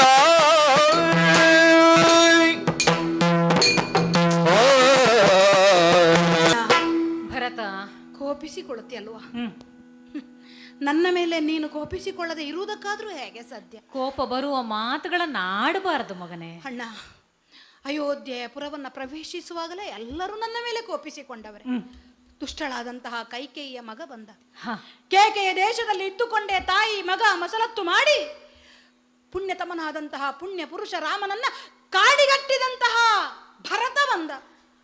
ದಿವ್ಯವೂ ಭವ್ಯವೂ ಆದಂತಹ ಆ ತೇಜಸ್ಸಿನಿಂದ ಇರುವಂತಹ ಮಹಾರಾಜನನ್ನ ಸ್ವರ್ಗ ಕಟ್ಟಿದಂತಹ ಮಗ ಭರತ ಬಂದ. ಈ ರೀತಿಯಲ್ಲಿ ಕೋಪಿಸಿಕೊಂಡವರು. ಆದರೆ ನನ್ನ ಬೇಗುದಿಯ ಮನದ ಬೇಗುದಿಯನ್ನು ಹೇಳಿಕೊಳ್ಳುವುದಕ್ಕೆ ನನ್ನ ಅಣ್ಣ ಇದ್ದಾನೆ ಎನ್ನುವ ಸಾಂತ್ವನದ ಭರವಸೆಯಿಂದ ನಾನು ನಿನ್ನಲ್ಲಿಗೆ ಓಡಿ ಬಂದೆ. ನನ್ನನ್ನು ಬಿಗಿದಪ್ಪಿ ಆಲಂಗಿಸಿದ ಕಾಲಕ್ಕೆ ನನ್ನಲ್ಲೂ ಒಂದು ಭರವಸೆ ಮೂಡಿತು. ಆ ಕಾರಣದಿಂದ ನನ್ನಲ್ಲಿರುವಂತಹ ಅಲ್ಪಜ್ಞಾನವನ್ನು ನಿನ್ನ ಮುಂದೆ ಬಿಚ್ಚಿಟ್ಟೆ ಅಣ್ಣ. ಯಥಾರ್ಥಕ್ಕಾದರೂ ಈ ಸಿಂಹಾಸನಕ್ಕಾಗಿ ಆಸೆ ಪಟ್ಟವನು ನಾನಲ್ಲ. ಇಲ್ಲಿರುವ ಪ್ರತಿಯೊಬ್ಬರನ್ನೂ ನಾ ಕರೆದು ತಂದದ್ದು ಯಾಕೆ? ರಾಮಚಂದ್ರನನ್ನ ಮತ್ತೆ ಅಯೋಧ್ಯೆಗೆ ಕರೆದುಕೊಂಡು ಬರ್ತೇನೆ ಎನ್ನುವ ಭರವಸೆ ಇರುವ ಕಾರಣ ನನ್ನ ಜೊತೆಯಲ್ಲಿ ಭರತನಿಗೆ ಜಯವಾಗಲಿ ಎನ್ನುವ ಮಾತುಗಳನ್ನಾಡುತ್ತಾ ನನ್ನ ಹಿಂದೆ ಬಂದವರು. ಈಗ ನೀನು ಕೋಪಿಸಿಕೊಳ್ಳುತ್ತಾ ಇದ್ದಿ. ಹೌದು, ಯಾರ ಪ್ರೀತಿಗೂ ಅರ್ಹನಾದವನಲ್ಲ ಅಣ್ಣ ನಾನು. ಯಾರ ಪ್ರೀತಿಗೂ ಅರ್ಹನಾದವನಲ್ಲ. ಸೂರ್ಯವಂಶದ ಕಳೆಯನ್ನೇ ಹೀರಿದಂತಹ ದುಷ್ಟ ನಾನು. ದುಷ್ಟೆಯಾದಂತಹ ಕೈಕೆಯ ಹೊಟ್ಟೆಯಲ್ಲಿ ಹುಟ್ಟಿದ ದರಿದ್ರ ಪುರುಷ ನಾನು. ನಾನು ಇಲ್ಲಿರೋಣ ನಿನ್ನ ಪಾದಪೂಜದಲ್ಲಾದರೂ ಇದ್ದುಕೊಂಡು ನಿನ್ನ ಜೊತೆಯಲ್ಲೇ ಇಲ್ಲಿ ಕಳೀತೇನೆ ಅಂತ ಹೇಳುವುದಕ್ಕೆ ಹೊರಟವನು. ಅಷ್ಟರಲ್ಲೇ ನೀ ಕೋಪಿಸಿಕೊಂಡೆ ಅಂತ ಆದರೆ ಅಣ್ಣ, ನೀ ಕೋಪಿಸಿಕೊಂಡ ಮಾತ್ರ ಅಯೋಧ್ಯೆಯನ್ನು ನಾನು ಸೇರುವುದಿಲ್ಲ. ಇಲ್ಲಿರುವ ಎಲ್ಲರೂ ನನ್ನನ್ನು ಕೋಪಿಸಿಕೊಂಡವರೇ. ಅಯೋಧ್ಯೆಯಲ್ಲಿ ನನ್ನನ್ನು ಬಾ ಅಂತ ಕರೆಯುವವರು ಯಾರೂ ಇಲ್ಲ. ನೀನು ಕೈ ಬಿಟ್ಟೆ ಅಂತ ಆದ್ರೆ ಎಲ್ಲಿಗಾದ್ರೂ ಹೋಗುತ್ತೇನೆ ಅಣ್ಣ, ನಾನು ಎಲ್ಲಿಗಾದ್ರೂ ಹೋಗುತ್ತೇನೆ, ಅಯೋಧ್ಯೆಗೆ ಮಾತ್ರ ಹೋಗಲಾರೆ ಅಣ್ಣ. ಭರತ, ಅಣ್ಣ, ನಿನ್ನ ಮನದ ಧರ್ಮಬದ್ಧತೆ ಏನುಂಟು? ನಿನ್ನ ಅಣ್ಣನ ಮೇಲಿರುವಂತಹ ಪ್ರೀತಿ, ಅಲ್ಲಿರುವಂತಹ ಸಾಂದ್ರತೆ, ಎಲ್ಲಿ ನನ್ನ ಅಣ್ಣನ ಪ್ರೀತಿಯನ್ನು ಕಳೆದುಕೊಳ್ಳುತ್ತೇನೋ ಎಂಬಂತಹ ಭಯ, ಅದನ್ನು ಮತ್ತೆ ಪಡೆಯುವುದಕ್ಕಾಗಿ ಏನನ್ನಾದರೂ ಮಾಡಬಲ್ಲೆ ಎಂಬಂತಹ ನಿನ್ನ ಛಲ ಎಲ್ಲ ನನಗೆ ಅರ್ಥ ಆಗುತ್ತಾ ಉಂಟು. ನನ್ನ ಹೃದಯಾಂತರಾಳಕ್ಕೆ ಹೋಗಿ ನನ್ನ ಭಾವವನ್ನು ಕಲಕುತ್ತಾ ಉಂಟು ಮಗನೇ. ಆದ್ರೆ ಕೇವಲ ಭಾವನೆಗಳ ಕೈಯಲ್ಲಿ ಮನಸ್ಸನ್ನು ಕೊಡುವುದಕ್ಕಾಗುವುದಿಲ್ವಲ್ಲ. ನಾವು ಹೇಳು ತಮ್ಮಗಿ ಇನಕುಲದ ರಾಯರಲ್ಲಿ ಜನಿಸಿರ್ತು, ಇನಕುಲದ ರಾಯರಲ್ಲಿ ಜನಿಸಿರ್ತು, ಇನಕುಲದ ರಾಯರಲ್ಲಿ ಜನಿಸಿರ್ತು,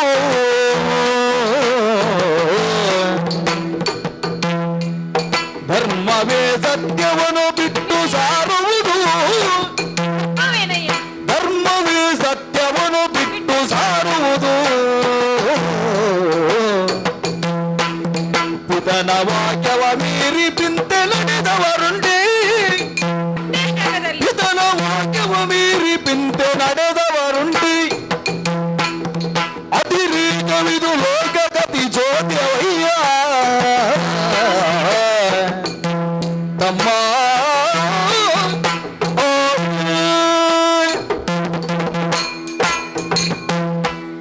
ಮಗನೇ, ಅಣ್ಣ, ಜನ್ಮಾಂತರಗಳ ಪುಣ್ಯ ವಿಶೇಷದಿಂದ ನಾವು ಅತಿ ಪವಿತ್ರತಮವಾದಂತಹ ಇನಕುಲದಲ್ಲಿ ಜನಿಸಿದ್ದು. ಹೌದದು. ಇನಕುಲದ ರಾಯರಲ್ಲಿ ಜನಿಸಿದ್ದು ಪಿತನ ವಾಕ್ಯವ ಮೀರಿ ಪೋದವರುಂಟೆ. ಆಗುತ್ತದೆಯೇ ಮಗನೇ? ನಮ್ಮ ಕುಲದಲ್ಲಿದ್ದಂತಹ ಒಬ್ಬೊಬ್ಬರ ಚರಿತ್ರೆಯನ್ನು ನೋಡಿ ಹೆಮ್ಮೆ ಆಗುತ್ತದೆ. ಮನುದತ್ತವಾದಂತಹ ಈ ಭೂಮಿಯನ್ನು ಆಳಿದಂತಹ ಪುಣ್ಯ ಪುರುಷ ಇಕ್ಷ್ವಾಕು ನಮ್ಮ ಮೂಲ ಪುರುಷ. ನಿಜ. ಧರ್ಮಯುತವಾದ ಮಾರ್ಗದಲ್ಲೇ ನಡೆದು ಬಂದವನು. ತನ್ನ ಹಿರಿಯರಿಗೆ ಸ್ವರ್ಗವನ್ನು ಕೊಡಿಸುವುದಕ್ಕೋಸ್ಕರ, ಅವರಿಗೆ ಮೋಕ್ಷವನ್ನು ಕೊಡಿಸುವುದಕ್ಕೋಸ್ಕರ ಅನೇಕ ವರ್ಷಗಳ ಕಾಲ ತಪಸ್ಸನ್ನಾಚರಿಸಿ ಗಂಗೆಯನ್ನೇ ಭೂಮಿಗೆ ತಂದಂತಹ ಭಗೀರಥ ಪುಣ್ಯ ಪುರುಷ ಅವನು. ನಿಜ. ತಾನು ಕೊಟ್ಟ ಮಾತಿಗೆ ಅನುಗುಣವಾಗಿ ಅದನ್ನು ಮೀರದಂತೆ ತನ್ನ ಮಡದಿ ಮಕ್ಕಳನ್ನಾದರೂ ಮಾರಿ ಅಲ್ಲ, ಕೊನೆಯ ಕಾಲಕ್ಕೆ ಮಗನ ಶಿರವನ್ನಾದರೂ ಛೇದಿಸಿಯೇನು ಎಂಬಂತ, ಮಡದಿಯ ಶಿರವನ್ನಾದರೂ ಛೇದಿಸಿಯೇನು ಎಂಬ ಛಲಕ್ಕೆ ನಿಂತಹ ಹರಿಶ್ಚಂದ್ರ. ನಿಜ. ಅವನಂತಹ ಪುಣ್ಯ ಪುರುಷರು. ಹೌದು. ಬೇಡ, ತಾನಿತ್ತ ಮಾತನ್ನು ಪಾಲಿಸುವುದಕ್ಕಾಗಿ ಮಗನನ್ನು ವನಕ್ಕೆ ಕಳಿಸುವುದಕ್ಕಾಗಿ ವಚನಬದ್ಧರಾದಂತಹ ನಮ್ಮಪ್ಪಯ್ಯ, ಇವರೆಲ್ಲರ ಒಂದು ನಿದರ್ಶನ ಇರುತ್ತಾ ಅವರ ಮೇಲ್ಪಂಕ್ತಿಯಲ್ಲೇ ನಾವು ಬಾಳಿ ಬರಬೇಕು ಹೊರತು ಅದನ್ನು ಮೀರಿ ಹೋದ್ರೆ ಲೋಕಕ್ಕದ ಅತಿ ಚೋದ್ಯ ಅಂತ ಆಗುವುದಿಲ್ವೇ ಹೇಳು? ಮಾತನಾಡ್ತಾ ಮಾತನಾಡ್ತಾ ಪ್ರತಿ ಕ್ಷಣಕ್ಕೊಮ್ಮೆ ನನ್ನವ್ವೆ ದುಷ್ಟೆ ಯಾವುದೋ ಕುಟಿಲತೆಯ ಮಾತುಗಳನ್ನು ಕೇಳಿ ಈಗ ಆಡ್ತಾಳೆ ಅಂತ ಹೇಳ್ತೀಯಲ್ಲ, ಅವಳಿಗೆ ಅಧಿಕಾರ ಇಲ್ಲ ಕೇಳುವುದಕ್ಕೆ ಅಂತ. ಮಗನೇ, ಅಣ್ಣ, ನಮ್ಮ ಅಪ್ಪಯ್ಯನನ್ನು ದೇವಲೋಕದಲ್ಲಿ ಯುದ್ಧದ ಸಂದರ್ಭದಲ್ಲಿ ಬದುಕಿಸಿ ಅಯೋಧ್ಯೆಯ ಪುಣ್ಯವನ್ನು ಮತ್ತೆ ತಂದುಕೊಟ್ಟವಳು ನಮ್ಮವ್ವೆ. ಇಲ್ಲ ಅಂತ ಹೇಳಿದ್ರೆ ನಮ್ಮಪ್ಪ ನಮ್ಮ ಕೈಗೆ ದಕ್ಕುವುದಕ್ಕಿತ್ತೇ ಹೇಳು. ಅದಾಗುವುದಿಲ್ಲ. ಆ ಕಾಲಕ್ಕೆ ಅವಳ ಸಾಹಸವನ್ನು ಮೆಚ್ಚಿ ಬಹಳ ಸಂತಸದಿಂದಲೇ 2 ವರವನ್ನು ಕೊಟ್ಟವರು ನಮ್ಮ ಅಪ್ಪಯ್ಯ. ನ್ಯಾಸವಾಗಿಟ್ಟ ಅದನ್ನು ಚಕ್ರವರ್ತಿಗಳಾಗಿರುವಾಗಲೇ ಅವರನ್ನು ಋಣಮುಕ್ತರಾಗಿಸಬೇಕು ಎಂಬಂತಹ ಸದ್ಭಾವದಲ್ಲೇ ನಮ್ಮ ಚಿಕ್ಕಮ್ಮನಾದಂತಹ ಕೈಕೇಯಿ ಕೇಳಿದ್ದು. ಮಗನೇ, ಅಣ್ಣ, ಮಕ್ಕಳನ್ನು ಪಡೆಯುವುದು ಪಾಲಕರು ಯಾಕೆ ಹೇಳು? ನಮ್ಮ ಇಚ್ಛೆಗಳನ್ನು ಪೂರೈಸ್ತಾರೆ, ನಮಗೊಂದು ಸದ್ಗತಿಯನ್ನು ನೀಡುತ್ತಾರೆ ಅಂತಲ್ವೇ? ಅಂತಹ ಮಕ್ಕಳು ನಮ್ಮ ಅಪ್ಪಯ್ಯನಿಗೆ ಇದ್ದಾರೆ ಎಂಬ ಭಾವದಲ್ಲೇ ಕೈಕಾ ಮಾತೆ ಈ 2 ವರಗಳನ್ನು ಕೇಳಿದ್ದಾಳೆ. ಅದಲ್ಲ, ನಮ್ಮಪ್ಪನಿಗೂ ಆ ಮಾತುಗಳನ್ನು ನಡೆಸುವಂತಹ ಮಕ್ಕಳಿದ್ದಾರೆ ಎಂಬ ಧೈರ್ಯ ಇದ್ದ ಕಾರಣಕ್ಕೆ ಕೊನೆಗಾಲಕ್ಕೆ ಅವರಿಗೆ ವಚನವನ್ನಿತ್ತವರು. ಇದೆಲ್ಲ ಅವರ ಆಸೆಗಳನ್ನು ನಾವು ಪೂರೈಸಿದಾಗಲೇ ನಾವು ಒಳ್ಳೆಯ ಮಕ್ಕಳು ಅಂತ ಆಗುವುದು. ಅಪ್ಪನಿಗೆ ಕೇಳಬೇಕಾದಂತ ಅನಿವಾರ್ಯತೆ ಬಂತೆ ಹೊರತು ಮನಸ್ಪೂರ್ವಕವಾಗಿ ಬಾಯಿಂದ ಅವಳು ಹೇಳಿದ್ದಿಲ್ಲವಲ್ಲ. ಮಗನೇ, ಕೊಟ್ಟಂತಹ ಮಾತು ಅದು ಕೈತಟ್ಟಿ ಏನು ಕೇಳಿದ್ರು ಕೊಡ್ತೇನೆ ಅಂತ ಮುಂಚಿತವಾಗಿ ಕೈತಟ್ಟಿ ಪ್ರತಿಜ್ಞೆ ಮಾಡಿಸಿಕೊಂಡಿದ್ದಾರೆ ಅಂತ ಗುರುವರೇಣ್ಯರು ಆಡಿದ. ಮಗನೇ, ಹಾಗಿದ್ರೆ ಅದೇ ಮಾತುಗಳನ್ನು ನಾನು ಹೇಳುವುದು. ಹೇಗೆ? ನಿಮ್ಮಮ್ಮನಿಗೆ ಮಕ್ಕಳು ಅವರ ಮಾತುಗಳನ್ನು ನಿತ್ತು ಹಾಗೆ ನೀನು ಹೇಳ್ತಿಂತ ಆದ್ರೆ ಅಣ್ಣ, ಯಾವ ಮಾತೆ ನನ್ನನ್ನು ಪಟ್ಟದಲ್ಲಿ ಕಾಣಬೇಕು, ನಿನ್ನನ್ನು ವನದಲ್ಲಿ ಕಾಣಬೇಕು ಅಂತ ಆಶಿಸಿದ್ಲು, ಅದೇ ಮಾತೆ ಈಗ ಹೇಳ್ತಾ ಇದ್ದಾಳೆ ನಿನ್ನ ಮುಂದೆ ಬಂದು. ಇಲ್ಲಿಗೆ ಹೊರಟು ನಿಂತ ಕಾಲಕ್ಕೆ ಮುಂಚಿತವಾಗಿ ಬಂದವಳೇ ನನ್ನಮ್ಮ ಕೈಗೆ. ಯಾವುದೋ ಒಂದು ದುಷ್ಟಗಳಿಗೆಯಲ್ಲಿ ನನ್ನ ಮನಸ್ಸು ಕೆಟ್ಟು ಹೀಗಾಗಿ ಹೋಯಿತು ಮಗನೇ. ರಾಮಚಂದ್ರಮನಲ್ಲಿ ನನ್ನಲ್ಲಾದಂತಹ ಪರಿವರ್ತನೆಯನ್ನು ನಾನು ಮೊದಲು ತೋರಿಸಿಕೊಳ್ಳುತ್ತೇನೆ. ಅವನಲ್ಲಿ ಕ್ಷಮೆ ಯಾಚಿಸಿ ಅವನನ್ನ ಮತ್ತೆ ನಾ ಕರೆದುಕೊಂಡು ಬರ್ತೇನೆ. ಅವನೇ ರಾಜ್ಯವನ್ನ ಆಳ್ಬೇಕು ಅಂತ ಅವಳೇ ಹೇಳ್ತಾ ಇದ್ದಾಳೆ. ಈಗ ಹೇಳ್ತಾ ಇದ್ದಾಳಲ್ಲ ಅಲ್ವೇ? ಆದ್ರೆ ಮಗನೇ, ಏನು ನಮ್ಮ ಅಪ್ಪಯ್ಯ ಬದುಕಿದ್ದಂತಹ ಕಾಲಕ್ಕೆ ಈ ಮಾತುಗಳನ್ನು ಹೇಳುತ್ತಿದ್ರೆ ನಡೆಯುತ್ತಿತ್ತೋ ಏನು? ಅದು ಈಗ ಆಗುವುದಿಲ್ಲ. ಅಪ್ಪ ವಚನ ಕೊಟ್ಟಾಗಿದೆ. ಯಾವ ರೀತಿಯಲ್ಲಿ? ರಾಮನಿಗೆ ವನವಾಸ, ಭರತನಿಗೆ ಪಟ್ಟ, ಇದೆರಡು ಮಾತುಗಳನ್ನು ನಡೆಸುವಂತಹ. ಹೌದಣ್ಣ, ಹೌದಪ್ಪ. ಇಲ್ಲಿಯವರೆಗೆ ನಡೆದು ಬಂದಂತಹ ಹಾದಿ ಏನುಂಟು ಶ್ರೀರಾಮನದು ನಿರ್ಮಲವಾಗಿ ಇದೆ. ಈಗ ನಾನು ನಿನ್ನ ಮಾತುಗಳನ್ನು ಕೇಳುತ್ತಾ ಕೇಳುತ್ತಾ ಅದಕ್ಕೆ ಮರುಳಾಗಿ ಮತ್ತೆ ಬಂದು ಅಯೋಧ್ಯೆಯ ಪಟ್ಟವನ್ನೇರಿದೆ ಅಂತಾದ್ರೆ ನೋಡಿದೆಯಲ್ಲ, ಈಗ ಇಲ್ಲಿರುವಂತಹ ಪ್ರಜೆಗಳಲ್ಲಿ ಕಾಣುತ್ತಿರುವಂತಹ ಪ್ರೀತಿಯ ಆ ಭಕ್ತಿಯ ಭಾವ ಏನುಂಟು ಅದು ಯಾವತ್ತೂ ಇರುವುದಕ್ಕೆ ಸಾಧ್ಯ ಉಂಟೇನೋ ಮಗನೇ? ರಾಮನ ನಿಷ್ಕಳಂಕವಾದ ಜೀವನ ಪಥ ಏನುಂಟು ಅದು ಕಳಂಕಿತವಾಗಿ ಹೋಗುತ್ತದೆ.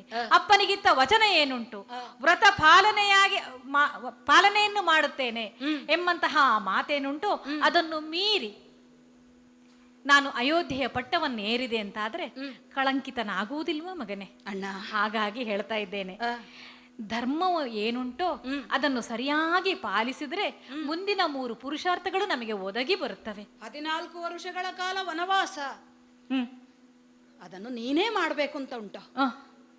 ಒಬ್ಬ ಮಗನಿಗೆ ವನವಾಸ, ಒಬ್ಬ ಮಗನಿಗೆ ಸಿಂಹಾಸನ ಅಂತಾದ್ರೆ ಅದನ್ನು ಅದಲು ಬದಲು ಮಾಡಬಹುದಲ್ಲ.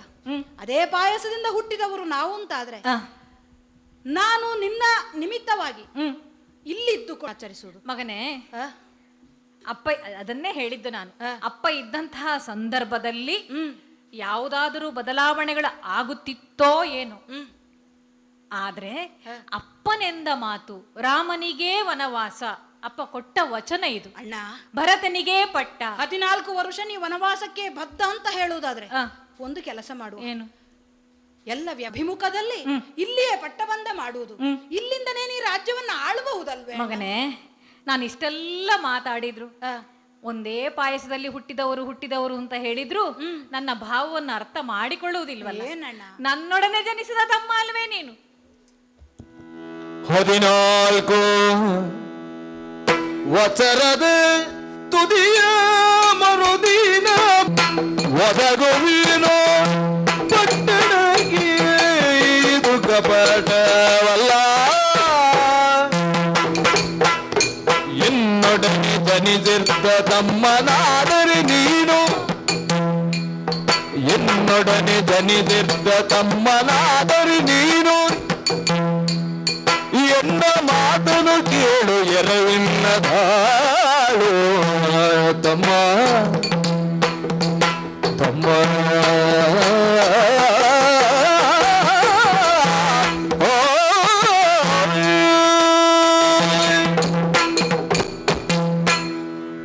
ತಮ್ಮ ರಾಘವ, ದಶರಥ ಪಿತರು ನಮ್ಮವ್ವ ಕೈಕೇಯಿಗೆ ಹೇಳಿದಂತಹ ಮಾತುಗಳೇನುಂಟು, ಅಥವಾ ಕೈಕೇಯಿ ನಮ್ಮ ಅಪ್ಪಯ್ಯನ ಹತ್ರ ಕೇಳಿದಂತಹ ವರಗಳೇನುಂಟು, ಅದು 14 ವರ್ಷ ರಾಮವನವನ್ನಾಡಬೇಕು.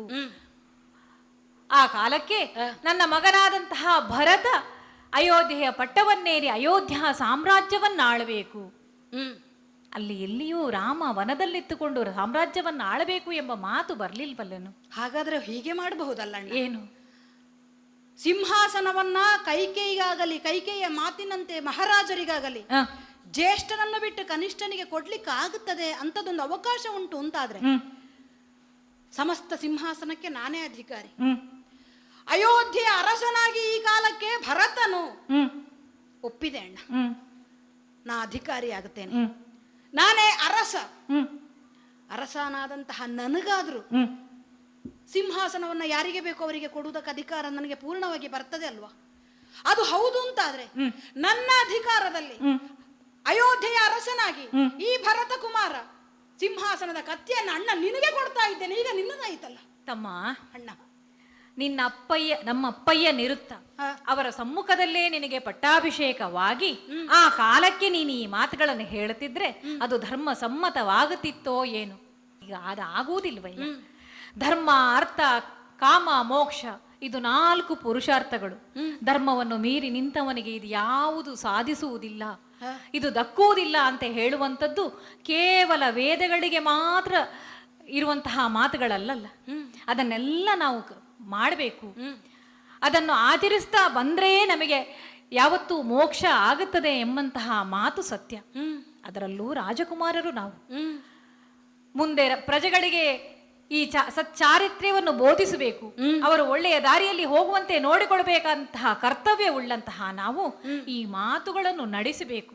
ಹಾಗಾಗಿಯೇ ಹೇಳ್ತಾ ಇದ್ದೇನೆ, ನಮ್ಮಪ್ಪ ಹೇಳಿದ ಮಾತೇನುಂಟು ಅದಲ್ಲ, ನಮ್ಮಪ್ಪ ನಮ್ಮಮ್ಮನಿಗೆ ಕೊಟ್ಟಂತಹ ವರದ ಪ್ರಕಾರವಾಗಿ 14 ವರ್ಷಗಳ ಕಾಲ ವನವಾಸ, ಧರ್ಮಕ್ಕೆ ಬದ್ಧನಾಗಿ ಈ ದೇಹ ಧರ್ಮಕ್ಕೆ ಅನುಗುಣವಾಗಿ 14 ವರ್ಷಗಳ ಕಾಲ ನಾನು ವನವಾಸವನ್ನು ಆಚರಿಸಿಯೇ ಮತ್ತೆ ನಾನು ಅಯೋಧ್ಯ ನಗರಕ್ಕೆ ಬರುವುದು.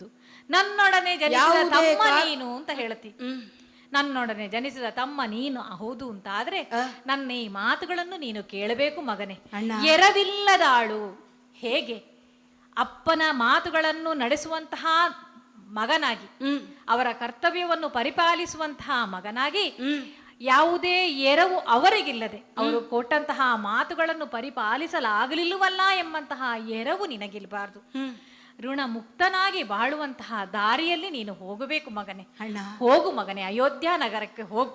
ಅಯೋಧ್ಯ ನಗರಕ್ಕೆ ನಾ ಹೋಗಬೇಕು, ರಾಜ್ಯವನ್ನ ಆಳಬೇಕು ಅಂತಲೇ ಹೇಳ್ತಾ ಇದ್ದಿ. ಯಾವುದೇ ಕಾರಣಕ್ಕೂ 14 ವರ್ಷಗಳ ವನವಾಸವನ್ನ ಕಳೆಯದೆ ನೀ ಅಯೋಧ್ಯೆಗೆ ಹಿಂತಿರುಗುವುದಿಲ್ಲ ಎನ್ನುವ ವಚನಬದ್ಧನಾಗಿಯೇ ಇದ್ದೇನೆ ನಾನು.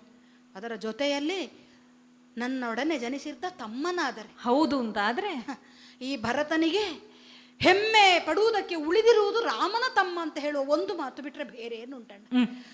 ಆ ಮಾತಿನಲ್ಲಿ ತಮ್ಮ ಎನ್ನುವ ಭಾವ ಬಂಧನದಲ್ಲಿ ನೀ ನನ್ನನ್ನು ಸಿಲುಕಿಸಿದ್ದಿ ಅಣ್ಣ.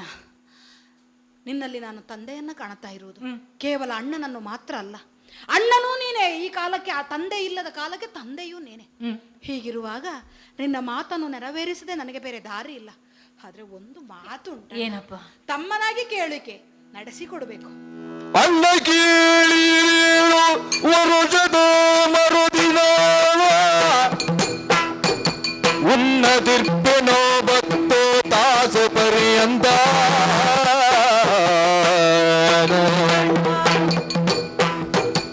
ಅಗ್ರಜ ನೀವಷ್ಟರಲ್ಲಿ ಬಾರದಿದ್ದರೆ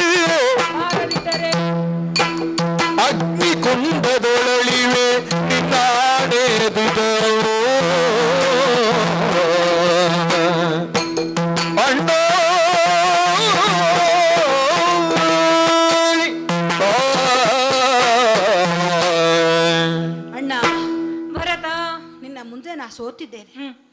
ನಿನ್ನನ್ನು ಮತ್ತೆ ಅಯೋಧ್ಯೆಗೆ ಕರೆದುಕೊಂಡು ಬರ್ತೇನೆ ಅಂತ ಯಾವ ಭರವಸೆಯ ಮಾತುಗಳನ್ನಾಡಿ ಇವರಲ್ಲೆಲ್ಲ ಸಂತಸವನ್ನು ತಂದಿದ್ದೆನೋ, ಈ ಕಾಲಕ್ಕೆ ಅದನ್ನು ನೆರವೇರಿಸಲಾಗುತ್ತಿಲ್ಲ ಎನ್ನುವಂತಹ ಭಾವ ನನ್ನಲ್ಲುಂಟು. ಹಾಗಂತ ನೀನಾಜ್ಞಾಪಿಸಿದಂತೆ ನಡೆಯುವುದಕ್ಕೆ ನನಗೆ ಯಾವ ಅಳುಕೂ ಇಲ್ಲ. ನಿರ್ಮಲ ಜ್ಯೇಷ್ಠ ಪುತ್ರ ರಾಮನಿರಬೇಕು ಅಂತ ನಿನ್ನ ಭಾವ ಉಂಟು ಅಂತಾದ್ರೆ ಆ ದಾರಿಯಲ್ಲಿ ನೀನಿಡಬೇಕು. ನನಗೂ ನಿರ್ಮಲವಾಗಿದೆ ಅಣ್ಣ. ನೀ ತೋರಿದಂತಹ ದಾರಿಯಲ್ಲಿ ನನ್ನ ಆತ್ಮಸಾಕ್ಷಿಗೆ ವಿರೋಧವಾಗಿ ನಡೆಯದ ರೀತಿಯಲ್ಲಿ ನಾನು ನಡೆಯುವುದಕ್ಕೊಂದು ಅವಕಾಶವನ್ನ ಕಂಡುಕೊಂಡಿದ್ದೇನೆ. ಅದಕ್ಕೆ ನೀನೊಂದು ಅನುಮತಿ ಕೊಡ್ಬೇಕಣ್ಣ. ಅಯೋಧ್ಯೆಯ ಅರಮನೆಯಲ್ಲಿ ಆ ರಾಜ ಸಿಂಹಾಸನದಲ್ಲಿ ಒಂದೊಮ್ಮೆ ನಾನು ಕುಳಿತುಕೊಳ್ಳುತ್ತೇನೆ ಎನ್ನುವ ಕನಸನ್ನೂ ನಾ ಕಂಡವನಲ್ಲ. ಇದನ್ನು ಹಲವು ಬಾರಿ ಎಲ್ಲರಲ್ಲಿ ನಿರೂಪಿಸಿದ್ದೇನೆ. ಈಗಲೂ ನನ್ನ ಮನಸ್ಸು ಅದನ್ನು ಒಪ್ಪುವುದಿಲ್ಲ. ಅಲ್ಲಿ ನೀನೇ ಅಯೋಧ್ಯೆಯ ಸಿಂಹಾಸನಕ್ಕೆ ನೀನೇ ರಾಮಚಂದ್ರ ಮನೆ. ಹಾಗಿದ್ರೆ ನೀ ಬರುವುದಕ್ಕೆ 14 ವರ್ಷ ಆಗುತ್ತದೆ. ಇದು ನಿನ್ನ ಮಾತು. ಆ 14 ವರ್ಷಗಳ ಕಾಲ ರಾಜ್ಯದಲ್ಲಿರುವ ಅರಾಜಕತೆ ಕಾಣಬಾರದು. ಆ ರೀತಿಯಲ್ಲಿ ಅರಾಜಕತೆ ಕಾಣದ ರೀತಿಯಲ್ಲಿ ಅವರನ್ನು ನಡೆಸಿಕೊಂಡು ಹೋಗಬೇಕಾದ್ದು ದಶರಥನ ಪುತ್ರನಾಗಿಯೂ ನಿನ್ನ ತಮ್ಮನಾಗಿಯೂ ಈ ಕಾಲಕ್ಕೆ ನನಗೆ ಕರ್ತವ್ಯ ಅಂತ ಹೇಳ್ತಾ ಇದ್ದ ಅಣ್ಣ. ಹಾಗಿದ್ರೆ ಒಂದು ಮಾಡೋಣ. ಏನು? ನಿನಗೆ ಒಪ್ಪಿಗೆಯಾದ್ರೆ ನಾನು ಅಯೋಧ್ಯೆಯಲ್ಲಿದ್ದು ರಾಜ್ಯಭಾರ ಮಾಡುವುದಿಲ್ಲ. ಮತ್ತೆ ಎಂದಿದ್ರೂ ನನ್ನ ಮನಸ್ಸಿನಲ್ಲಿ ರಾಜ ನೀನೆ. ನನ್ನ ಮಾತ್ರವಲ್ಲ, ಪ್ರಜಾ ಸಮೂಹಗಳ ಮನಸ್ಸಿನಲ್ಲಿ ರಾಜನಾಗಿ ರಾಜಿಸುತ್ತಿರುವವನು ನೀನು. ನಿನ್ನ ಹೆಸರಿನಲ್ಲಿ ನಿನ್ನ ಒಂದು ಕೈಯಾಯುಧಗಳಾಗಿ ಅಥವಾ ನಿನ್ನ ಚರಣ ಸೇವಕರಾಗಿ ತಮ್ಮಂದಿರಾದಂತಹ ನಾವು ರಾಜ್ಯವನ್ನ ಆಳಬಹುದು. ಅದಕ್ಕೆ ನಿನ್ನ ಅನುಮತಿ ಬೇಕು. ಆದ್ರೆ 14 ವರುಷಗಳ ಕಾಲ ಮಾತ್ರ.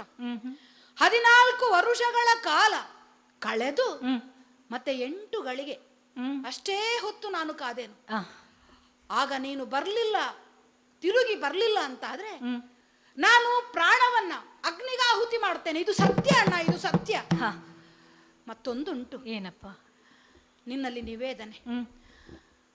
ನಿನ್ನನ್ನ ರಾಜನ ಪಾದುಕೆಗಳನ್ನ, ರತ್ನ ಪಾದುಕೆಗಳನ್ನ ಯಾವುದನ್ನ ಸಿದ್ಧಪಡಿಸಿದ್ರೋ ಮುನಿವರೇಣ್ಯರು, ಅದರಲ್ಲಿ ನಿನ್ನ ಪಾದವನ್ನಿಟ್ಟು ಆ ಶ್ವೇತಛತ್ರದ ಮಧ್ಯದಲ್ಲಿ ನಿನ್ನನ್ನು ಮೆರವಣಿಗೆ ಕರ್ಕೊಂಡು ಹೋಗಬೇಕು ಅಂತ ಸಹಸ್ರ ಸಂಖ್ಯೆಯಲ್ಲಿ ಆನೆ ಕುದುರೆಗಳನ್ನ ಕರ್ಕೊಂಡು ಬಂದದ್ದು.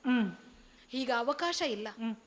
ಆದ್ರೆ ಸಿಂಹಾಸನದಲ್ಲಿ ನಾ ಕೂತುಕೊಳ್ಳುವುದಿಲ್ಲ ಅಂತ ಹೇಳಿದೆಯಲ್ಲ, ಹಾಗಂತ ನಿನ್ನ ಪ್ರತಿನಿಧಿಯಾಗಿ ನಿನ್ನ ಪಾದುಕೆಗಳನ್ನು ನೀನೊಮ್ಮೆ ಮೆಟ್ಟಿ ಬಿಟ್ರೆ ಅದರಲ್ಲಿ ನಿನ್ನನ್ನೇ ನಾವು ಕಾಣುತ್ತೇವೆ.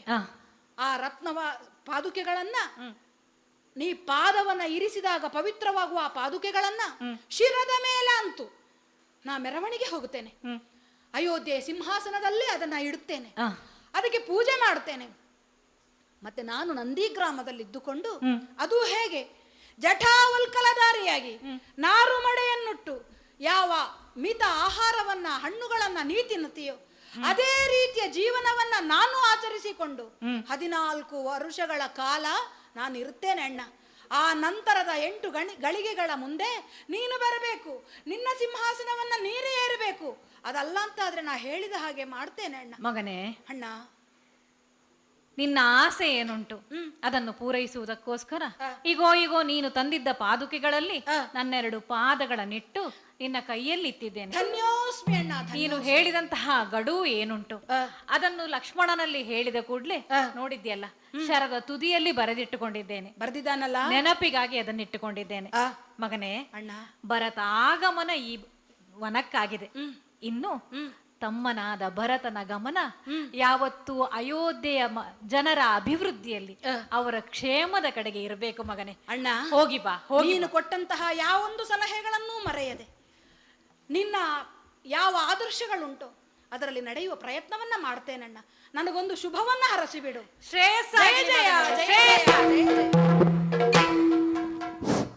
ಆತ್ಮೀಯರೇ, ಪರಮಪೂಜ್ಯ ಸ್ವಾಮೀಜಿಯವರ ಸಾನ್ನಿಧ್ಯದಲ್ಲಿ ಶ್ರೀ ಆಂಜನೇಯ ಮಹಿಳಾ ಯಕ್ಷಗಾನ ಸಂಘದ ವತಿಯಿಂದ ಭರತಾಗಮನ ಎಂಬತಕ್ಕಂಥ ಪುಣ್ಯಕಥಾನಕ ತಾಳಮದ್ದಳೆಯನ್ನು ನಾವಿಲ್ಲಿ ಪ್ರಚುರಪಡಿಸಿದ್ದೇವೆ. ಅದರಲ್ಲಿ ನಮ್ಮ ಭಾಗವತರು ಭಾಳ ಸೊಗಸಾಗಿ ಹಾಡಿದ್ದಾರೆ, ಪಟ್ಲನವರ ನೆನಪನ್ನು ಮಾಡಿಸಿದ್ದಾರೆ. ಹೇಳಿ ತುಂಬ ಸಂತೋಷವಾಗ್ತಾ ಇದೆ. ಮೇಲೆ ಚೆನ್ನಮದ್ದಳೆ ನಾನು ಏನು ಹೇಳಬೇಕಾಗಿದೆ, ದೇವಾನಂದ ಭಟ್ರು ಅವರ ಸುಪುತ್ರ ಅತ್ಯಂತ ಉತ್ತಮವಾಗಿ ತಮ್ಮದಾದಂಥ ಹಿಮ್ಮೇಳವನ್ನು ನುಡಿಸಿದರೊಂದಿಗೆ ಕಲೆಗೆ ವಿಶೇಷ ಗೌರವವನ್ನು ಸಲ್ಲಿಸಿದ್ದಾರೆ. ಮೇಲಾಗಿ ಈ 3 ಮಹಿಳಾ ಮಣಿಗಳು ಯಥಾಶಕ್ತಿ, ಯಥಾಮತಿ, ಯಥಾಸಾಧ್ಯ ತಮ್ಮದಾದ ಪಾತ್ರಗಳನ್ನು ಇಲ್ಲಿ ಪ್ರಚುರಪಡಿಸಿದ್ದಾರೆ. ತುಂಬ ಸಂತೋಷವಾಗ್ತಾ ಇದೆ. ಮುಖ್ಯವಾಗಿ ಇದು 3ನೇ ಬಾರಿ ನಾವು ಬರತಕ್ಕಂಥ ಈ ಯಕ್ಷಗಾನದ ತಾಳಮದ್ದಳೆ. ಅದನ್ನು ಪರಮ ಪೂಜ್ಯ ಶ್ರೀಗಳು ನಮಗೆ ಅವಕಾಶ ಮಾಡಿಕೊಟ್ಟಿದ್ದಾರೆ. ಮತ್ತೊಮ್ಮೆ ಮಗದೊಮ್ಮೆ ಅವರ ಪಾದಾರವಿಂದಗಳಿಗೆ ಸಾಷ್ಟಾಂಗ ಪ್ರಣಾಮಗಳನ್ನು ಅರ್ಪಿಸುವುದರೊಂದಿಗೆ ಸೇರಿದಂತೆ ಕಲಾಭಿಮಾನಿಗಳಿಗೂ ಹಾಗೆ ಕಾರ್ಯಕ್ರಮದ ಪ್ರತಿಯೊಬ್ಬರನ್ನು ಕೂಡ ಮತ್ತೊಮ್ಮೆ ನೆನೆಸುವುದರೊಂದಿಗೆ ಕಥಾಭಾಗಕ್ಕೆ ಮಂಗಳ ಹಾಕಬೇಕು ಭಾವತ ಅನುಭೂತಿಗೊಳಿಸಿದ್ದೇನೆ. ನಮಸ್ಕಾರ. ಸೇವೆಗೆ ನೊತ ತನ್ನ ಪಾವನಾದ್ರಿಯುಳಿತ್ತ ಆವಿಗೆಯನ್ನು ಕೊಟ್ಟು ಅರಸಿ ಬೀಳ್ಕೊಟ್ಟ ಮಂಗಳೋದಯ ರಾಮಚಂದ್ರಗೆ ಮಂಗಲೋ ಭರತ ಗಜಗೆ ಮಂಗಲೋ ಲಕ್ಷ್ಮಣನಿಗೆ ಮಂಗಲೋ ಸೀತಾದೇವಿ ಮಂಗಲೋ ರಾಮಿಗೆ ಮಂಗಲೋ ಮಹಾಗಣಪಗೆ ಮಂಗಲೋ